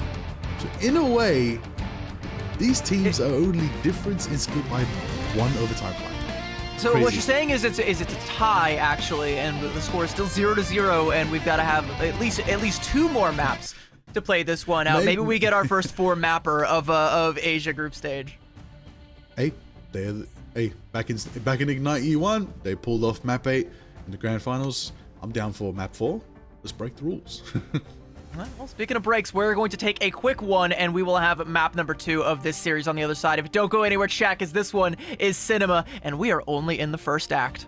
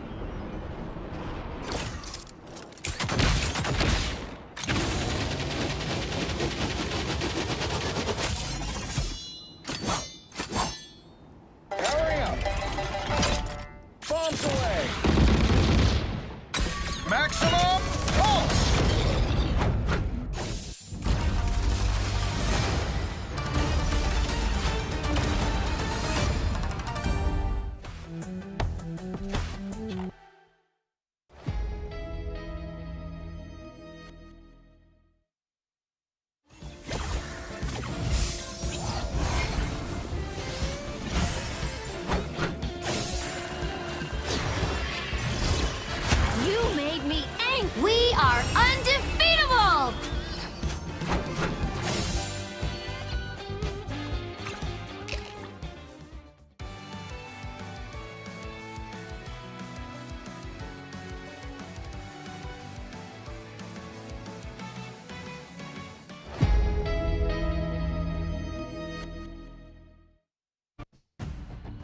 Welcome back, rivals. We are back on track in an absolute cinema matchup between XO and a AAAd. And XO, they come out on top in the beginning of this one. They come out swinging, and oh my goodness, like, were you guys expecting this? Yes, this is exactly what I was expecting. I was expecting these two to go band for band and to go the distance. And in a way, like Liger was saying before the break, they did. 99 to 99 on the first one, and then 100 to zeros back to back on either side. It's the kind of thing that you love to see from these two teams. They're both adapting, they're both learning, and they're both growing and evolving from their preseason selves, still trying to get the better of one another. But just as it was before, XO is just that 1 inch ahead still.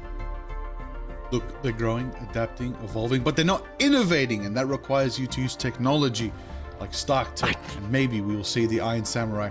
But unfortunately, not available in the tournament client, so I will have to wait one more week until the playoffs.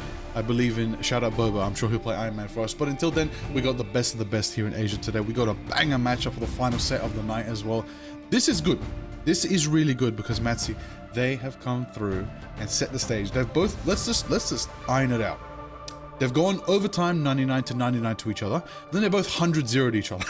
like damn, that's a rivalry right there. They don't even like fight bang for bang all 3 rounds.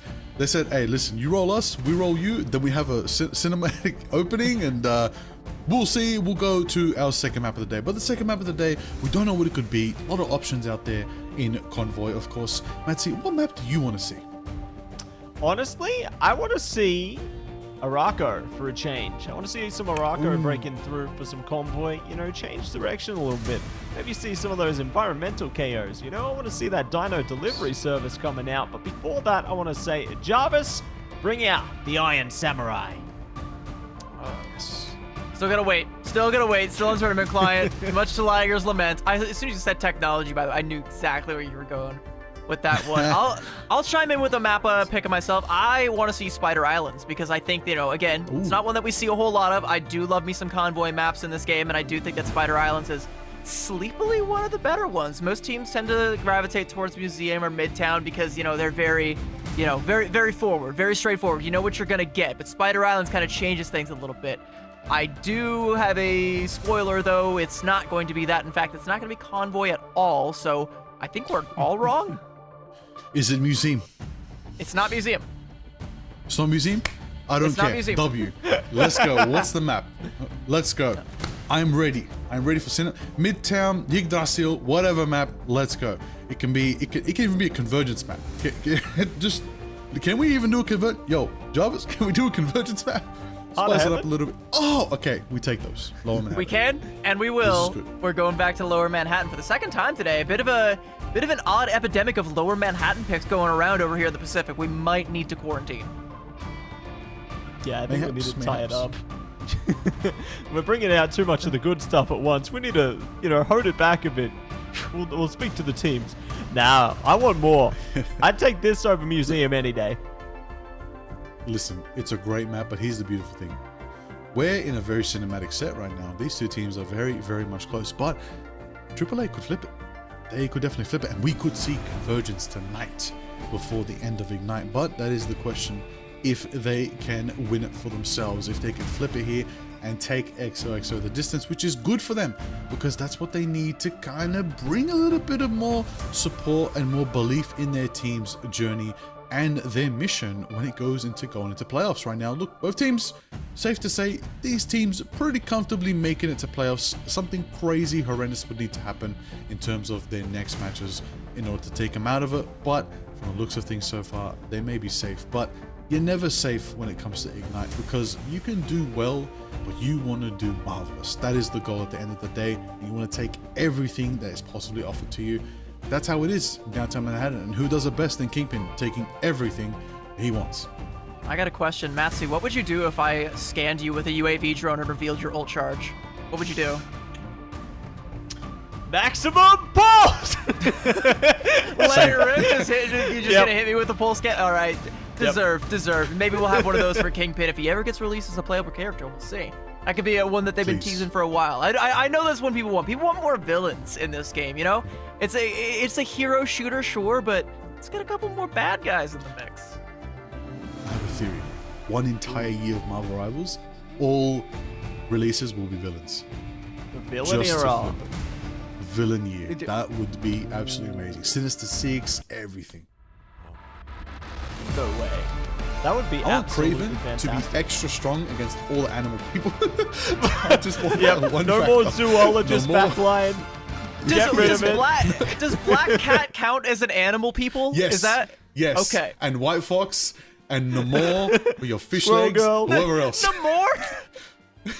That feels unfair. Yes. Just because he's affiliated with squids, like guilty by association?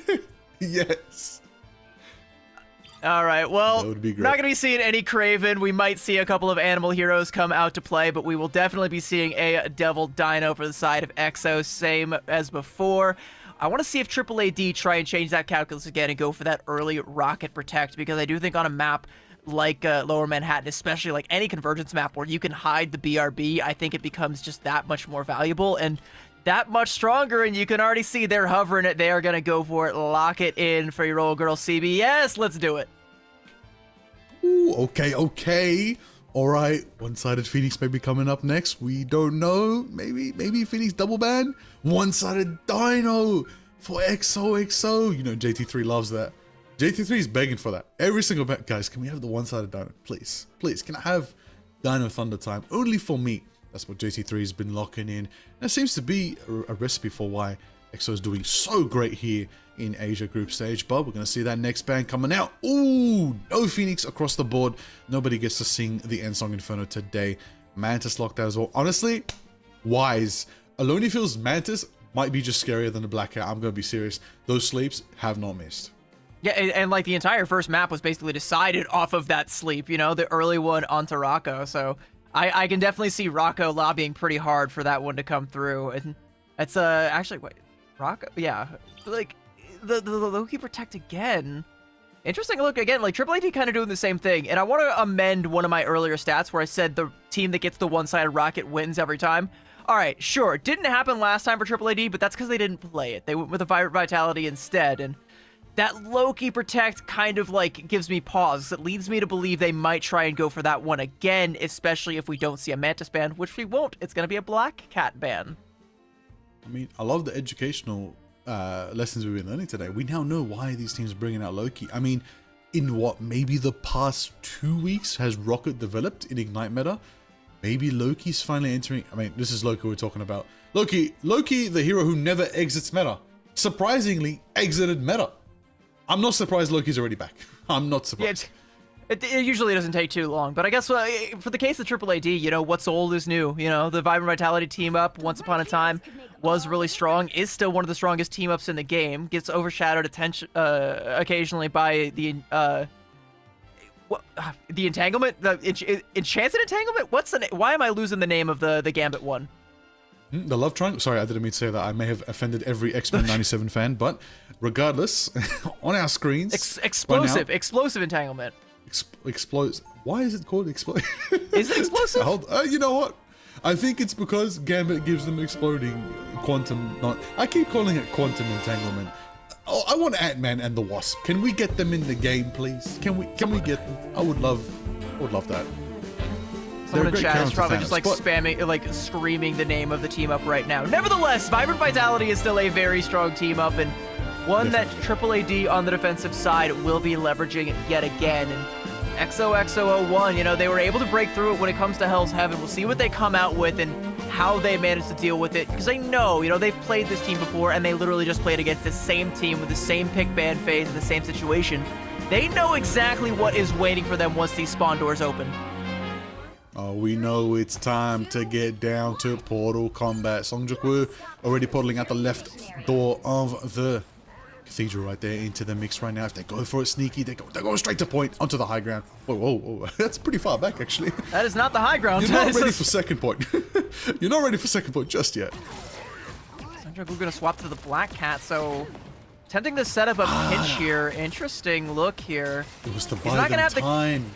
Yeah, it's gonna buy them time. It's not gonna have the like Sungjungwoo's not gonna have the cash to try and go for the invisibility. So you know, I doubt AAAd are gonna scout that there's only 5 members of EXO over here. So you know they'll realize once Sungjungwoo is there that he is there and he is no longer on the Doctor Strange. But can they actually deal with this? As EXO seemingly have full control right now, and AAAd are trying to play in 2 different directions at once. This is kind of a strong strat, but it all depends on the first pick right now. If AAA can really bunker here, then it will not look good for EXO. Oh, they go for the bite right now. No smite. They're going to try to grab, and they do straight through the Groot right now. And there it is. XOXO's investment into this strategy is actually paying off right now. They track, they see it, they know where Rocco is, and they're trying to get this Star-Lord out of here right now. Tuba taking out JT3. Big pressure, big slashes. Songjungwoo taking out Snake in return for the revenge. Cashing in one more time after the scan and going to shred through and go for those strategists. Again, the Loki on the back foot right now. Not a tough time for Mandu, but nonetheless, I don't know if he was getting the picks as well. Portal being forced out early from No Smite from AAA to keep the contention, but Songjungwoo's got a bottle of their own as they did cash in and brought a little bit of mysticism of their own to the fight. He's just so good, you know, the portal through there to clean up that KO onto Quasi and Tuba all by himself right now, getting cleaned up there by Felix, and that's going to be the cap coming through. 4:45 in the time bank for XO, and they're going to do it relatively ultless. Only an invisible boundary is what they're going to have to pay in order to cash out there and keep this pain train rolling. AAAd going to make a couple of adjustments. Snake now going to abandon the Luna Snow and try and take to the skies because the ground is not safe so long as Songjungwoo walks it, so the Ultron instead is going to be the flavor of the month, and Rocco also going to make a swap over onto that Moon Knight. So we're getting a little Central Parky with our composition here. Absolutely right now. Bringing it to the high ground. Ironwood walls from Zeta. Try to bring the pressure. Lonely feels on the Punisher. Bringing the firepower, bringing the source. Oh, No Smite caught into a bad spot right. Oh, perfection. Rocco taken down. We gotta watch out for the Punisher right now. Frank Castle is absolutely building a palace of expectations right here. Just going crazy with it here. Gotta be careful. Quasar does pop the resurgence to try to keep the sustain and keep him alive. But the onslaught has just begun. Runes of Loki are shut down. Not only Feels gone for the Executioner, shredding through, taking out Tuba. Quasar falls as well, and the Loki clones don't stand their chance as everybody's trying to hide right now from this very, very excited user of the water gun. Yeah, he is definitely happy to be here and happy to see you coming his way because it's just more targets for him to shoot down, but those targets are well equipped with ultimates. The problem though is that Mandu has had this God of Mischief for about 2 fights and has died at the beginning of both of them. He needs to be able to leverage it this time, cannot fall with his ultimate again. No Smite gonna go ahead and pop that Strangling Prison. There's a Hand of Khonshu as well, but Mandu falls again and can't pop that God of Mischief, so EXO are just running right over AAAd, and there's no defensive utility. AAAd cannot stop this pain train from rolling. 4.5 minutes, and they're already on to point C. Ready rolling on with such a massive advantage as the scan rolls on through. Now revealing that XOXO do have boundary up, so AAA want to burn through that, but XOXO now know the Loki is available as well. They're going to try to mark him first. They're going to see if they can. Tuba switching as well. Oh, actually, that's an activation right there of the book. Deadpool's opened the book right now. Let's see if it has the answers to what they need to try and stop this XOXO momentum. Lone Phil's off on a flank here, really putting the hurt in onto Rocco, and also has access to that health pack right in front of him, so even if he starts to take a little bit too much damage, there is a safety net literally right in his crosshairs. Invisible Boundary going to come up from Ace, and that is a very aggressive play coming out from EXO. AAAd, finally Mandu is going to be able to pop the God of Mischief. Good move onto Songjungwoo, but he's able to get back onto the map, not going to be falling off today, and AAAd still on the back foot. And Songjungwoo comes back on. He comes back with a vengeance, taking down Rocco. Will be cleaned up, but you have to trade out Tuba as well, who got left alone to try and make the peel happen. And this cart continues to march forward. 3 minutes and 20 seconds, and AAAd still looking, still scratching, still scrambling to try and find an answer, and the answer may come their way before long. Alone Fills with his final judgment. He is going to pop it, and he is going to melt No Smite down from a tree into firewood, and Tuba wrapping around the back to try and contest for as long as he can, but that is not very long at all, as Alone Fills will be having his fill, and 258 XO will find the full cap, and AAAd, it feels like they were never even in this defense. That is quite unfortunate right now. That is quite unfortunate for AAA. It's such a pace they had set. But there is a chance that XOXO may walk into the same AAA as they did at the start of the day for their set. And maybe AAA pushes to the very end. That is their goal after all, because if they don't, they're going to lose this set. And they're going to not be able to gain any points on the board as well. They want to tie it up. That's their goal here, so that they can potentially start their reverse sweep. But in the mix of it all, in the matter of it all, we're going to see if they have a chance right now as everybody sets on up. AAA contemplating what they want to run right now on attack, while XOXO are pretty confident they're going to run the same thing that they just attacked with for defense. I mean, hey, if a double-edged sword works both ways, why not use it again? Yeah, they're absolutely going to be using it again. And Sungjak Woo, I mean, now on the defensive side, like the places where he could be lurking is going to be even more. So AAAd, it's like before they had to play split in 2 different directions, now they have to constantly be looking in 2 different directions as they walk in. Rocco gonna take the Elsa Bloodstone, and that's an interesting look. Another high burst damage hero to potentially, you know, just get the damage in onto Zeta here, burst down these root walls, and maybe get the better of Alone Fills in this hit scan exchange. But this is another one of those like kind of desperation plays that I don't know if this is all going according to Kaikaku here for AAAd. Well, we're gonna find out as it all unpacks and unfolds as they keep on pushing forward. I've got to say though, I want to bring attention to look, Elsa's a good pick here. Elsa's a pretty good pick here. It's a little bit more firepower for the front line, and Galatrox can really be the answer to trying to pick off XOXO off. So we'll see if they can get the value. We'll see if they can get the momentum right now. But that Ironwood wall right now is really giving Zeta a lot of sustain. If they can try to get an off angle, which they are trying to do right now. The duels on the sidelines. Even Tuba's taking some shots. They do manage to get the Ironwood wall. Start pushing right now. A little bit of a rocket jump coming out from No Smite. That might have backfired actually, as it sent him sky high directly into the mark site of Alone Fills. But some mutual deforestation as both teams have lost their Groot, so XO are gonna have to try and take this defensive a little bit more differently. Backing up onto the point there, Tuba gonna pop that ban hammer. Sungjak gets caught out by the snare, and Rocco is good for a 2-piece, making the most of this Elsa Bloodstone and wants to draw a little bit more blood with a nice little shot deep into the backline, stopping XO from even coming in the front door. 2 ticks already now for AAAd, and JT3 is gonna fall, trying to deny the third, so Zeta all alone on an island will be left stranded there as AAAd find the cap. A late strange TP play coming out from Sungjak Woo. I gotta imagine he's feeling pretty sheepish after that one. Gonna swap back over to the Black Cat and tuck Felicia's tail between her legs, rejoin the team, and concede to AAAd. That's gonna be a tough one right now, as this is the AAA that we were waiting for. XOXO gotta stop this momentum before AAA replicate what they just did do back to them. We're gonna see if that's the moment. We're gonna see how it all unfolds. Tuba right now clearing out whatever Sungjak Woo tries to set up. They're gonna bring more potential, and it feels looking sneaky, looking in the backline, pump action, going straight for Quasar, taking out the rocket. That's gonna deny the amp. That's Galatrox right there, primed and ready as the momentum AAA wanted finally with that Galatrox. Tuba taken out, and another pick for Tuba, and it's a double little selfie action right now. Are you gonna go for the second one? Yes, they are. King Deadpool. Of course, you know, you can't just have one for the gram. You got to have another one for the Patreon, you know, get a little bit of extra content for your fans there, your adoring fans. And I'm a big fan of this offense from AAAd. And this defense as well, as they turn around and they're able to snake out Sungjak Woo. Quasit is going to clean that one up. Good little bit of extra damage coming out. But over on the other side, good freeze from Mandu, but it's not going to be enough to slow down Zeta. Galactic Legend from Snake with the Invisible Boundary from Ace is concealing all the would-be targets. And AAAd left at an even playing field as Tuba gets back into the fray, takes down Phoenix. Snake with a good shot down range onto Zeta, also taking out the Flame Orb, so Sungjak Woo is going to be flying blind, and a Banhammer now from Tuba is going to force XO back, but AAAd are setting a much slower pace right now than XO did on the other side, so they got to put the pedal to the metal if they want to try and match this time bank. They definitely do, but right now they got a dinosaur in their front line. GT3 hitting the rampage right now.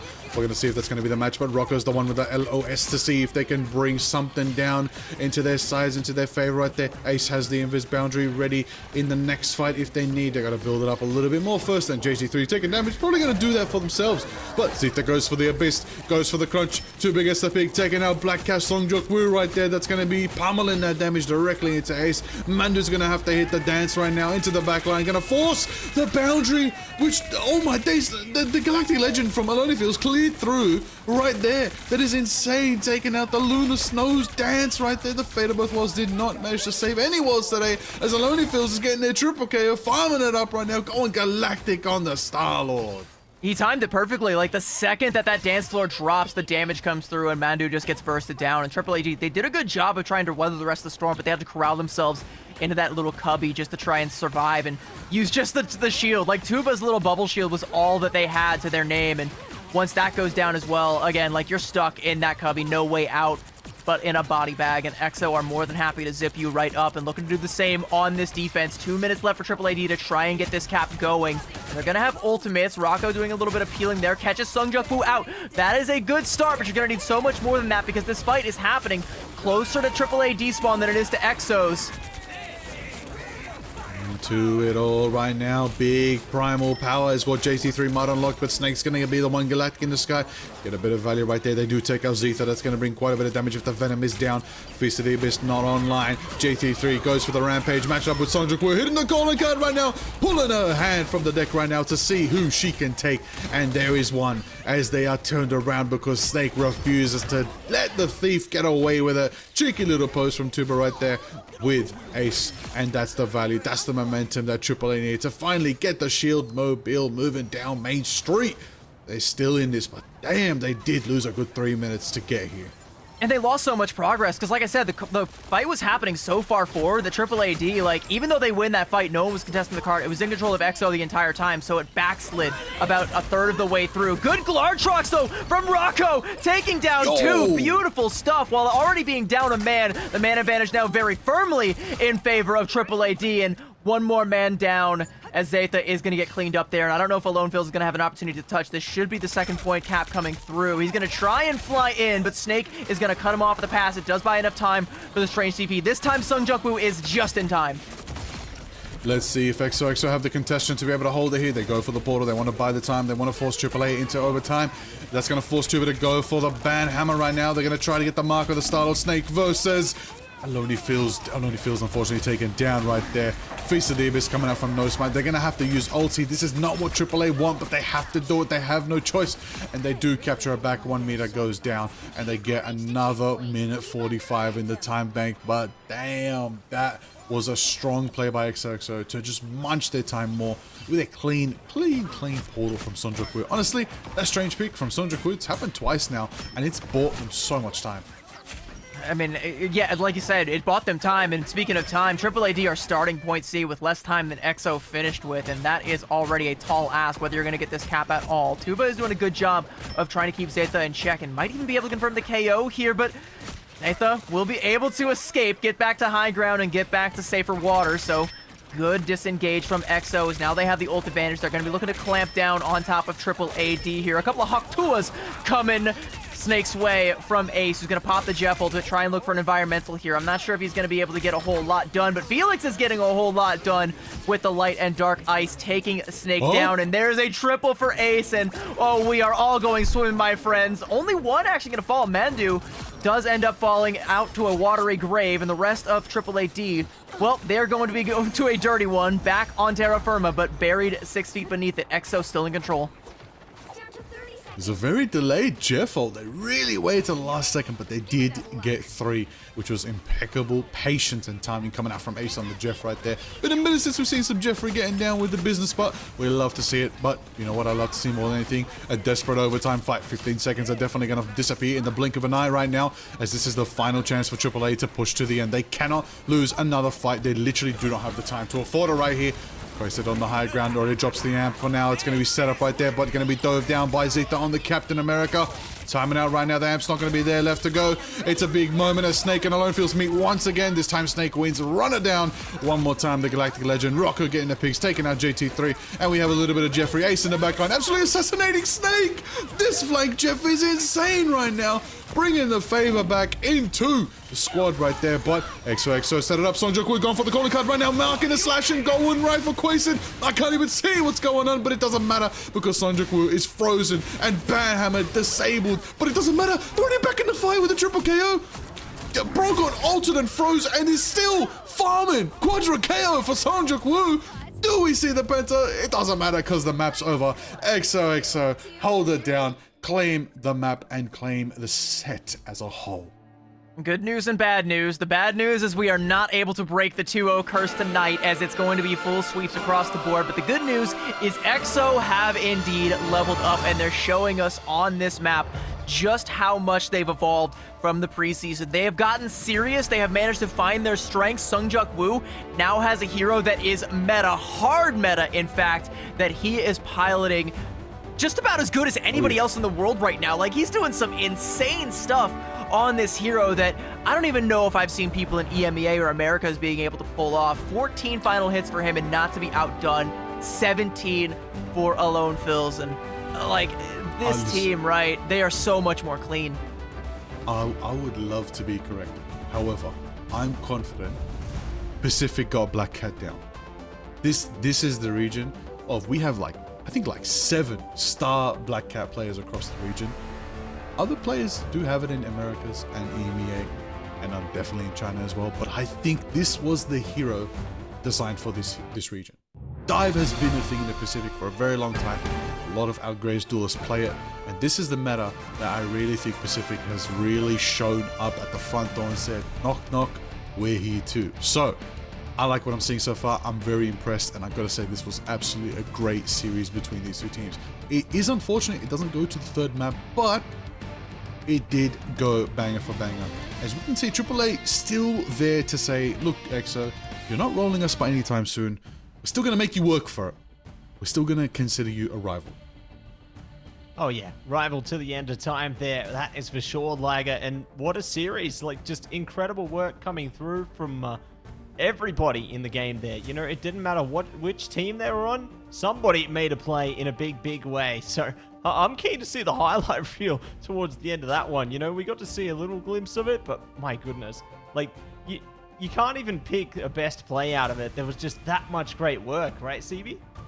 Yeah, like, you know, there's a lot of different candidates for best plays, best players, best moments, but I feel like, you know, Songjok Woo finished things off the way that, like, as a microcosm for the entire series, just running rampant with a nice little quad, can't be brought down on that Black Cat. And even though Rocco was definitely holding his own on that hero when it came to Hell's Heaven, that one was just too close to call until we called it for EXO, and then Lower Manhattan was just the EXO show all along, a one-team highlight reel across the board, and Songjok Woo was very much so at the forefront of it. But just like I said, you know, Alone Phil's 17 final hits, he is not to be outdone. He was definitely getting active, whether it was on the Star-Lord, whether it was on the Punisher. I think the Punisher was a major part of the reason we haven't talked about a whole lot, but another major part of the reason why they were able to burst down what AAAd was playing. You want to play into the Vibrant Vitality? Sure. You want to play into the Groot? Sure. We're just going to melt your walls down with pure raw damage. All damage all day, making a huge plays there. And yeah, it's a great solution. You know, they bring that one out, but it looks like that's not the only thing they're bringing out. We're bringing out our interviewee right now. Let's welcome in one of the victors right here, right now. It's going to be none other than Songjok Woo. Welcome back, my man. Congratulations on the big victory there. And I got to ask, you know, is there something in the air today? Because we keep seeing Lower Manhattan. What's going on? To be honest, we not expect them to pick this map too. We thought they're gonna pick like Museum, the classic one, you know. Yeah, and turn out they picked the new map. So yeah, you're just gonna get along with it, you know. Yeah. Yeah, well, they picked the new map, and you played the new hero. How are you feeling about Black Cat in the current meta? Because you are piloting her as well as just about anybody else that I've seen right now. You feel like she's a hero that kind of plays into your forte a little bit?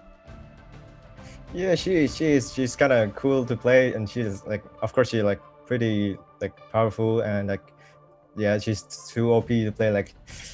But like if you're getting like hard counter, like when I play, I don't know, like every time I go in, I just get like people walk back to me and like trying to shoot at me. So if you play against a good team, like it's kind of hard for me. Yeah. Now, you guys have been performing amazingly right now. You're a team that has literally shot to the top of the region. That does put a target on your back. Do you guys know about this? Do you feel as though you've kind of ushered yourselves into that top position now? Yes, we are like especially this season because like dive is pretty strong right now. I would say, and we hope to be like the first play on group stage here. So yeah. Well, if you want to be the first place team in group stage, you're going to have to beat Reject, and you have got that matchup tomorrow. So I'm not going to ask, can you beat them? Because, you know, from what I've seen, I know that you can. But let me ask, will you beat Reject? And what's the score going to be? I mean, I can't tell. I guess we will see tomorrow. Yeah, just gonna find out on the day, hey? I love to see it. And Sungjuk Woo, I gotta say a shout out to you. I saw that Spider-Man in one of those matches, so thank you so much for bringing that one out. That's very appreciated. But yeah, I gotta say, do you have any words to Reject out of the closure of today before you face them? Let's have a good game. Yeah. Love it.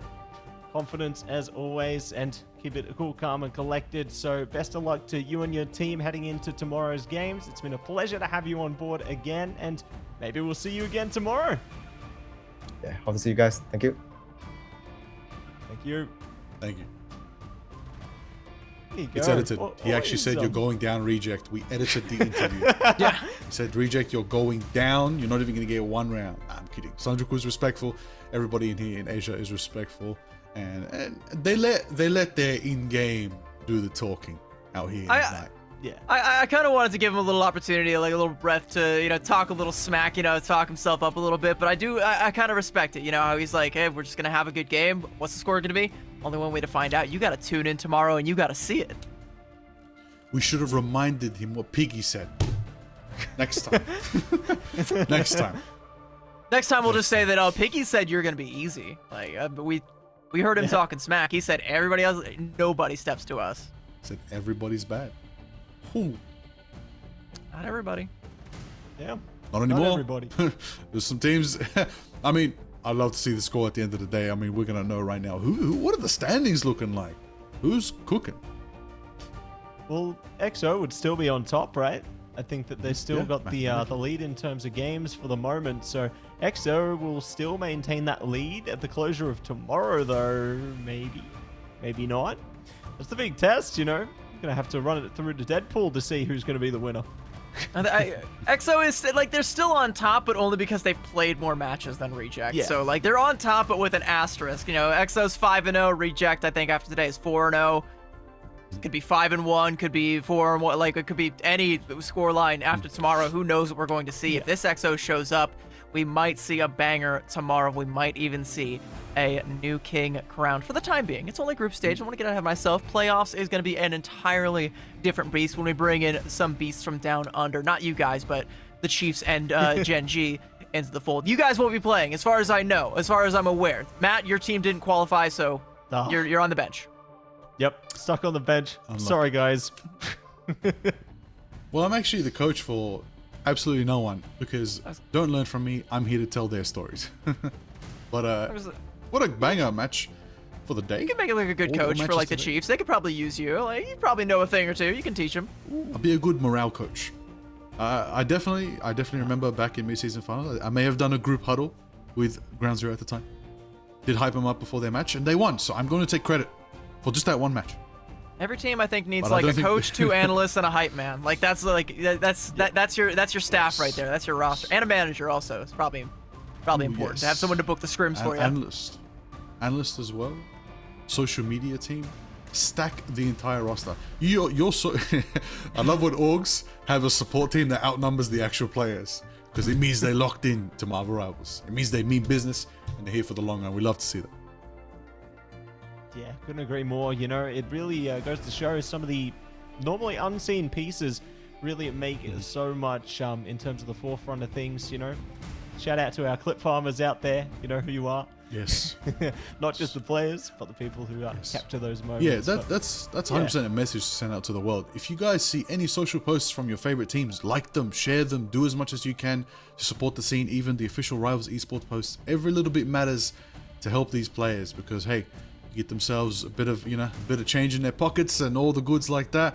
They'll be able to train more, play more, scrim more, and bring the A game. And hey, you get to one day root for champions on the big stage one day.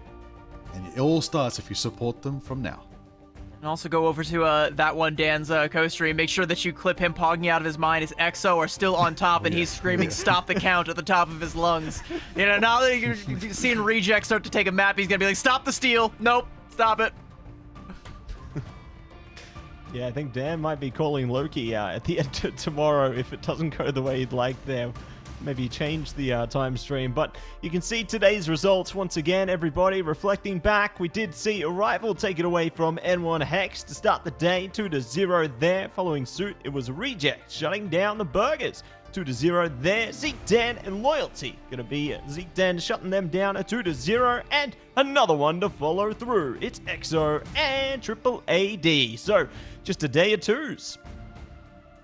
I expected if anyone was going to go the distance, it would be XO versus AAAd. But like I said, the alternate outcome is that XOXO01 show us just how much they have leveled up compared to their past selves. And they have leveled up so far, in fact, that even with an asterisk, you know, they are the top dogs when it comes to our team rankings. Reject trailing not too far behind them, and Zero Tenacity overtaking AAAd, finding themselves back on the podium where they know they belong. What a spicy looking ranking. Wow. Cannot believe it. Because that could change tomorrow. Like, everybody, take a screenshot. Do not forget this leaderboard. Compare it to tomorrow night when we come back again. It's going to look a lot different. It's going to look a lot different. We've got some big deciding matches tomorrow. Some big maps to get a lot of points on the board. I mean, N1 Hex have 2 matches tomorrow. Right? That is crazy to see if they can finally get themselves a point on the board. It's all on them, and they got some pretty tough matches though. And there's both of those matches. First up, going up against the Burgers, and then later on, capping off, bookending the night with a matchup against Zero Tenacity. And this is where it gets really scary for N1 Hex, because they've got to win one of those 2 matches and then also still beat Loyalty the next day if they want to qualify. And speaking of Loyalty, right smack dab in the middle of the show, they will be going up against Rival Esports, and if Rival Esports beat Loyalty there, they will lock themselves in for a qualification. And then just above that, we've got a banger alert in match number 2. Matsy, tell me all about that one. Oh yeah, we do. This is the match we've been waiting for. XO taking on Reject there. The Clash of the Titans to potentially decide who's going to take away first place at a group stage. Going to be absolutely incredible to find out the results of that one when we get there. But for now, Lager, it's time to talk about some of our favorite costumes. To all of my Ronin out there, to all that know what it means to lead your allies with grace but spare no mercy for those who cross you, command the battlefield in style with Iron Man's Iron Samurai and Mantis's Mandy Celestine, the Greeders costumes, and leave your mark forever etched into eternity. It's available now. I already bought it, guys. I already copped that. Frame 1. Heed the call of glory. It's time to show them what you're made of. There's so much more. If you want to show up in style, you want to show up repping your team, you want to show them what you're made of, you are made up of that stuff that reps Gen G, right? Or maybe Reject. There's surely no other teams that you could potentially choose from. Maybe you are a fan of the EMEA or the Americas teams. Well, no matter what team you are cheering for, cheer loud, cheer proud, and get their partner team bundles that are live in the game right now. You get the skins, you get the sprays, you get the titles, you get all of it, and it's all peak, it's all good stuff. And again, you know, make sure you support the team, support the region. Gen G and Reject, I bought those bundles. I copped the Pacific one, frame number 1, and you can go do the same thing, or maybe frame number 2, because a little bit of time has passed. I got there first. I'm sorry. I'm just a little bit quicker than you. hey, you know, it's not a race. Everyone can get their hands on it. Until But if they it can't. were, I win. Yeah. Yeah. Well, everyone's a winner when they get their hands on these bundles, and the teams will definitely appreciate your support if you do cop them in the meanwhile before they're gone for good. But make sure you get your hands on that before they go. And I'm keen to see if there's going to be more stuff like that, you know, into the future. And Liger, are you keen for something like that too? Yes, I want the thing to have shorts themed around every team. Okay? Ooh. I think it's the banger idea. Okay? I think a cape for Strange. I'm yelling at almost a Moon Knight cape. Do it in entirety. I want the moon to be the logo of the org. And we drop hands down. I want the hands to be the hands of the players. Alright, there's many things we can do, but don't worry about my shenanigans. Matsy, don't worry about me. I got ideas. You got ideas, and I'm ready to see them all unveiled in the Museum of Contemplation, those who know. But for today, everybody, we're not going to be contemplating any longer, maybe contemplating tomorrow's results. We do want to say a big shout out to all of you for tuning in today. Shout out to all the teams for putting on one hell of a show. Shout out to that one Dan for putting on the watch party. And until next time, everybody, stay marvelous! See you soon.